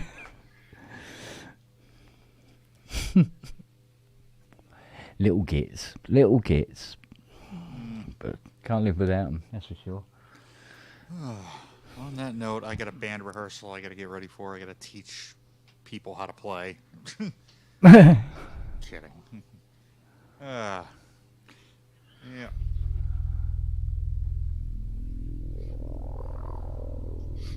Oh. Good old Poly 6. SSM 2056s. Yeah. Yeah, well, so... See? I told myself. I did it. Yep. All right. I'm pulling an Ian. All right, mate. You take care. You too. Have a good one. Take care. Oh, mate. Yeah, so I'm a bit cheaper than you guys. I don't work, so my wife's in the other room. She's not very well, so I don't have a lot of money. So I kind of try and make do. So for me, it's all kind of VCV, and I want to show you as well something that excites me. Go on. What's the thing? goes on. I found this. I started like mucking around with performance tools because I used to windsurf. My hands don't work very well. They're kind of like stuck in that position. And so you've seen theremin. So I found this nice little 15 pound app called Music Rack, and I don't know if any of you guys have come across it, which I've used on stage in Falmouth a couple of times. Yeah. I'll show you it.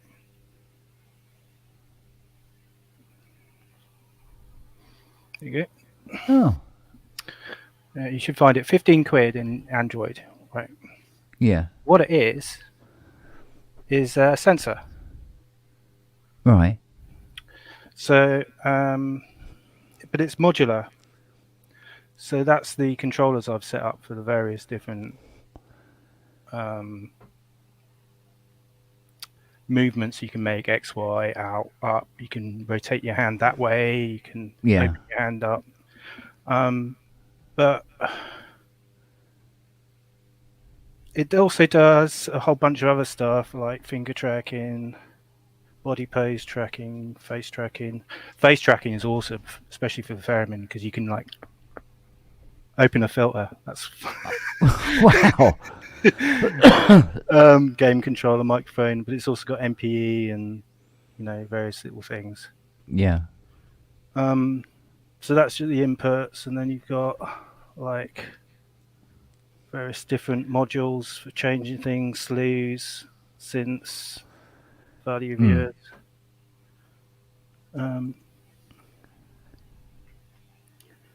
Transposers, arpeggiator, built-in arpeggiator speed. It's also got an accelerometer as well. And color tracking. Right. So yeah, that's the really cool thing. The other cool thing I got on this, I'm eager to show off, because there's a bit of a gate kept one. Yeah. So there's a synth you can buy. It's a granular synth called FRMS. You can buy it for the PC. Right. But on Android, that 150 quid VST is 15 quid. So I don't know if you can see that. Yeah. Yeah, sound's Cool. toned down at the moment. Yeah. So when I go out on stage, I've got the theremin, I've got that camera, and I've got this, and pretty much you can pretty much break the rules of techno or electro and kind of. I don't know about you, but I've always felt keyboard a bit kind of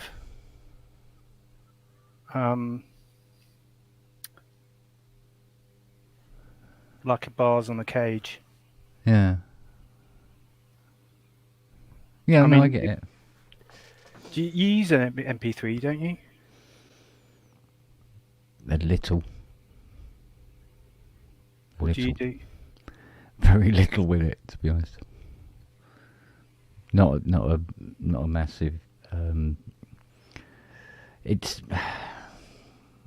I tend to just amble along with presets and stuff, I never seem to have the time to delve in very much, if that makes sense. So it's very. I use it in a very sort of what's the word? Effect, like a musical effect, or if you've got a particular. Yeah, it's used in a very sort of non-intrusive way, almost, if you know what I mean. But what's interesting me at the moment is how I've apparently put a message into the chat without typing anything. How did I? Apparently, I said not tracker jack. How have I typed that in with not typing? I haven't been near the keyboard. Who else is signed into my stuff YouTube? happens all the time around me. You get used to it. Yeah, I was just going. Who else is signed into my bloody YouTube account? Weird. Do you reckon I was hacked by Robbie? How does he know my YouTube account though? That's just weird. That is quantum. It's strange. It's Google AI, yeah. Yeah, because when it come up and I went, wait a minute, I didn't write that. What the hell? It's got to be, isn't it? It's got to be Fiona downstairs. What are you doing, woman? Oh, God. My wife's listening too. We're in trouble. Yeah, but this is it. I think she listens on me quietly sometimes just to see what I'm saying about her. Am I always in trouble, am I? So am I. It's sort of like a perpetual state, so I don't worry about it too much. Because there's always something I'm in trouble about.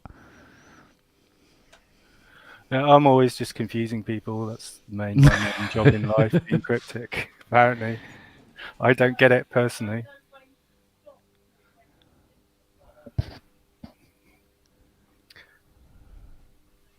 You see, I do know when to stop. Are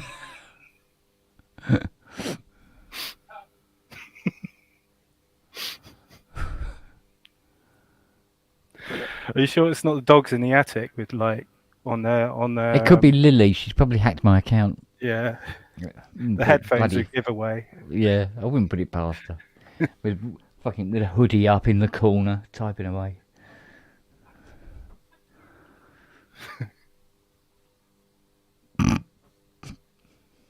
Yeah, so I started a Facebook, sort of about a month ago. Yeah. And well, it was less than a month ago. Actually, it was about 2 weeks ago. And the reason I started a Facebook was because of Inky. Oh right. She said, "Oh yeah, get in touch with me." It was about 2 weeks ago. Yeah. So I'm trying to make the most of it, really, as she's kind of seems a little fortuitous. Yeah. So, but very interesting, and something came up on my feed today. I'm still in that honeymoon phase where I have to stop and think whether it's a scam or not. Yeah. And so a post came up on one of the forums I'm following of a Pakistani flute player, plays harmonium. He's just a kid. Do you know what I mean? And his family had been telling him he's not very good. Now,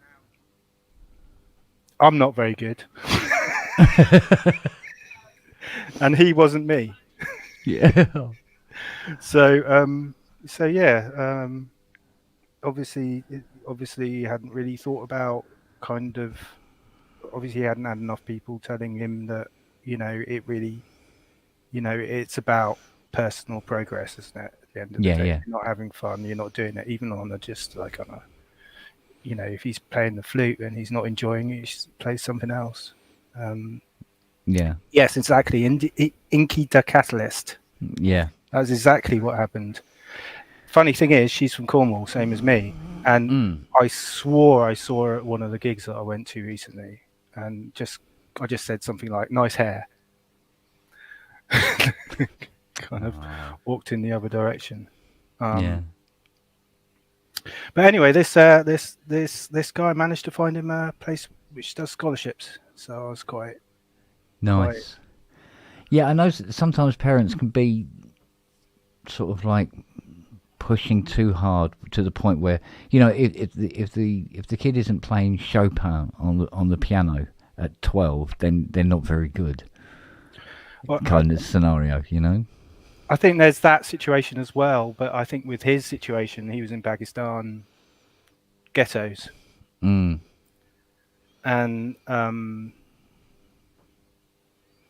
quite clearly he didn't have a lot of money, and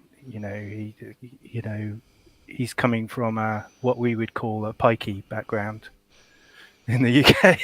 Yeah. I've got a couple of those next door, and I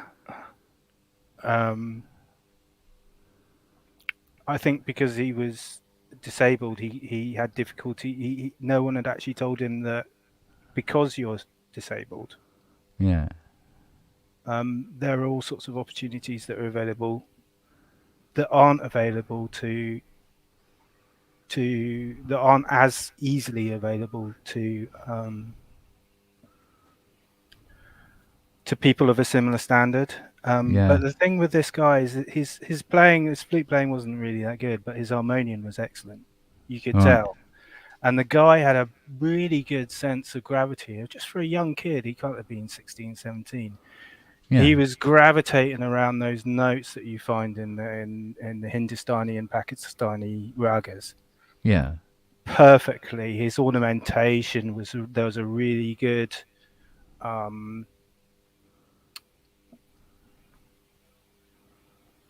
flow to his ornamentation style, and you could tell the guy knew what he was doing, but it wasn't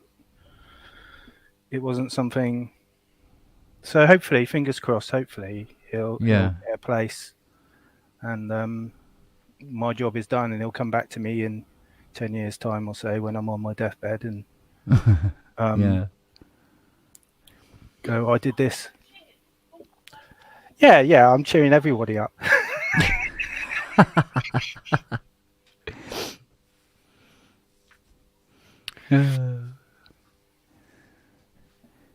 Yeah, I think it's important to. I think, I don't know. I think there's an awful lot of luck from making music. I don't know about you, Spong, but I've had no luck. No luck at all. No, you bring luck into good things into your life when you're an artist by the act of art. Yeah, I mean, there is that tie-in. I mean, in terms of actually getting anywhere with the music, well, I say I haven't had any luck. I think probably I've never really bothered to take it anywhere. I must admit, by the time the agoraphobia hit, there was no point in trying to take it anywhere from then on in. So it was only until the internet come about and, and SoundCloud and stuff like that, and I started putting stuff up and got, reasonable kind of responses from people over it.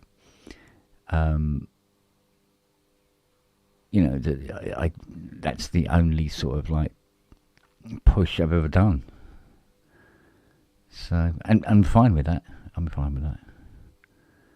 The people you bring into your life, and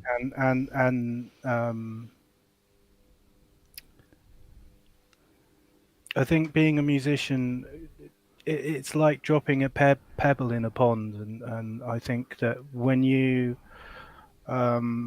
reach that flow state, I think you create cascades in time going up to that point of flow state and back to that point. I think it's a very but I mean, I think the artistic mind is a very lucky mind. Yeah.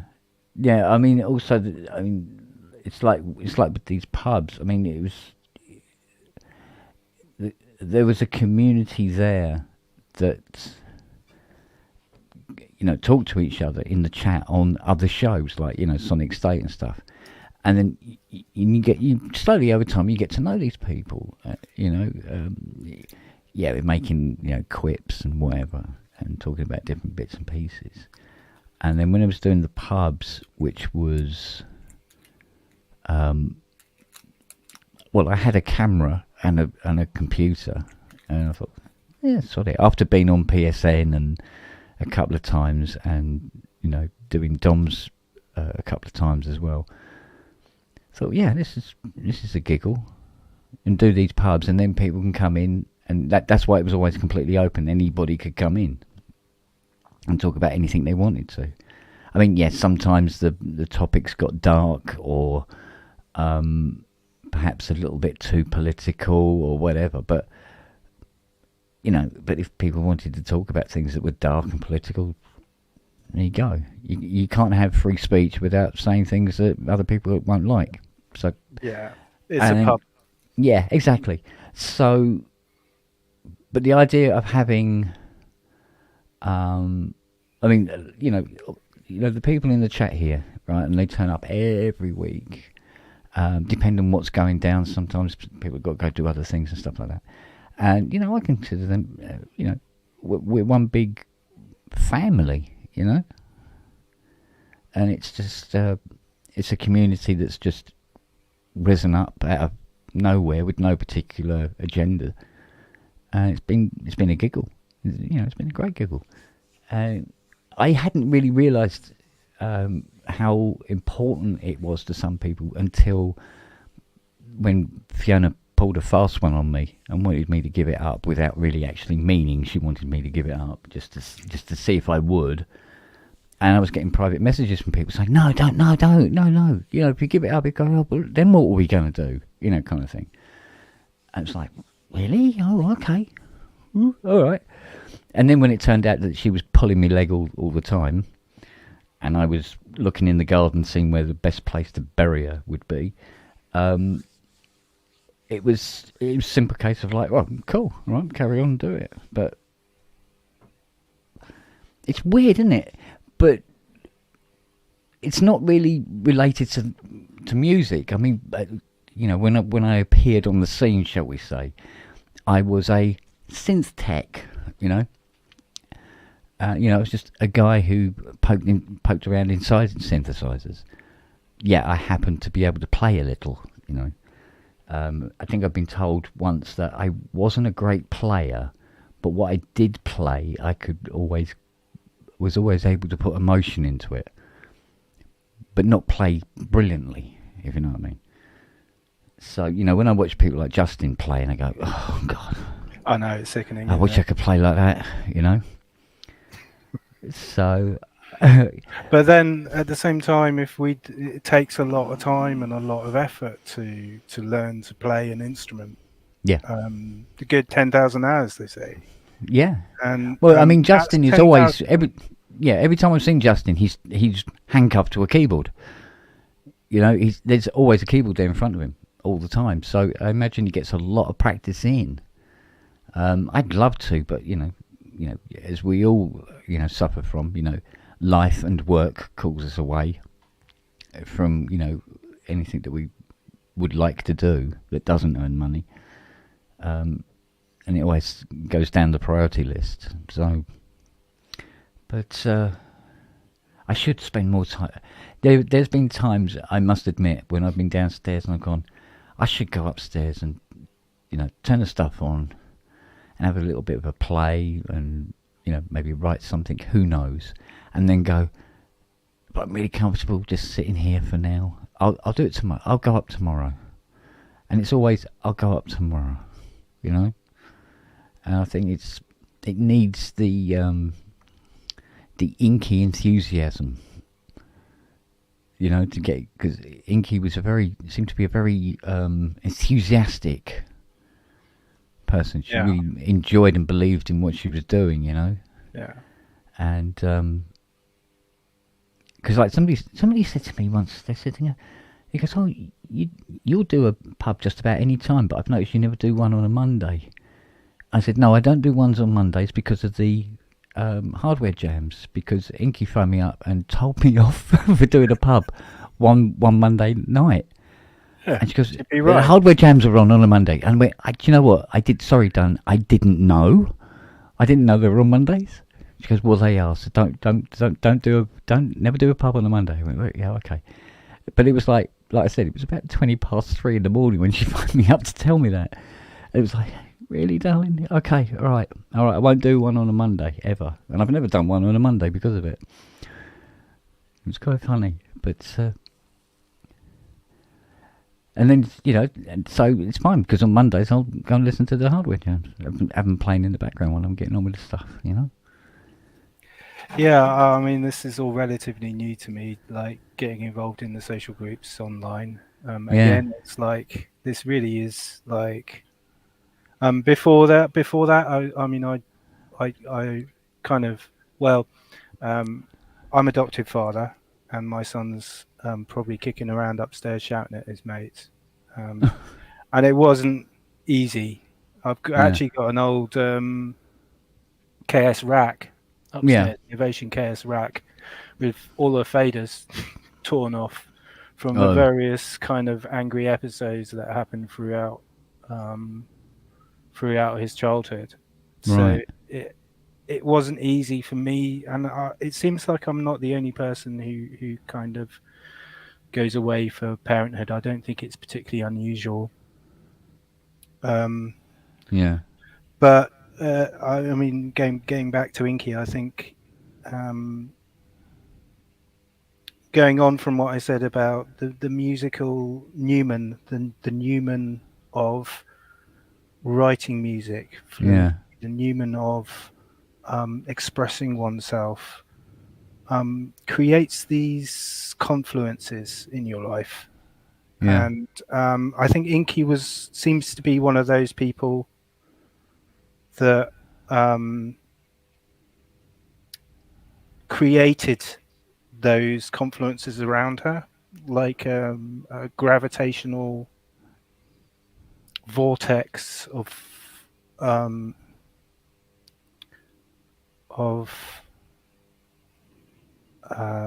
connection.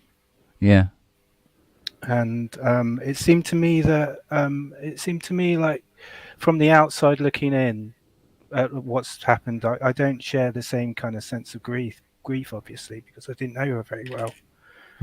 But from the outside looking in, it seems that how can I say this?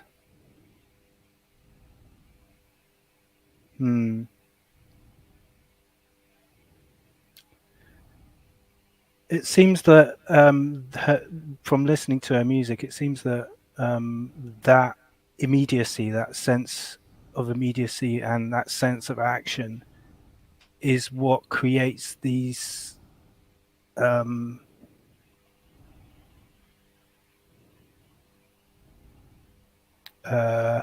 fortunate periods in people's lives, and it ripples out just like butterfly effects out. Yeah.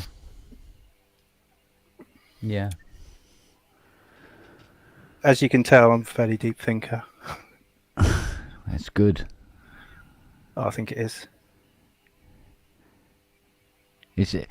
Although sometimes, they say you'll never overthink it, but I don't know. That's a double-edged sword at the best times. I don't know if Rob's coming in or not. He's kind of there and kind of isn't there. There's probably his connection mucking about. Impossible. Let's find the thingy. Where's that thing? There it is. I'll take that off now. There we go. Yeah, he's still muted, isn't he? So all these things that have been happening to this community that I've just found, has got me researching a lot of music philosophy. And again, like using alternate scales, it's very. I'm like, I'll find a scale. I downloaded Savish's scale pack from the Scalar app, and it's got a load of really cool JI scales and Pythagorean scales and things like that. So I'm like, oh, that's interesting. That's kind of, but it turns out that the Greeks had actually quite a lot to say about this kind of thing. And if you kind of look into it, there's a very different relationship to music than nowadays. Nowadays we think, I feel that people think in terms of what it can get them and what it can make. Yeah. Rather than how they're affecting the society around them, the police, the democratic system, the Athenian sense of community. And I think this is part of the reason why I kind of fairly interested in this. Pythagoras had this idea of everything of the universe being mathematical, and then Plato took it on and said, "Oh, if that's the case, then there must be." And music is maths, as you know. Not all maths, but mostly. There must be a way to affect reality with music. And so Plato was a bit of a fascist, to be honest with you. He was kind of like, yeah, exactly, Plato's panpipe purgatory. He didn't like people breaking the rules. He didn't like dance music, basically. You know, he had his way. You know, it had to be ambient, and it had to be kind of controlled. And I mean, that was his approach to everything in life, it seems. Again, I'm feeling pretty new to this stuff, but that ancient approach of seeing music as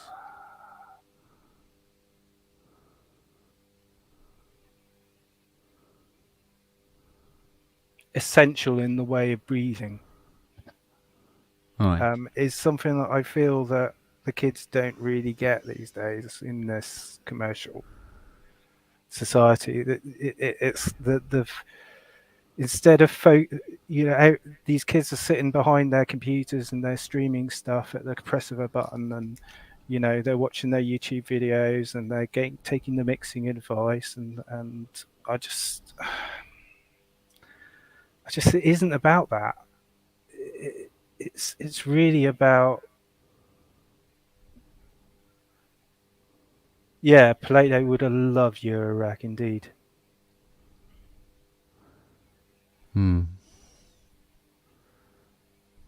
Yeah, there are indeed. Yeah. I've always taken a very simplistic kind of view of music. You know, when people talk about music theory and stuff like that, I mean, my eyes just glaze over. Yeah. I don't understand any of it. It's all for me. It's all about the sound, the chord, where it's going, what are you feeling, kind of thing. And you know, if it, like, I'll do a chord, for instance, and somebody go, "Oh, what is that chord?" And I go, "I don't know," but it's those notes. Couldn't tell you. I mean, half the time I'm playing chords, I have no idea what those chords are called. It has. I mean, for me, it has to sound like they go together, and that there is a flow. You know, there's no jagged edges, unless I want jagged edges. You know, but as to what they are and everything, I don't know. But what you know, what type? What is it? 4/4 time 4/6. I don't know. It's that beat. That's yeah. There you go. You know, no idea. And I think if I knew, it might complicate things for me. I mean, if I knew music theory, like say Ty knows music theory, I'm almost worried that it would constrict me more. Yeah. Because there's you know, not so much rules, but paths that you follow in music, or it appears to me that there are paths in music theory that you follow. And I'm going, no, I don't know. I don't want to learn it just in case. So, I mean, you know, if it really comes to it, like for instance, because I love playing stuff that like Vangelis. Like I can write a song, and if there's an 80 in it somewhere, I end up writing a song that sounds like if Vangelis had wrote it, without it sounding too much like anything else he'd written. But you go, was that written by Vangelis? No, it was written by me. Oh, okay. That kind of thing. So, like Ty said, he goes, he says, if I ever get offered a job where they want the score to be like Blade Runner, he says, I'll give you a call. And I went, yeah, I'll eat that up, no problem. But you want me to go down a different road, and I might not be so, not so sure about it. So, but yeah, I mean, he uses music theory, and it pays him well. It, really, really works for him big time. And I can see the advantages of knowing music theory. But I don't think I'd get an advantage from knowing music theory. I think it would just literally fuck me up. So it doesn't too long in the tooth now. Thinking about it. Have you tried a hex board? No. It's one of the things I want to try. We're talking about music theory. I mean, I think guitarists do have an advantage having the flat landscape of a fretboard. Yeah. Shapes and patterns, exactly. Yeah, that's me as well. And I know. I think I've tried. The only hex board I've tried was on the tablet, just playing MIDI notes. But I think there comes a point when, with something like a fretless instrument like this, you stop thinking in terms of notes and you start thinking in terms of spaces. Yeah. And distances and interrelation, and the fact that half a centimeter will turn to what would be classically called a half flat, I suppose, quarter tone. Yeah. Changes the nature of a chord in ways which you wouldn't expect. You can find, relationships that aren't readily presented to you with a keyboard. So going back to music theory, my understanding of music theory is still next to nil. You couldn't tell me what a diminished seventh. I can tell you what a diminished seventh is, or a perfect ninth, or any of that stuff. But I can tell you, I'm starting to understand the harmonic series in terms of mathematical divisions. Right. When faced with 6 MIDI ribbons all on the same fretboard, it starts to make sense. I'm like you say, I don't really want to know music theory, but I do want to understand the music relationships. Yeah, no, I can see that. I can see that. Yeah.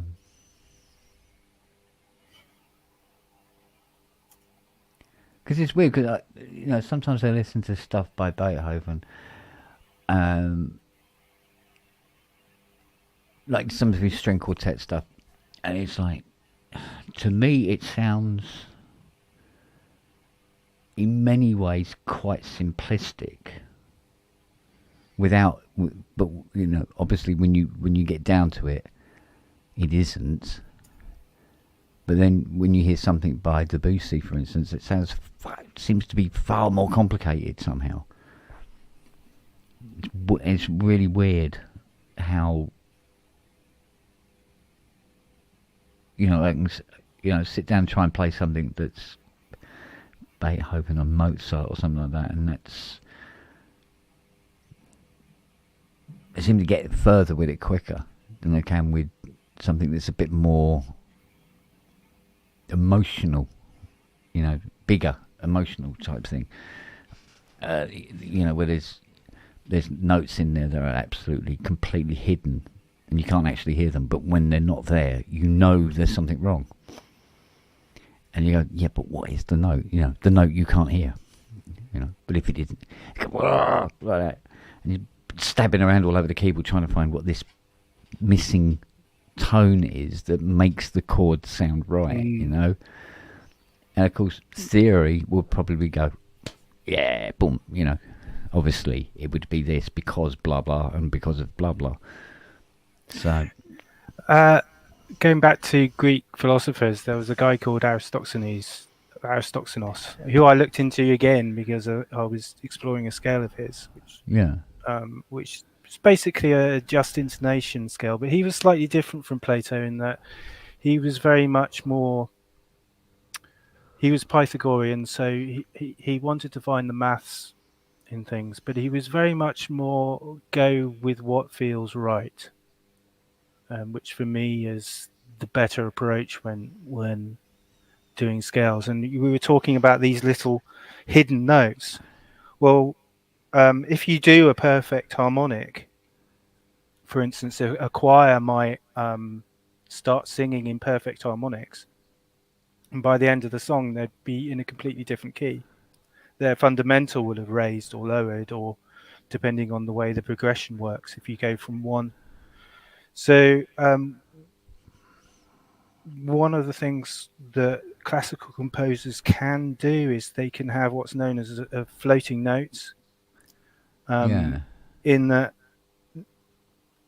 quite often the microtonal instruments like violins and cellos can go sharp or flat in order to make the correct chord in a way that keyboards and electronic music tend not to be able to. That is so arcane, but it's very interesting to me.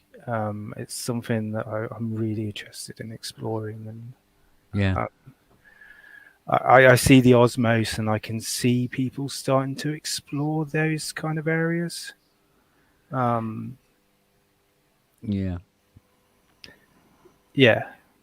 Those little blues notes that you get that aren't quite right, that can add a little bit of flavor on.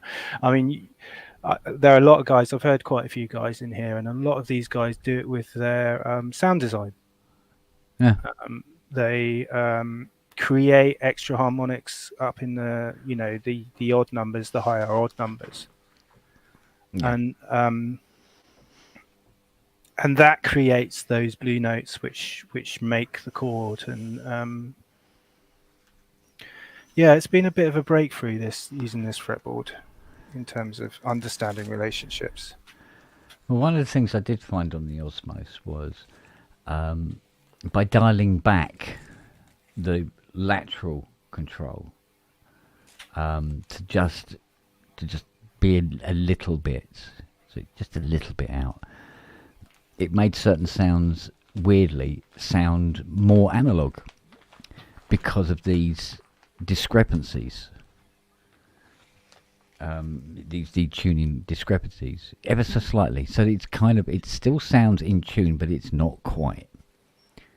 And all of the notes are not quite in tune with each other, and it's very random how it occurs when you're playing, and it gives it a very vintage analog sound, even though the sound could be quite. I'm just going to cover my camera because people that's are right. walking around.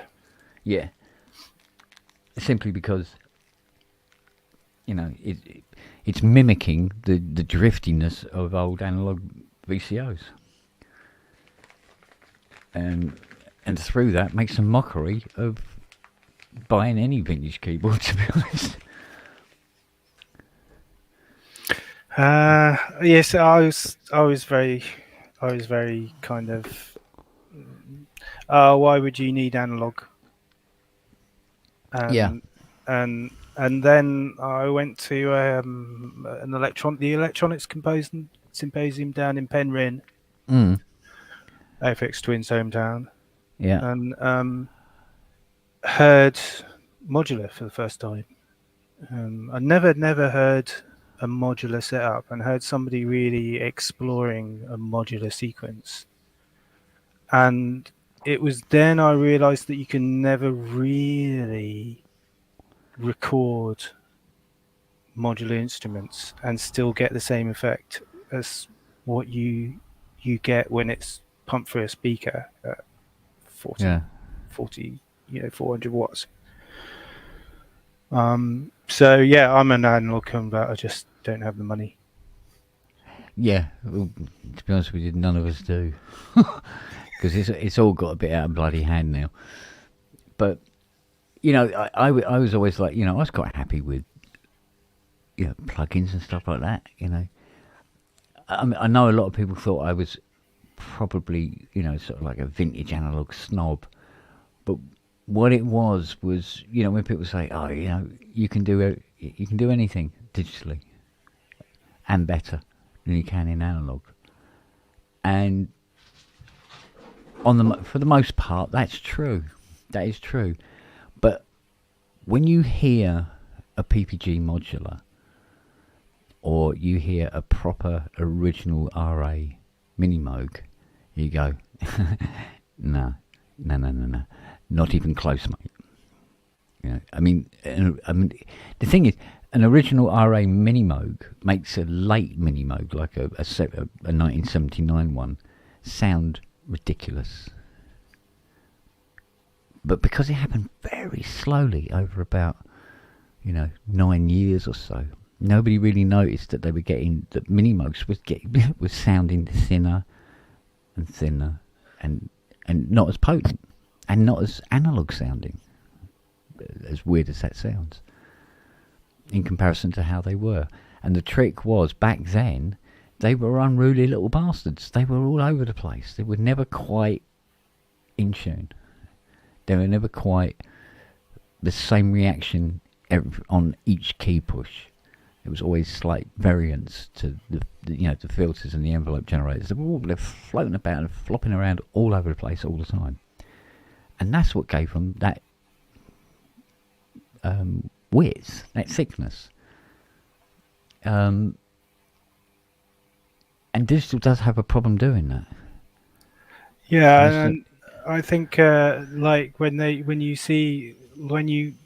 watch somebody like somebody demoing, say, the latest Moog, you're not hearing the latest Moog because you're watching it on YouTube, and we've become so familiar with the crunching and the cramping that comes with MP3 compression.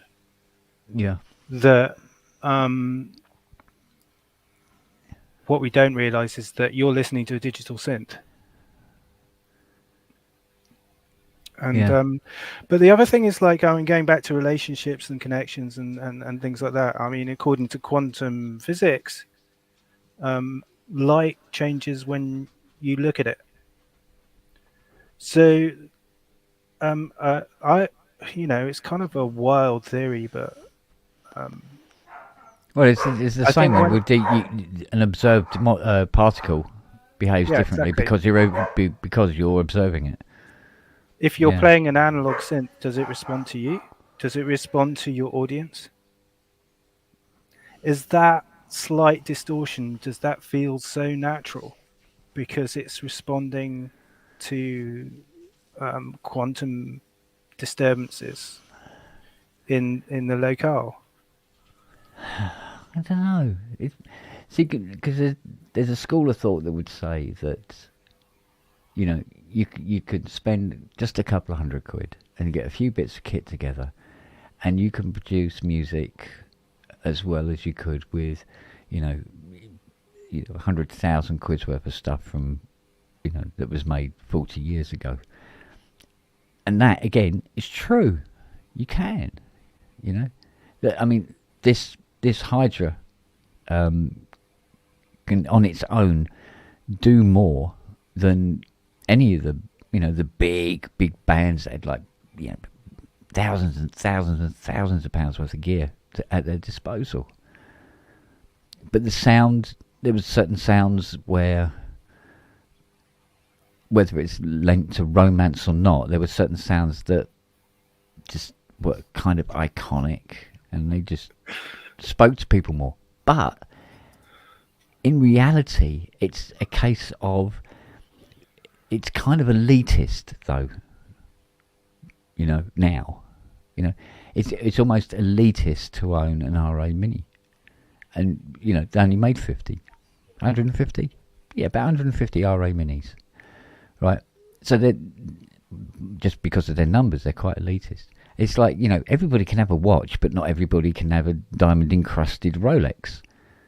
But it still tells the same time as the £6 Timex, So the outcomes tend to be the same. There's just these nuances.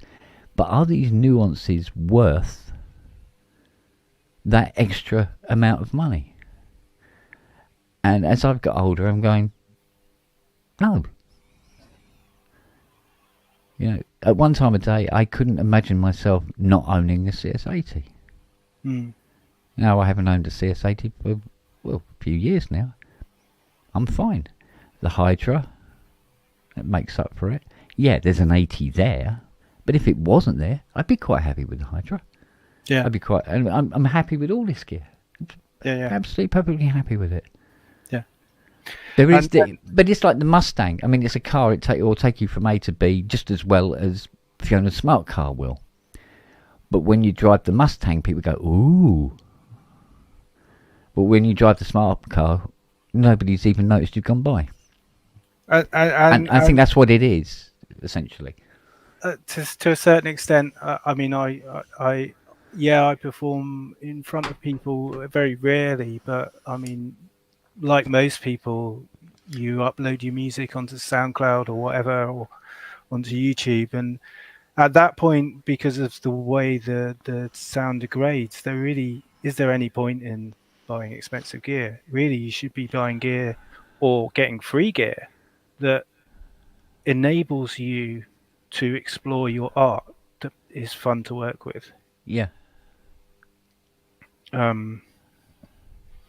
Slightly different perspective. Like most of you guys are quite professional, so I don't understand that side of things. But certainly from an amateur musician point of view, I have some interesting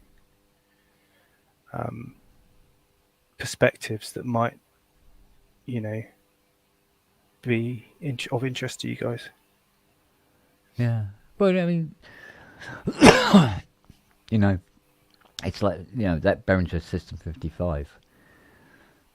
Does it sound like an original 55?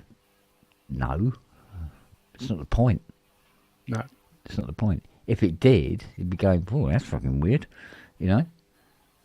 But it gives you the experience of what it would be like to use a 55. And the sound isn't that far off. I mean, with a bit of messing around in the box, you could get it closer to what an original 55 would sound like.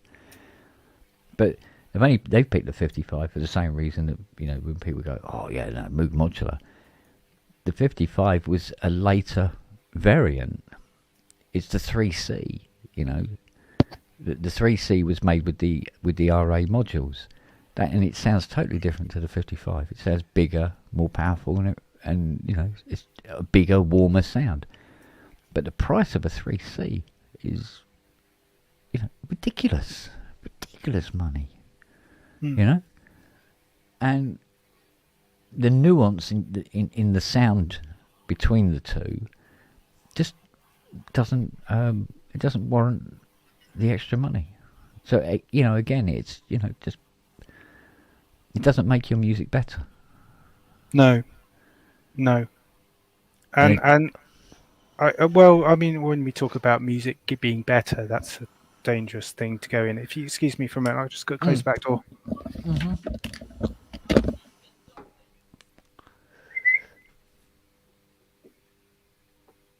Is Loader in?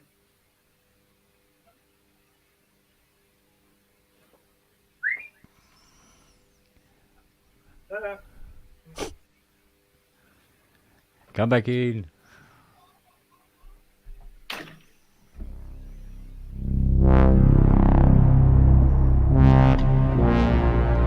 Sorry about that. Oh, mate.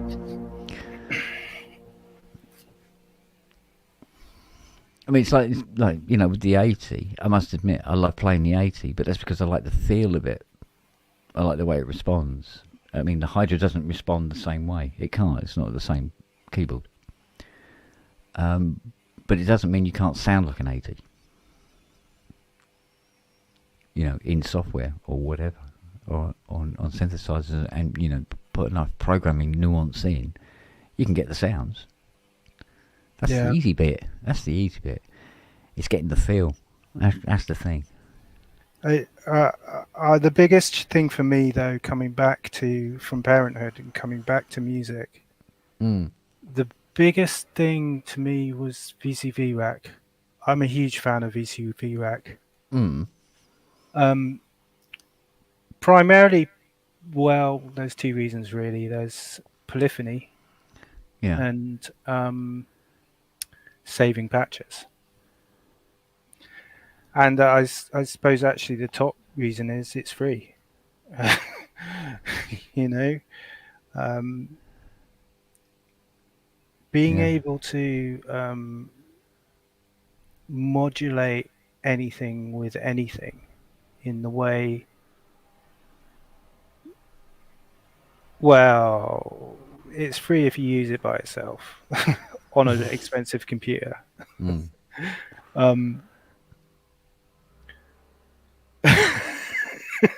I have spent money on it as well. Yeah, I've spent quite a lot of money on VC.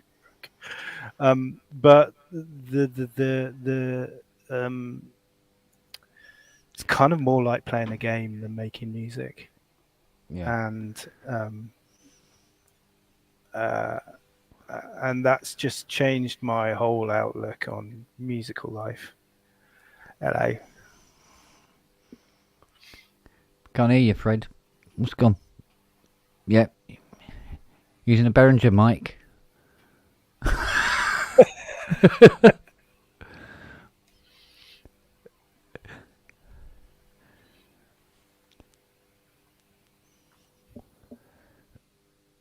Nope.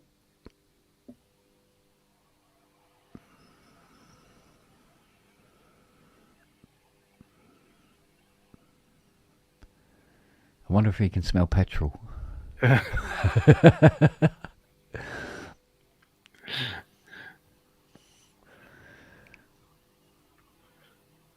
Close down my YouTube tab.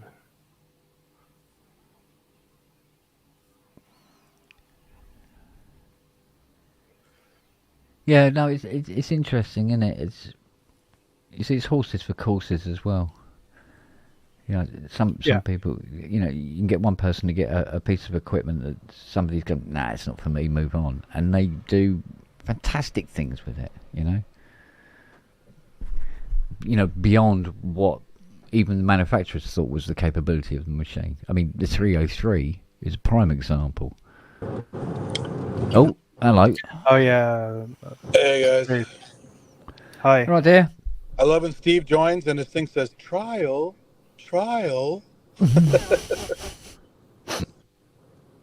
Didn't do it this time. So you on the road? You're gonna love this. I've had a really fucked up last 2 days. Go on. So I was on vacation, right? Yeah. And what are the things that can happen while you're on vacation? Go on. Involving your gear. Oh. Yes. No. Cautionary tale: when you become a semi wannabe public figure on social media and they know you're traveling, watch out, because they'll come steal your shit. Oh, you are joking me. Now, they took exactly what they wanted. They were very methodical, very surgical. Luckily, they only took about $12,000 worth of stuff. Oh, but they took my DSS-1, my EX5, my a bunch of things. The average studio, you would barely notice they took anything because I have so much shit in there, right? So there's that. At least I have that. But they took a bunch of shit, and then they drilled through my door, broke in probably late at night, and they grabbed whatever they could probably within 10-15 minutes, went out the sliding glass door on the side, left all that shit kind of open when they left. And who knows when it happened, because it was while I was gone. So my place was not only ripped off, but left unlocked and open for anybody to come by. Oh, for who knows how many days. So again, luckily they only got maybe about, I'm still looking, but they got maybe 9 or 10 things, but that adds up to about 12K. So. Oh, for crying out loud, mate. Yeah. So cautionary tale, get a security system. If you're online at all, people know what you got, watch out, because they're looking at you. It's clearly some fucking subscribers that know what I have, because they took stuff that I just demoed recently. And they knew I was on vacation. And it doesn't even matter if you use your real name or not, because eventually, someone's going to use your name. They're going to find you on Facebook. Put 2 and 2 together. They pay $100 to look up your address and phone number, and it's easy, right? Jesus. So so I got a security system put in today. Yeah. So no more motherfuckers coming to steal my stuff. But it's just annoying, right? So, and then since they drilled out my door handle, I had to buy a weird custom door handle, because it's a weird locking mechanism, an old style locking mechanism. That you can't just buy normal off the shelf stuff. So I had 3 trips back and forth to the hardware store to find the right stuff, because I haven't changed it in many years. When it broke, it was an old one that broke. And so it's a waste of time, waste of money. And then, some of the stuff I could buy again, but it's more expensive. It's probably not as good a shape as the ones I had. So I already warned Starving Musician, the local store where I buy a bunch of stuff. Look out for assholes trying to sell stuff. Unfortunately, I have the serial numbers for most of the stuff, but not for every single thing. So I'll do what I. But even then, how do I prove it's mine? Right? Just because I have a serial number, I could have gotten that from anywhere. Yeah, exactly. Yeah. So, so these guys may be listening to this show right now, and if you're here, you're lucky I don't know where you live, because you would not be breathing right now. Jesus. Because they're clearly listening to my channel, watching the shows, knowing what I have, knowing I'm on vacation, right? It's all targeted. That's terrible. That is really terrible. Oh, it sucks. Yeah. So any of you guys out there who have a presence and people know where you live, it's very easy to find out where you live these days. And watch don't out. rely The security on your dogs. system, something. Yeah. Don't rely on your dogs, because dogs. No. You think that won't work. they protect the place, but they won't. Or they'll poison them, and there's the dogs. Yeah. Need 2 Dobermans called Zeus and Apollo. Yeah. Yeah, Magnum, right? Yeah, exactly. Yeah. So the main deal, the stupid thing is, I was thinking about this as I started doing more stuff online. People use my real name. All that. Someday some motherfucker's gonna find me, right? And sure enough, it happened just this time. But I easily could have bought the security system like 2 years ago. And by now, it would have only cost me like $1,500, right? If you do the math. Yeah. And instead of losing like $12,000, So cautionary tale, be careful out there. Don't trust anybody. If you do have a video of your place, or you do any kind of demos, or you give a tour to somebody and they tell somebody, it's very easy to trace back to your place. And now that they know what I have, if I didn't have a security system, they're just going to come back. And you think that if you hadn't done any coverage of Holiday, or Facebook presence of it. Because someone's bound to say, hey, where's so-and-so? Always on vacation. And someone's going to see it in the chat. Someone's going to see it on Facebook. And everything's tied together these days. There's no way to... Once you're out talking about stuff and people talk about you cannot dissociate yourself from that. Yeah. It's impossible. So if I want to live like a hermit and have no friends, then I'd be perfectly safe. No one would ever think anything was valuable in this fucking place. It just looks like Granny still lives here, right? Yeah. But now it's like, hey, he's got demos and he's not there. And I always did. And they took exactly the last few videos I did demos. Right? Christ. So very targeted. So watch your ass out there, everybody. Don't assume you're safe. Yeah. Were the demos? Was this equipment you bought yourself, or equipment? Oh yeah, I've been buying synths for 20 years plus. Right. Okay. So you demo things that you've actually bought. Yeah. I mean, I don't have anything in my place that's not mine. Everything I bought, everything I I wasn't given anything. I'm not a special person that gets given anything. I buy. That's very genuine way of doing it.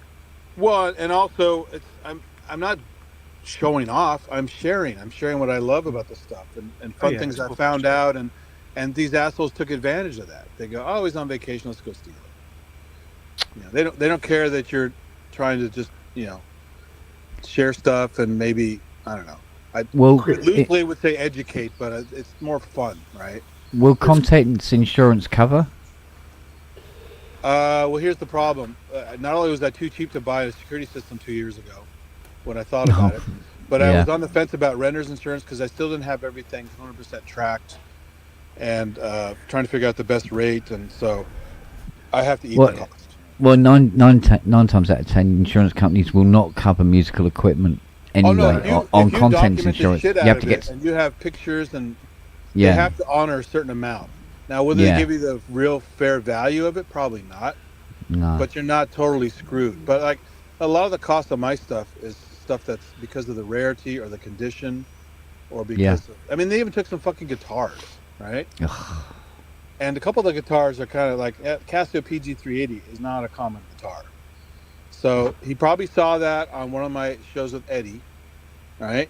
Right. I demoed that recently on there. Yeah. And also my what's the Brian Moore iGuitar, which is a really nice MIDI guitar that I got for a steal. A friend just gave it to me for like, I don't know, $300. It's worth about $2,000. So so they took that, of course, and that was a really nice unit. So they saw me on Eddie's thing. They saw me on my own stuff. They saw me on the pub. They saw me everywhere, right? Ramsey, who knows where else they saw me. Yeah, that's Clown Fest. I did a tour of the studio for Clown Fest. Yeah. So anytime you throw that shit out there, it's all risky, and I knew that, but I thought, well, I'm still obscure enough that, you know, who's gonna really care or notice? But some assholes figured it out. They knew the gear they wanted. They didn't take random stuff. They could have taken one of my fucking modular cases. That box alone was $5,000. Yeah. They didn't take that. No way, because they wouldn't take the Imposca controller. There wasn't enough of them there to carry it out. I'm like, oh, thank goodness that's there. There wasn't enough of them there to carry it out. Who made this piece of shit? No, yeah, they go, I'm not taking that empty box. They can fuck off right out. Yeah, I mean, it's very possible they could have been hired to track you down and break into your place. Anything's possible, but that's once you're online, no matter what you do, no matter how big or how small, just like just like if you're an actual celebrity or an actor or whatever, and you get harassed and people want to go fight you and steal stuff out of your place to sell, like memorabilia out of your house. Yeah. So it's just I'm the smallest scale of that shit, but because they covet things and they clearly knew what they wanted, they took very specific things. Yeah. They could have taken way more expensive stuff, to be honest, and more of it. I think my advantage is I'm here 24/7. Got 5 dogs and a 7-iron. Yeah, exactly. You know. Yeah, even if I did, what I'm doing, and I was here, same thing. Yeah, nobody would have come by. But yeah. You got the Second Amendment, mate. If you have to go out to work, or you have to go on vacation, or you have to go, like, I got to go to a wedding a day. So the day come up, I have to go to this fucking wedding, and so I'll be gone for hours. And it's like, well, that's another window right there, right? Cheese on bread. So you can't. Basically, you have to either live a completely private life or live in a secured tower with, like you said, guard dogs and fences and guys with guns. And... Yeah. I did the cheapest version of that. Oh, mate, I'm so sorry. So yeah, it sucks because I was actually going to do a stream yesterday. I came by and like, do a little stream. Let's do one I haven't done for a while. Yeah. That thing was still here, thank goodness. And it's not just that the gear's gone; it's that people have been in your house. Yeah, I mean, rooting around. As creepy as that sounds, yeah, it was none of it was personal. They didn't trash anything. They didn't take any things that had any real, sentimentality to me or whatever. Yeah. But it's money and it's stuff I liked and it's massively targeted. Yeah. Yeah. And it's so crazy because literally, if you didn't know my room and you walked in and you go, oh, did you move some stuff? There are a couple things missing. but everything else looks like it's in its place, right? It wasn't like I know people have had their whole place cleaned out by like former friends or friends who told people the wrong stuff, and they went in and cleaned them out. They literally took everything out of their place. And this was like one of those two-man jobs. I mean, they even took the Fusion 8 HD, which is kind of a piece of shit, right? It's also about 50 pounds. So, like, no little lightweight guy took that out by himself. It's probably two guys. And the other funny thing about it is, I got rid of my storage space a long time ago. So I have a few things here and there in my living room because I'm the only one living here. And I have kind of a maze, so it also kind of makes it harder for people to steal things because they'll trip and break their neck, right? So that also helped, I think, a little bit, slow them down. In fact, last night, just before I went to bed, I noticed, hey, what's this doing here? They had grabbed my Waldorf Microwave XT and dropped it near the door because they must have panicked or something like that. So that almost left. They're interrupted, yeah. Yeah, that almost left, but they left it behind. So crazy shit like that. So hey, I wasn't calling to cry and complain. I was just saying, watch out, guys. Just don't let it be you. No, well, if you had, we totally understand, mate. Yeah. Well, especially since I'm broke, right? If I'm going to buy those things back anytime soon, fuck that. I have no money, so. No, mate. And a lot of the stuff has gone up because of the rarity. Yeah, but to think that it's, penultimately, it's somebody listening to one of the shows. They're casing. They're doing virtual casing. So that's why I said beware, because people are watching. People find something they like. Maybe it's something rare. Maybe something in good shape, or they're just lazy. And if you make it easy to get, you go out of town. You live in a quiet neighborhood where nobody, thinks anything's going to happen. Because there's really very low crime in this area. Period. Yeah. So my neighbors were all freaking out, like, "Oh, what happened? What happened?" I said, "Look, it's a targeted thing. You guys are all safe. Don't worry about it. These guys are after me because they're shitheads." So, it's just, and they broke down my little door to the studio. That was just a shitty little fold-up pocket door thing because it's a mobile home. It's not like super sturdy. So they just trashed that, so I'll have to repair that somehow because right now I can't even close that room off. Instead of cutting the padlock, they just destroyed the door. No, Culture. What I found was that normal household insurance, household contents insurance, won't cover musical equipment, and we have to take out specialist insurance separate on top at whatever premium they decide. I'm gonna go on mute for a second. I gotta kill my alarm. It's gonna be screeching. All right, so I'll be back. Okay, mate. Cheers.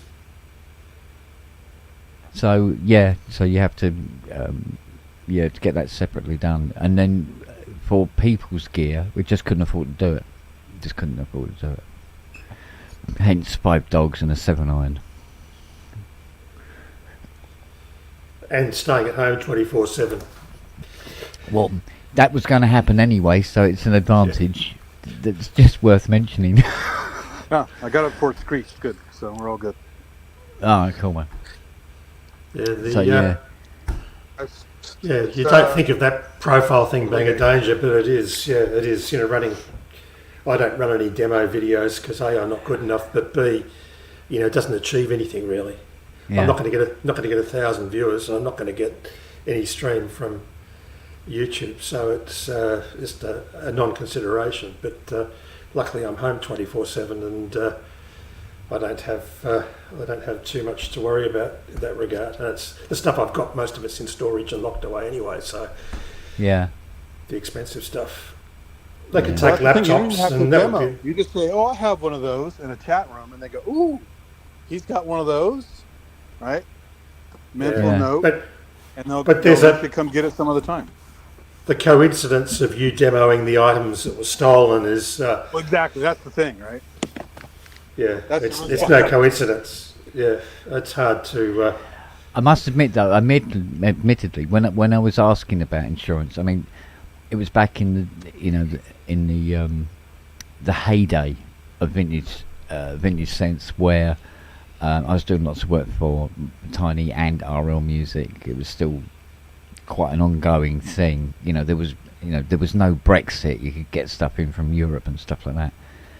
And roughly the week that I asked about insurance, the broker came to me, and we sat down in the front room and discussed it.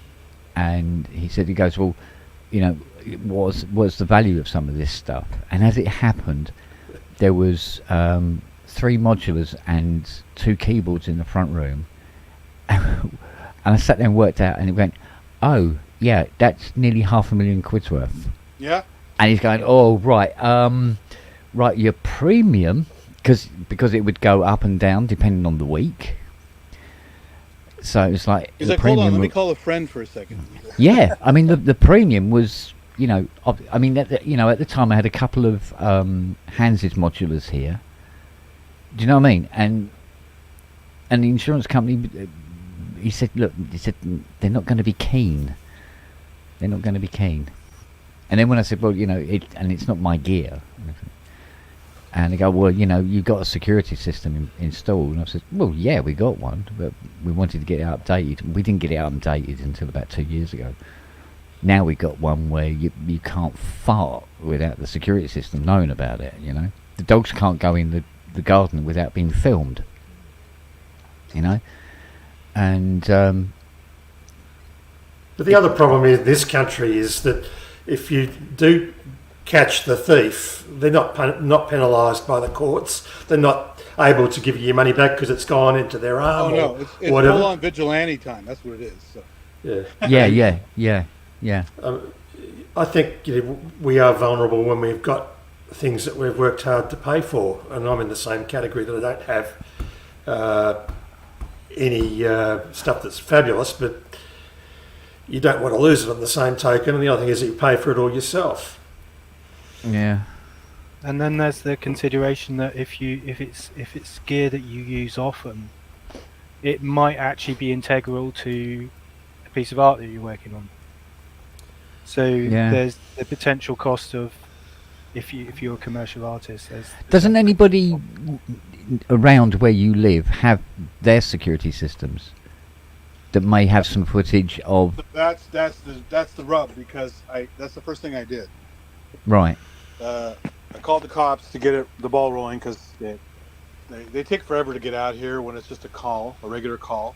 Yeah. So it's like they had a fire to deal with, and some like mentally ill homeless person running around causing problems, or somebody lost or whatever, so they had to deal with that. Yeah. So while I'm waiting, it actually took up to like 3 hours for them to get here. I said, well, I wonder if these guys have, because I watch all these crime shows and stuff, and they get, the gas pump camera picked up somebody, or the ATM camera picked up somebody. Yeah. So I'm thinking, they must have basic cameras in their driveway. One guy had a bird camera to record the birds outside, but it only records for a day. Another person had a camera that the batteries died, so there's nothing there. God. My next door neighbor actually has one covering his driveway, but because there's some bushes and stuff, he could see people, maybe shadows going up my stairs where they came in. But that's it. At least I would know the time of entry, but I'm not going to get any other information than that. But I'm still curious, so he's looking for me to check. Yeah. His thing goes back weeks, so he can look. I just said, just take your time. It's not rushed, because it's not gonna fix anything anyway. But I'm just curious when those assholes got here. Was it nighttime? Was it early in the morning? Was it, which day was it? Because this place could have been unlocked for days. Oh, Christ. And it looked like it was closed, right? They didn't want to make it look like a crime happened. Yeah. But if you walked up, the door opened, because they, jammed the door with a drill, so that the lock is toast. Yeah. And they left the sliding glass door slightly open. So, come on in, take whatever you want. It's like, fuck, these guys are assholes. Fingerprints? Pros wear gloves, and there's so many surfaces that don't take fingerprints well in here. It's very unlikely. So most cops don't waste time with that stuff, because it's not expensive for them to. And he was already late, and he had to run off to check. Yeah. So. It's interesting that you were talking about how things get on the net a lot. I don't. You know the guy that died in the yacht recently. You know, he's in another connection between what you're talking about and music. He actually helped develop samplers. He used to work on Atari sampler software before he developed number plate recognition for the UK government. Huh. And then, so the guy, poor guy, could have been okay if he carried on doing music, and so could have we. You wouldn't have had as many fines. Number plate. Yeah. Yeah. Anyway, but no, I think it also suggests that we should do things like put tracking tiles inside. Half of my expensive ones have got tracking tiles inside. Yeah. Yeah, Kate, while you're taking plectrums out, put a tracker in there. Yeah.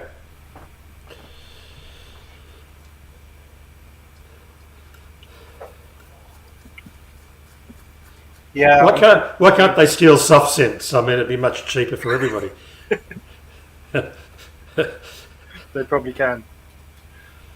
Well, it's one of those things, you know, like I've been backing up all my transcriptions and so forth to the cloud because I know that if the PC dies, then at least I've got a copy of what I was working on. And given that I've just spent 6 months doing transcriptions of certain things, it's going to be a while before, if I do lose the PC or it just dies naturally because it's been abused for 6 months, then I'll have something to fall back on. But yeah, we don't really, until it happens, we don't really think of the implications of the loss. And it's not only the violation of having someone in your home, but the loss of your items that you love that you can't replace. You know, I can't replace half the stuff. And in fact, I've been selling a lot of the stuff that I've had just to reduce the risk and storage footprint. But most of the stuff's in behind steel doors with double padlocks and alarm systems and gated entry and all that sort of stuff. So it makes it very hard to get to for me, let alone for someone who has their eyes on something. Well, I'm all for the goofy Home Alone booby traps, but I'm more for the lethal type. So the trebuchet in the doorway, yeah, that's probably a good thing. Just a But it nice sounds safety- to me, Andy, like they cased the joint, opened it, and then left, and then surveilled it for a while, and then come back and got what they wanted. It's almost a double target, you know. Well, no, they didn't have to case. They just had to know I was gone for several days, and they had to know what I had based on the videos. That's it. There's all virtual casing. There's no need to come twice, right? Yeah, okay. That sounds like they're prepared. If they've drilled a door bit, they need a battery-powered drill. If they've drilled a door lock. Oh, yeah, yeah. Well, it's like... If they're carting gear that takes more than 2 arms, so they've obviously either had a couple of them The go cop in or... said that's usually used for cars. You know, you have that little drill thing with the little weight on the back that you yank out the car lock. Yeah, yeah. It's a cylindrical sort of extraction device. Yeah, yeah. Yeah. So this was more of just a typical drill, but yeah, I mean it's easy to carry around a drill for other things. So just keep it in your trunk, and opportunity knocks, you just go for it, right? Yeah, the bastards. I think because I could put more shit here, more barriers. They're still going to get through a back window, somewhere else. You cannot stop them without proper fencing, security guards, all that kind of shit, or land, right? To protect you. So when you live as like the rest of us schlubs, you're pretty much either they don't know about you, security through obscurity, or you have a fucking security system. That's about it.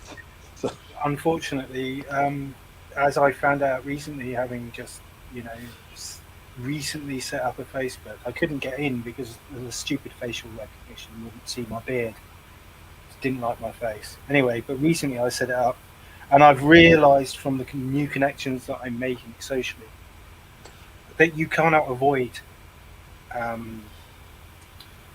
the social networking. It's part of the job these days. Even as a hobbyist producer, you need to have some presence out there to capitalize on. Yeah. So that's what I said. Either be a hermit or be out there and just be ready to take the consequences. Yeah.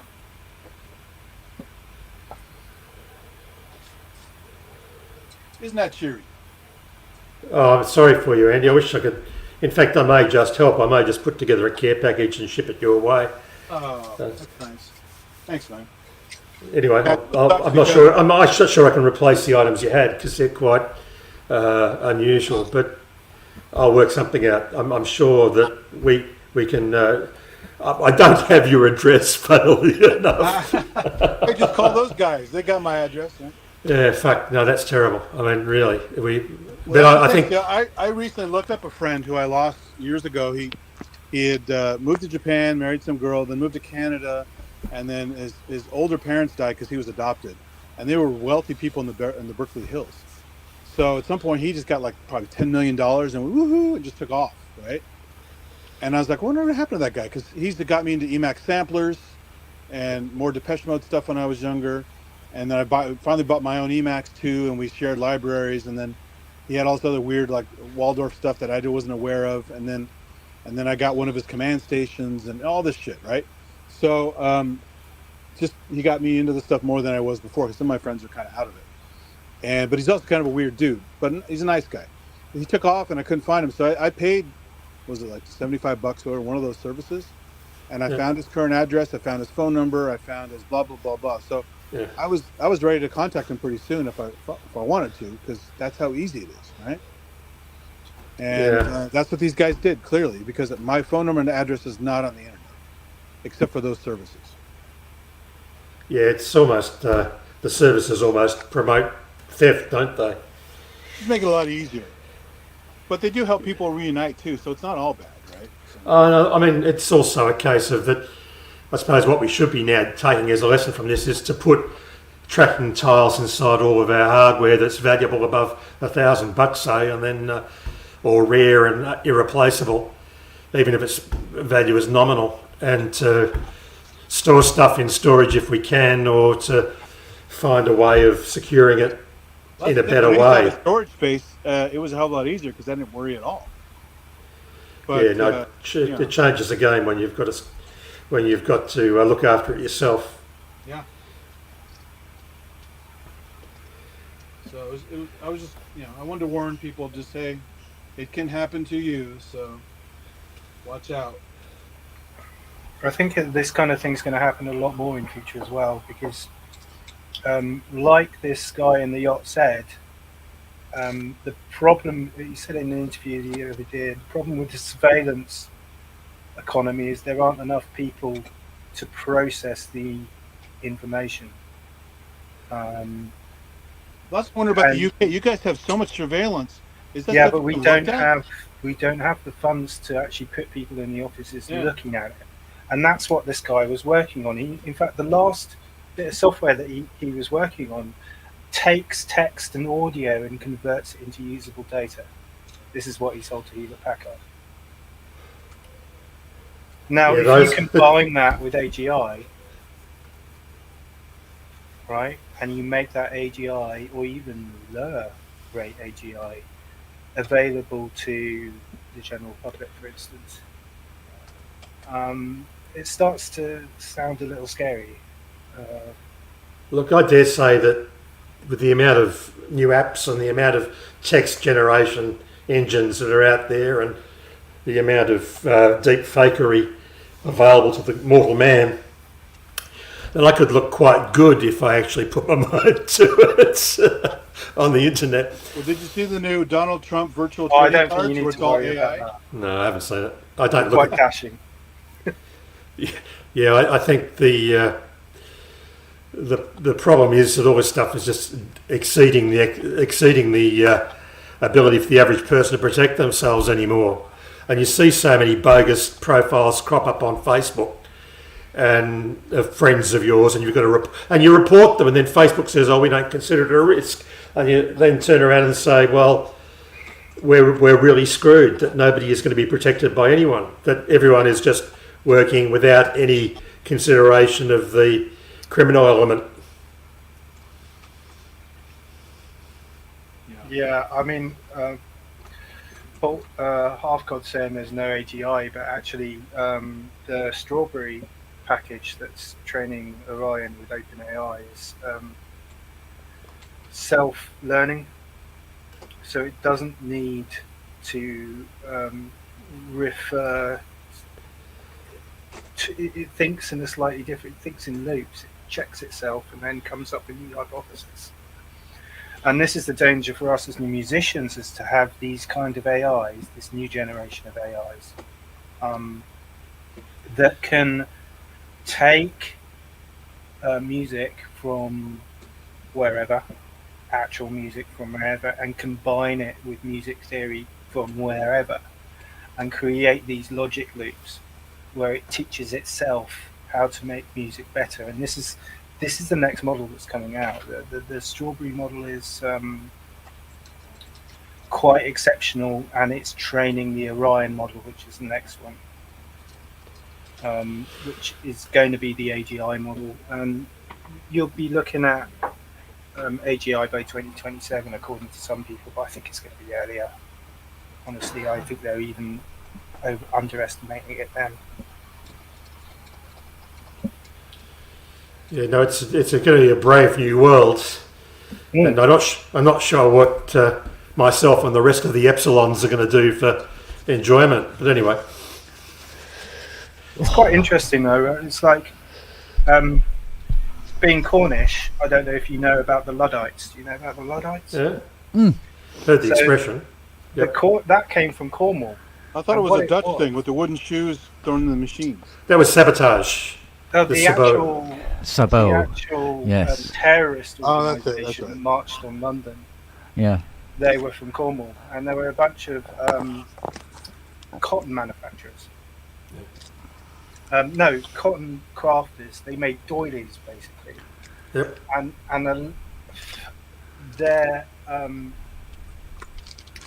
their rage against the Industrial Revolution was because they were being put out of jobs by weaving machines. Weaving presses.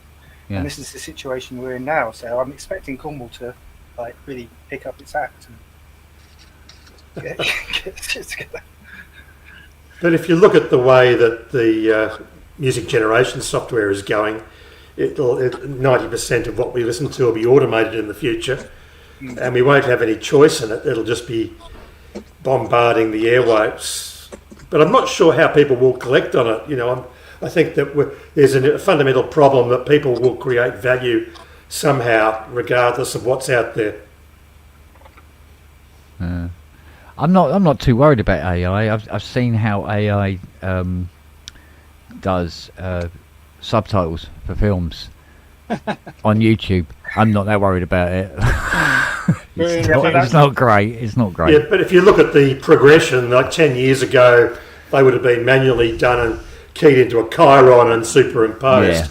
And now it's just going through a speech interpreter, and okay, it gets 95% of the spelling right, but that's better than your average university graduate nowadays. So it's sort of one of those things. It is what it is, but it's an aid, it's a tool, but it's imperfect. We know, but people will live with the imperfections in the same way that my wife lives with me.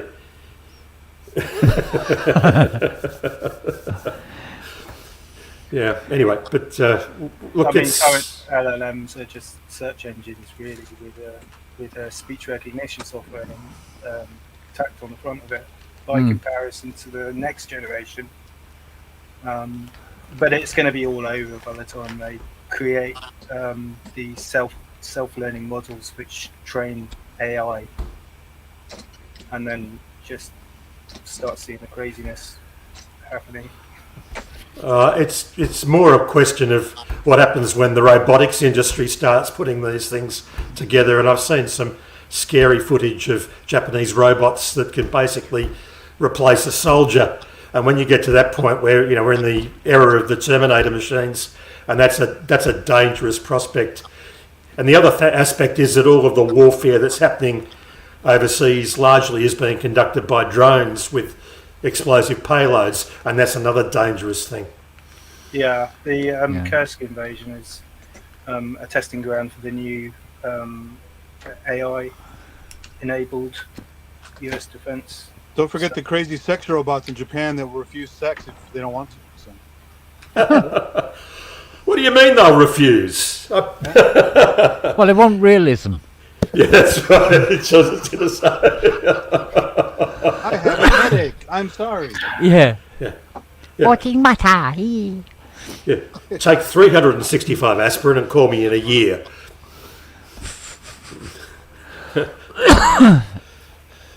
No, it's scary. I'm not sure what we're going to have left. The other thing is that companies like IBM are automating radiology. So basically, they buy radiological images, CT scans, and X-rays that have been reported on by an existing radiology, and they buy the image and the text together, and they put it in a library. And say if you're a doctor in Tonga, where there is no ability to find a radiologist, then you can send these images away and it will correlate the image against their library and say it's like one of these and send you back the report. So those guys get paid $400 an hour, and normally they're in surgery doing aortic. But there is an interpretation gig that is a soft gig that earns them big money, and they won't have that market anymore because IBM will own it and will let it out to different hospitals to give them quick diagnostic imaging reporting. So it's all going to change. It's all going to change. Well, that's old tech now. Now they're using electromagnetic resonance sensors to pick up molecules. They can pick up cancer. They can pick up gunpowder. Any kind of substance that they wish, just by knowing how it affects electromagnetic fields. Very arcane stuff. It's stuff that I don't understand. But there's these new class of sensors that are coming out. They tested it. They had somebody in a pub, somebody next door, who had cancer, and when they came to test it, it picked up his cancer. I mean, there's still a margin for error, either false positive or false negative. But I guess the other aspect of it is that medicine's changing. I know there was some recent developments out of Melbourne where they have a Parkinson's test that there's a small device which will test for Parkinson's disease. That hasn't been readily available without massive testing, and it'll improve those diagnostics. But we're starting to get AI generating proteins to wrap around cancer cells. So AI is actually helping medicine and biotech advance to the point whereby we'll have targeted chemicals or proteins that bind to the cancer cells and reduce their function. So that's an interesting development. It'll all happen in the next 5 years. That's the scary thing, that this window is remarkably short now. Yeah. And again, like AGI will increase all tech development into the future. Speaking of picking up cancer, dogs. They've been using dogs can sniff it out. For a while. Yeah. There was a nurse in Australia who could, I think it was in Britain, who could smell Parkinson's disease or Alzheimer's on the patients. She said they smell a certain way, and they did tests, and she got one wrong. She identified a patient that they later tested and couldn't find Parkinson's clues in there, but 12 months later she was proved right. So they're now working on sensors that will sniff out these molecules that are produced by patients with a certain disposition. So it doesn't explain my dementia, but it will explain a lot of other people's.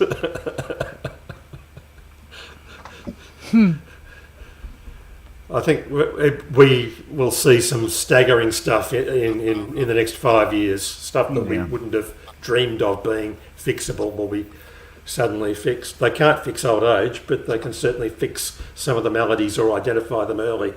Yeah. See if I can get this FRMS synth connected. Oh, you have that one? That's a good one. I use it on iOS.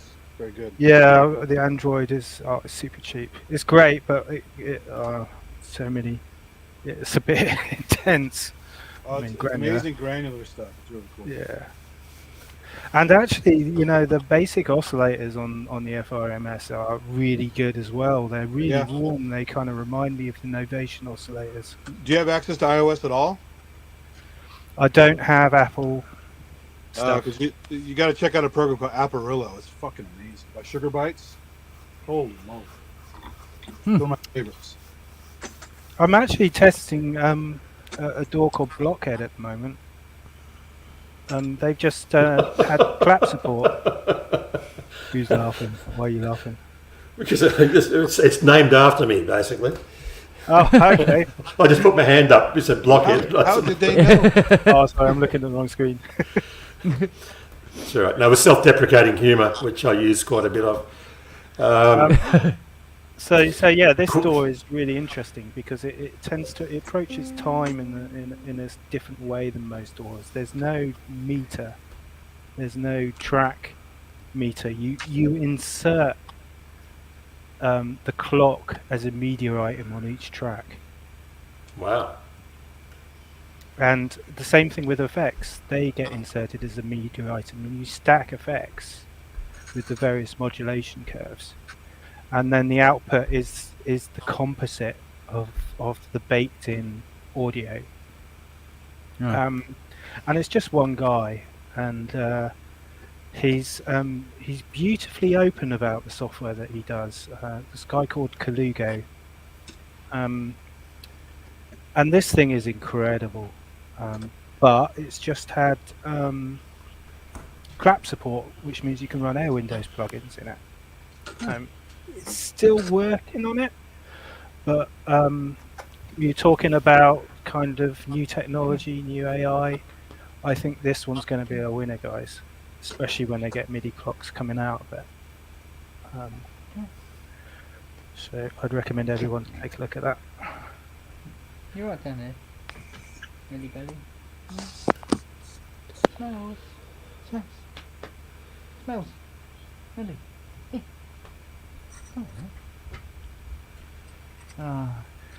It's always the same. Nelly just wants me to scratch her bum for her. There you go. Yeah. Who doesn't want a good bum scratch? Yeah, this one. Please form an orderly queue. Well, what she does, she comes over to you, wagging her tail and everything. Then she suddenly just turns around and then it just backs up. And then looks at you. Oh, okay, like that. Well, she likes that song, Back That Ass Up. Yeah, exactly.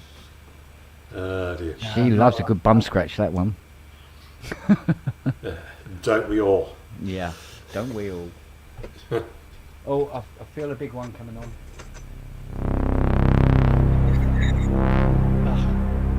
That's better. Much better.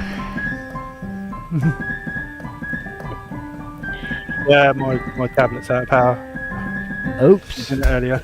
I was playing a set in October, which I'm really looking forward to. But yeah, I was trying to get a patch together for the live set on my terrible laptop.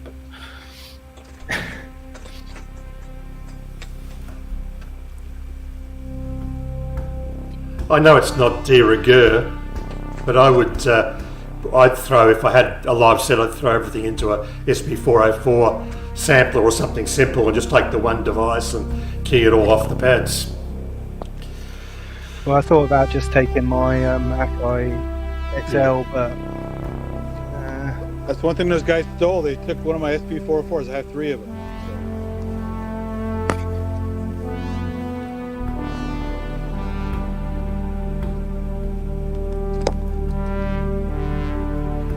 Hopefully you're not getting noise from the USB power cable I just plugged into the laptop.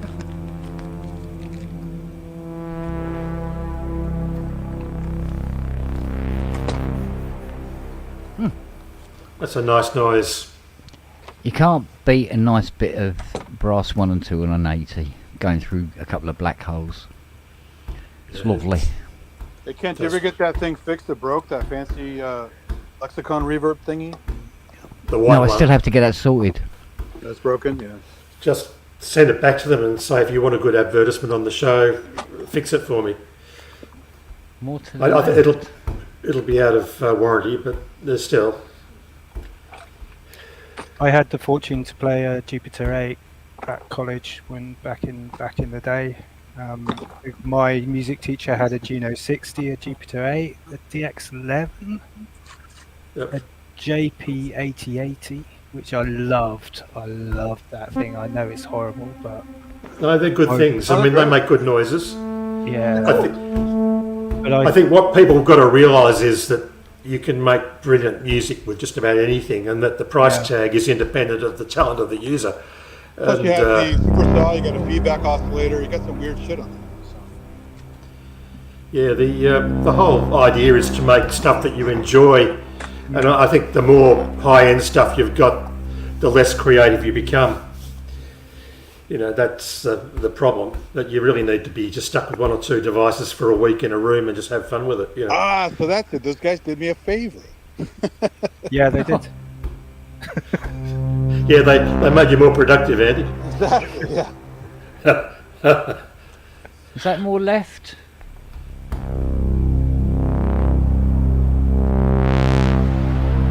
Wow. That's drippy. It's phasing, I think.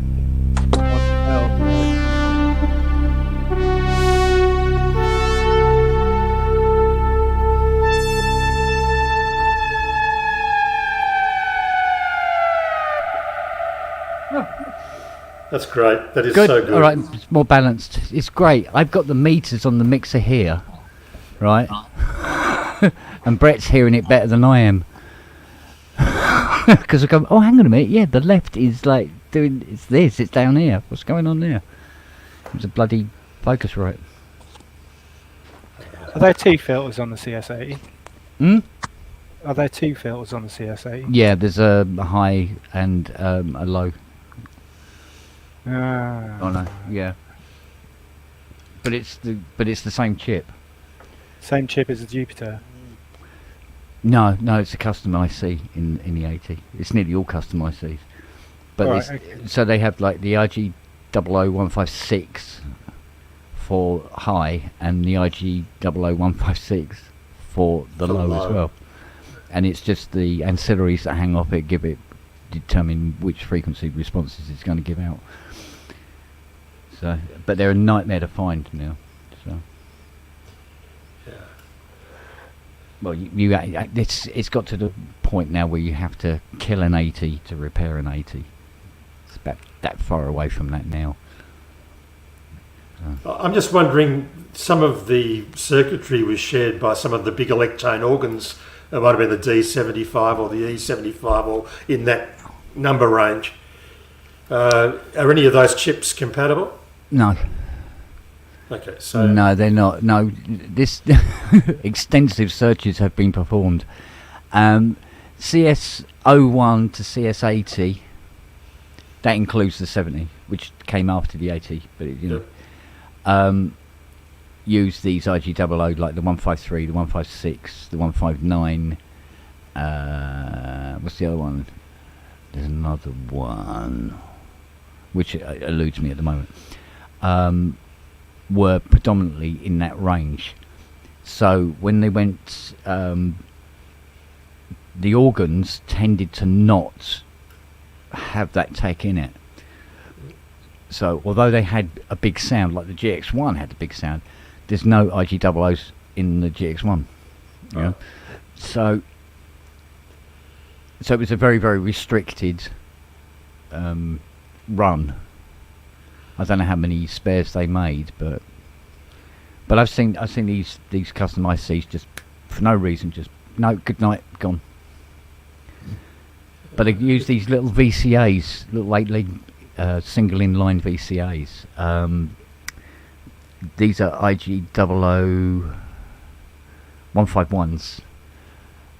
There's about 210 of them altogether in 180. Yeah, so you're dealing with unobtainium. It's unobtainium now virtually. You need to cannibalise a CS15 or something to get, or a CS40 to get the chips out to do the 80. Exactly, yeah, exactly.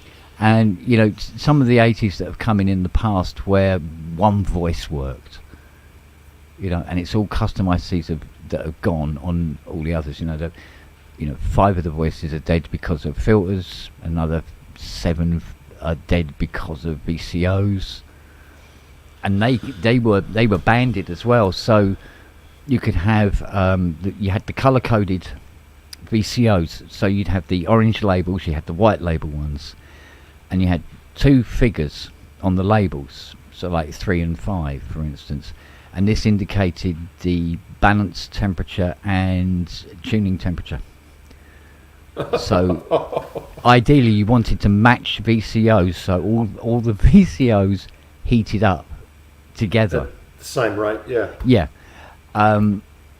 So if you had an orange one, which meant it had a tighter tolerance, so you had an orange one and it had a like 1, 2 on it, and you put it into a system that had white label 5.3s, that one would get into tune before all the others, and then when the others got to tune, it would go slightly higher. Yeah, or else you calibrate it, and then the temperature would rise 3 degrees, and it'll all be out again. Yeah, exactly. So if you calibrate it, if you let it get hot, and then you calibrate it down, and turn it off, and you have to wait like 2 hours for it to cool down. Then you turn it on again, and when it heats up, it'll only be a little bit above, and you have to calibrate it again, and then turn it off. Let it cool down, wait a couple of hours, turn it on again. And of course, in the meantime, you've got people on the phone go, well, you were only tuning it, why can't I have it back today? It's like, go away. The process is a little bit more intricate than they conceive, because they think you're adjusting a trim pot. They don't think you're actually bringing the thing up to temperature and then dropping it back down again, and then fiddling it and bringing it up and dropping it down, all that. Yeah. But then it got worse, because the last batch of the 153 VCOs they didn't require the diode tied across it, because you by heating up the diode, it controlled the voltage flow. Yeah. And it was like a Temco, if you like, without it being a real Temco. And these last batch didn't have a label. They didn't need them. So they perfected the IC to a point where all the ICs were coming out the same. Yep. Well, the old VCOs that had the labels would fall off. So you get a VCO and it looks like it's a late one. And it's not, it's an early one missing a label. Yeah, and exactly, but you don't know what its figures are. You don't know if it's an orange label or a white label and what the 2 numbers were. So calibrating them for the last 15 to 20 years has been interesting. A black art. Yeah, absolutely, yeah. And I needed that Peterson's stretch tuner to be able to do the job, because a digital tuner is just not accurate good enough. No. I sort of finding that with the mini Moogs heating up at different rates or going out of tune quicker than I'd expected. And I don't know why. Here's a question for you. ARP had sort of solved that problem with a pair of transistors and a patented pitch stabilisation against temperature. Why didn't Moog on-license that tech and put it into their synths? Yeah. I don't know why. That'd be the question.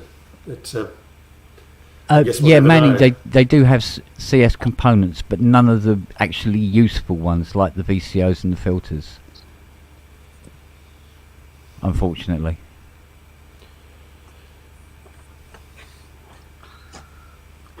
And guys, I got to run. If I got anything figured out and secured, I got to go do some actual all right, darling. Life stuff. So good luck, Andy. I'll be in touch. My people will talk to your people. Cheers. Yeah. Thanks, guys. Yeah, condolence, mate. No, it happens, but I wanted to warn people because. Yeah, I know. It's shit, isn't it? To you, and here you go. So. Yeah. Watch out for the shitheads out there. Yeah. Okay, babe. All right. See you guys. Love stuff, mate. All right. Yeah, it's terrible. It is terrible. No, I'm going to have to put something together for Andy and ship it over. I don't know what I'll find. I'll find anything that works on 115 volts and ship it across. Yeah. But no, I mean, none of the string synths have the really, really useful components, but they do have the VCAs in them. But even those SK series, they're as rare as rocking. I've got an SK10, but it's not very Well, it's not the sort of thing I'd probably cannibalise it, for the right price, but I don't know. Yeah, well, this is it. I mean, the pricing. I mean, there was a chappie on Reverb. He had, I think it was 3 153 VCOs for sale, and yeah, there we go. 151's the VCAs. 152, 153. Yep. Yeah, that's all right. Yeah. 156 for the VCA. Yep. Oh yeah, the Wave Shaper. Oi. Yeah, the Wave Shapers. They're little bastards. They are. But at least they're quick to identify that they're not working. Because basically what happens is if you turn it on and you play your presets and all you get is a sine wave in the preset, your Wave Shaper's up the tits. Yeah. So. All right, guys, I've got to go as well. I've got to go and do family stuff. So, all right, buds. Thank you for having me.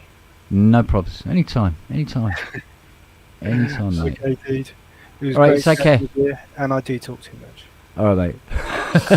Safe travel. I'll just go close down this window. It should go away, shouldn't it? All right, bud. There we are. Yeah. All right, mate. Take care. Yeah, I mean, it's like downstairs in the specialist wardrobe in the front room.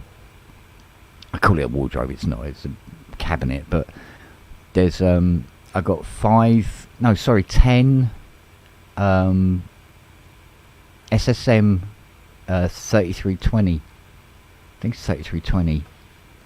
No, I beg your pardon. SSM 2030 VCOs that went into the Prophet 5 Mark 1 and Mark 2, right? Yeah. And I was getting a lot of Rev 2s coming in, and they'd have 1 or 2 VCOs gone, right?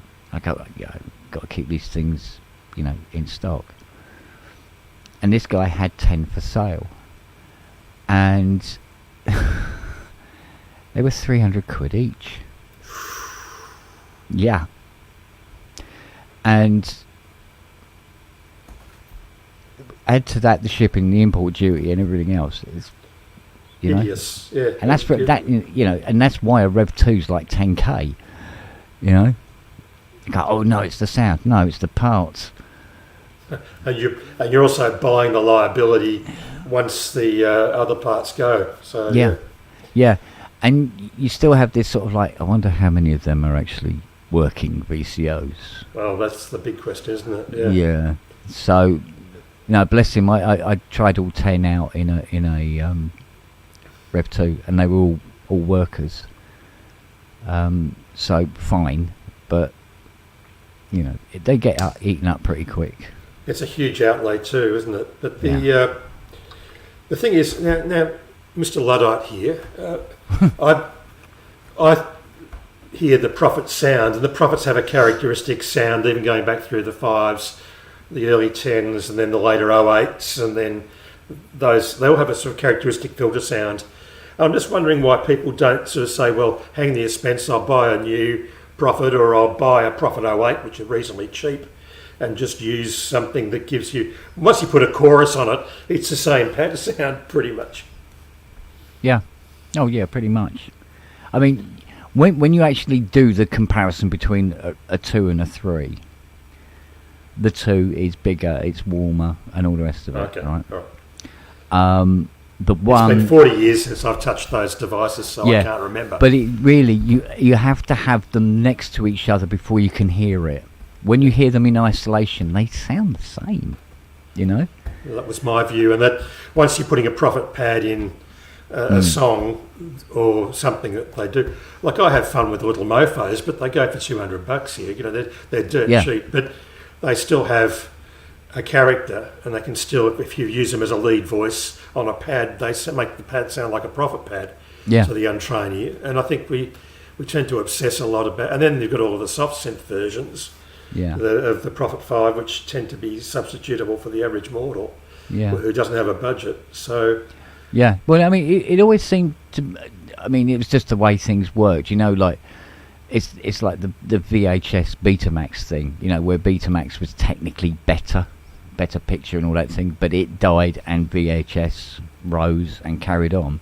Yeah. SSM and Curtis, it was the same thing, you know. So when SSM started like that, Curtis obviously sequential are going to go, right, we'll have to go Curtis.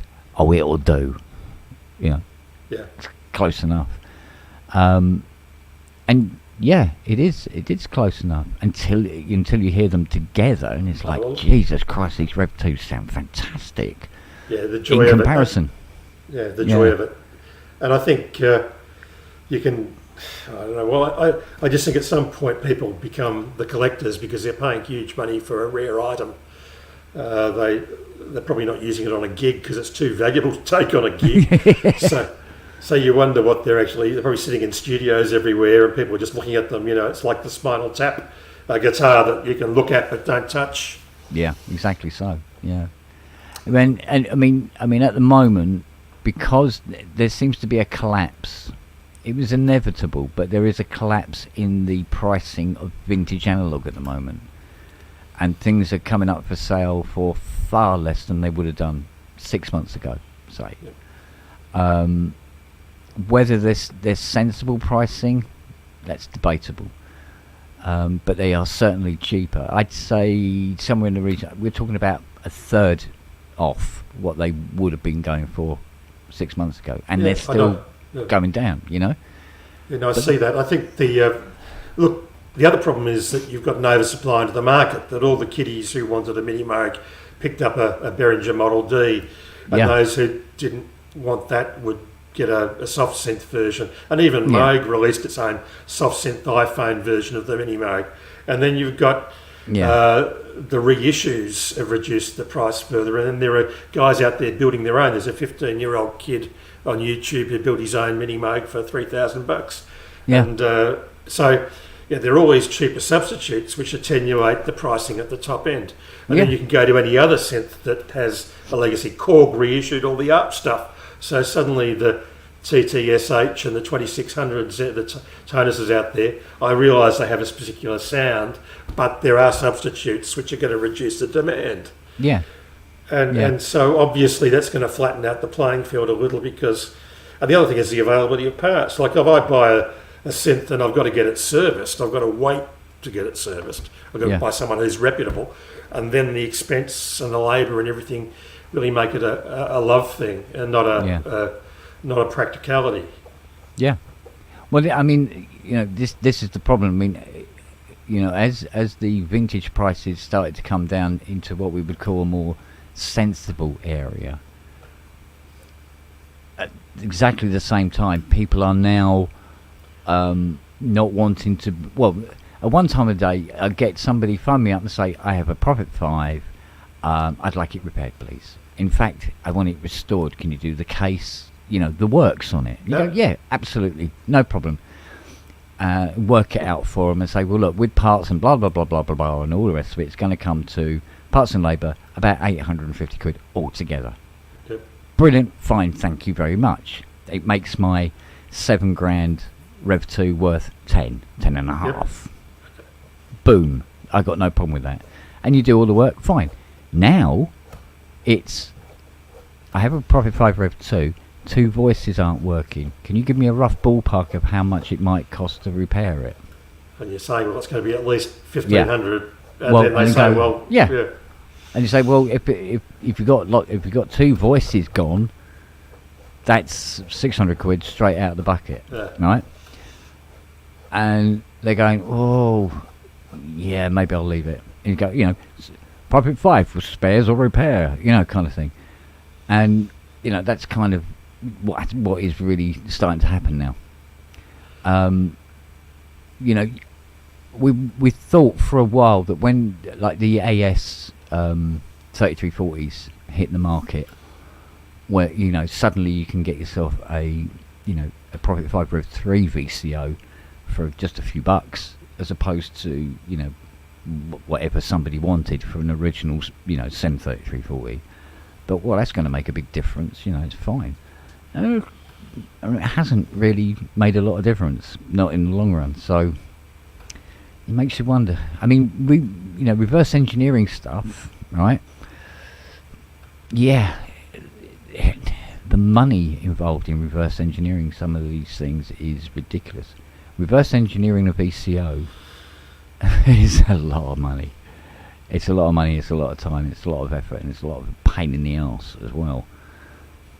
And then you get people who just, you sell ones and twos, because there was never that many bleeding units to repair in the first place. And nobody's going to buy them until they fall over anyway, Very rarely people go, I'll buy, 10 VCOs just in case my Prophet 5 falls over in the next 10 years. They just don't do it. They wait until it's gone.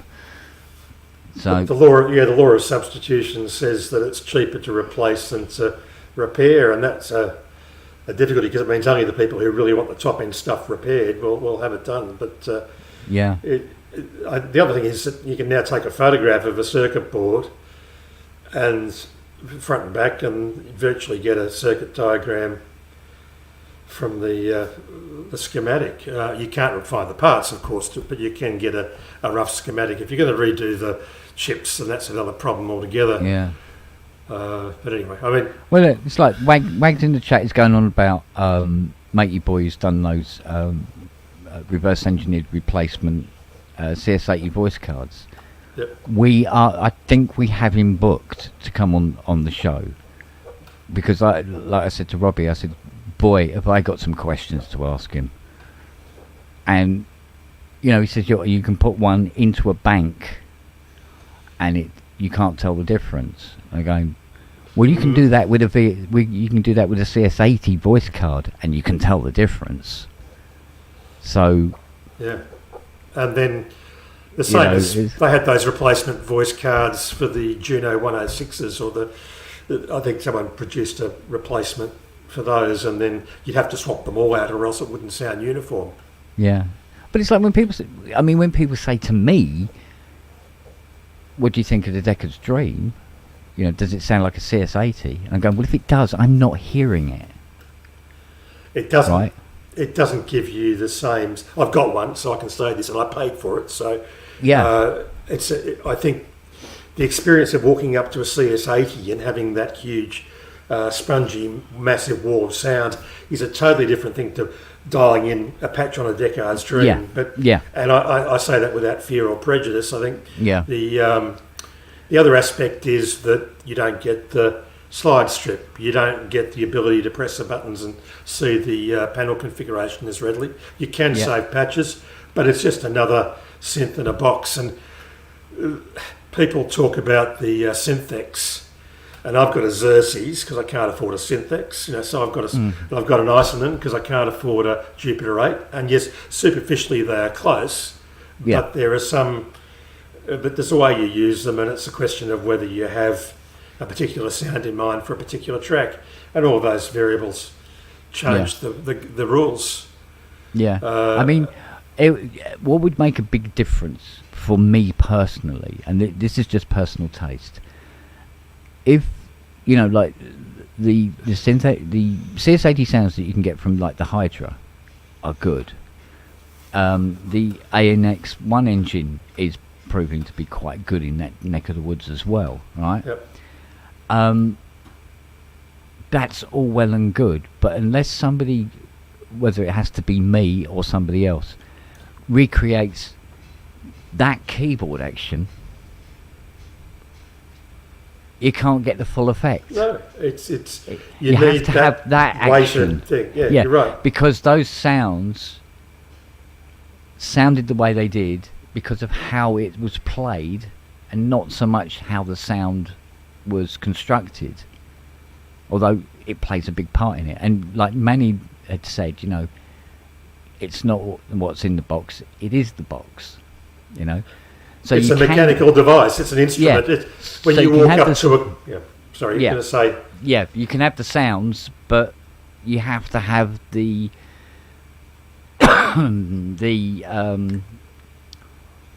the interaction with those sounds has to be present. If you're doing it on a very short reach plastic lightweight keyboard, you can get the sound, but you're not getting the full tactile sensation. Yeah, it's the experience.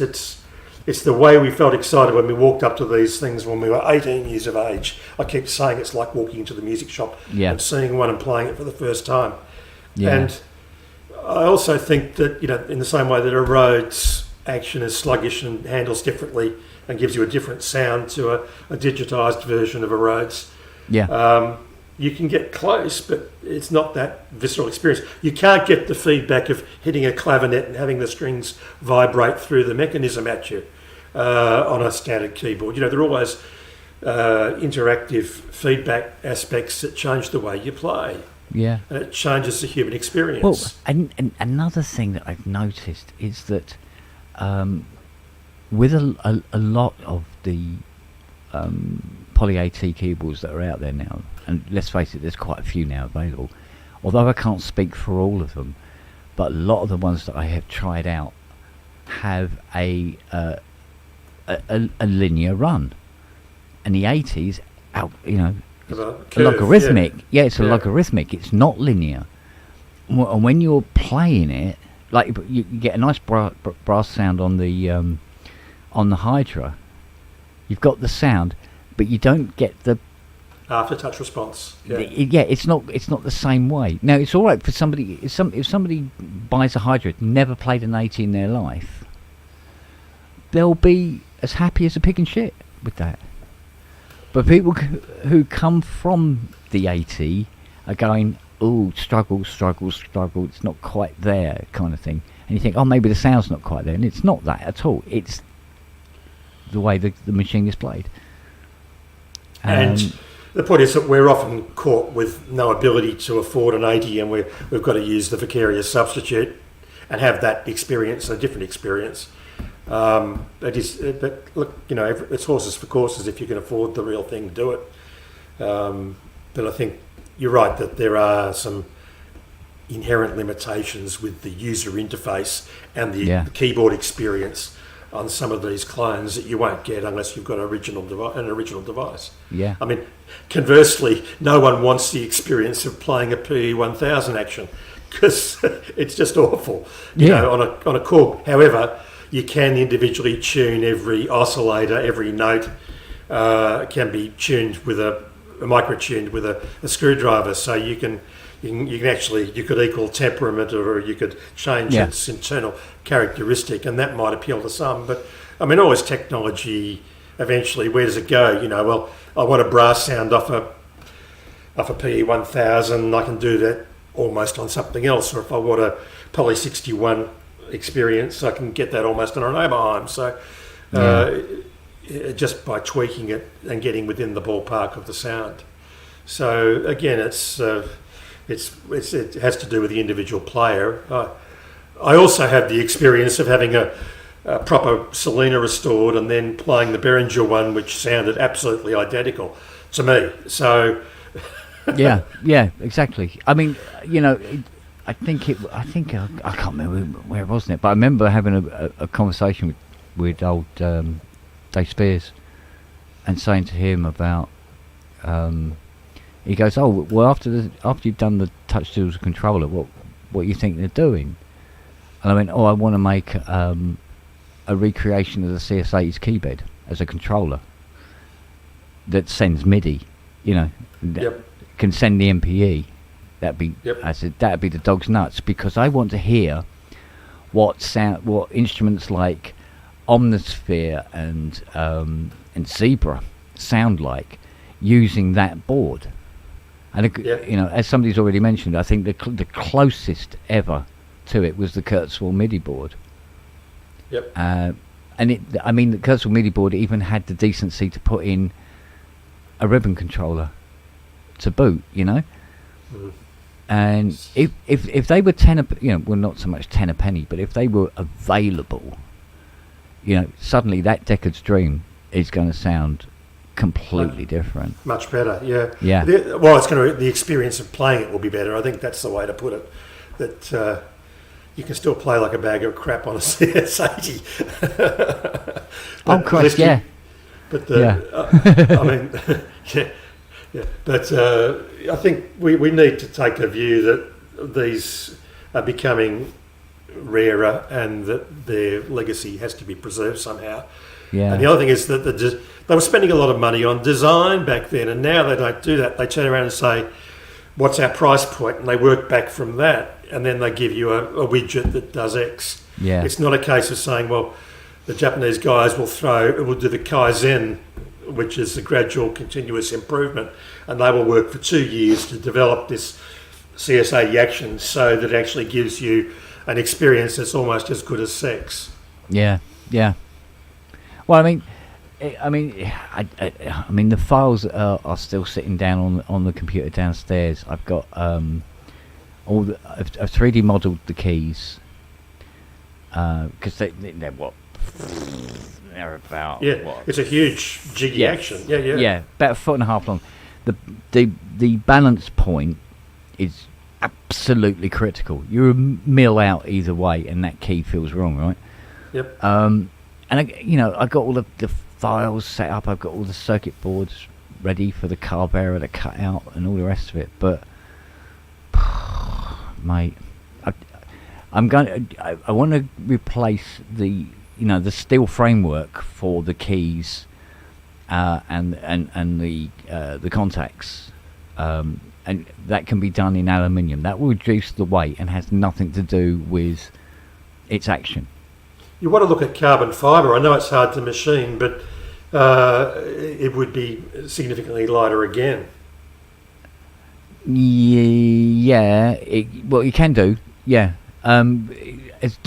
Weirdly, the way it's been working out, I mean, even some of the high density plastics now, the pricing of them now, it's actually cheaper to do it in alley than it is to do it in plastic. That's amazing. It's fucking nuts, isn't it? Well, I suppose it's tied to petrol prices, so they can charge what they like. But yeah, I mean, if you want to get a thick plastic, I must admit the prices of it is quite eye-opening. I was really surprised. I was like, good God, it'd be cheaper to do it in bloody alley. What the hell? But I can see you going out to the shed and getting the spoke shave and the plane out and just machining your own wooden keys because it'll be cheaper, and then herding the elephants into the backyard, taking the tusks off and putting them across each of the white notes. I can see that because it'll be cheaper to actually own elephants than it will be to machine your own weighted action Yamaha CS80 work-alike. Yeah, I did want to see if I could figure out a way of doing like some sort of lever mechanism so that the keyboard gives you exactly the same response, but without having to be nearly 2 foot long. And it's kind of doable, but it's kind of weird at the same time, and it's sort of like, it's too many moving parts, this is going to break down. You might as well just go. So it would be a fairly deep keyboard, with USB and what have you, and some controls either side, and it wouldn't be cheap. But I'm just wondering as a controller keyboard. But there was a little bit of bounce in this. Am I right in recalling a bounce in the CS80 keys? That there's that little wiggle at the tail end of the depression, and you can't model that if you bring the shaft length shorter and then put a lead weight on the end of it. It's not going to give you the same sort of bounce feedback. No, it throws out the balance like you wouldn't believe. Yeah, I mean, I made up I did a mock-up for one key, and I tried different things, and it's you mess with the design. You think, all right, well, if I compensate at the other end, it just doesn't end up feeling this. It's just ridiculous. It's like, no, that's not it. And then it occurred to me you'd almost need to laser a hole through your wooden keys or your plastic keys and put a spindle through the middle of the key bed rather than sitting it on the base. And you'd change the centre of gravity, but you'd also change the response at the tail end of the depression. Yeah. The release cycle. So you've got all those things to model. It'd be interesting to see and then the other thing is that your stability and the heft of it is kind of part of the beauty of it as well. So you're sort of robbing that away. Well, yeah. I mean, admittedly, there's a lot of heft to the 80 keyboard that it doesn't need, because it has like an inch thick block of plywood that it sits on, which in itself is quite heavy, and it's not actually. It's only there so the keyboard's at the right height in the case, you know. So it doesn't really need to be that deep or that heavy because of it. So there is ways of reducing it down quite considerably. But then there's certain areas that you just cannot mess with, otherwise it won't be right. So, but I mean, the design I was working on, literally, you could probably halve the weight of the keyboard without sacrificing any of the features. Yeah, without sacrificing any of the action. But that's it. But you can't mess with that action, that length, those weights, those balances. Which is just the way it is, you know. Well, I think given Andy's situation, I'm about to move a whole lot of stuff back into storage today. And it's time for bed there, so I'll let you go. All right, babe. Yeah, it's moved on, isn't it? Yeah, we'll catch up with you when you're older and wiser. And yeah. Can you wait that long? Any minute now. All right, we'll catch up soon. All right. All right, babe. Thanks again. All right, buddy. Ciao for now. Everybody, take care. Look after yourselves. Stay well and stay cool, and make sure your house is locked tonight. Okay.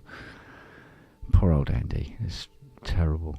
I think. Yeah. I feel like one CS80 bass note before we sign off. Not that one.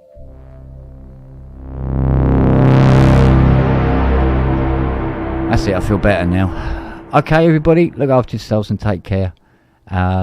See you tomorrow if you're around. Right, take care and look after yourselves.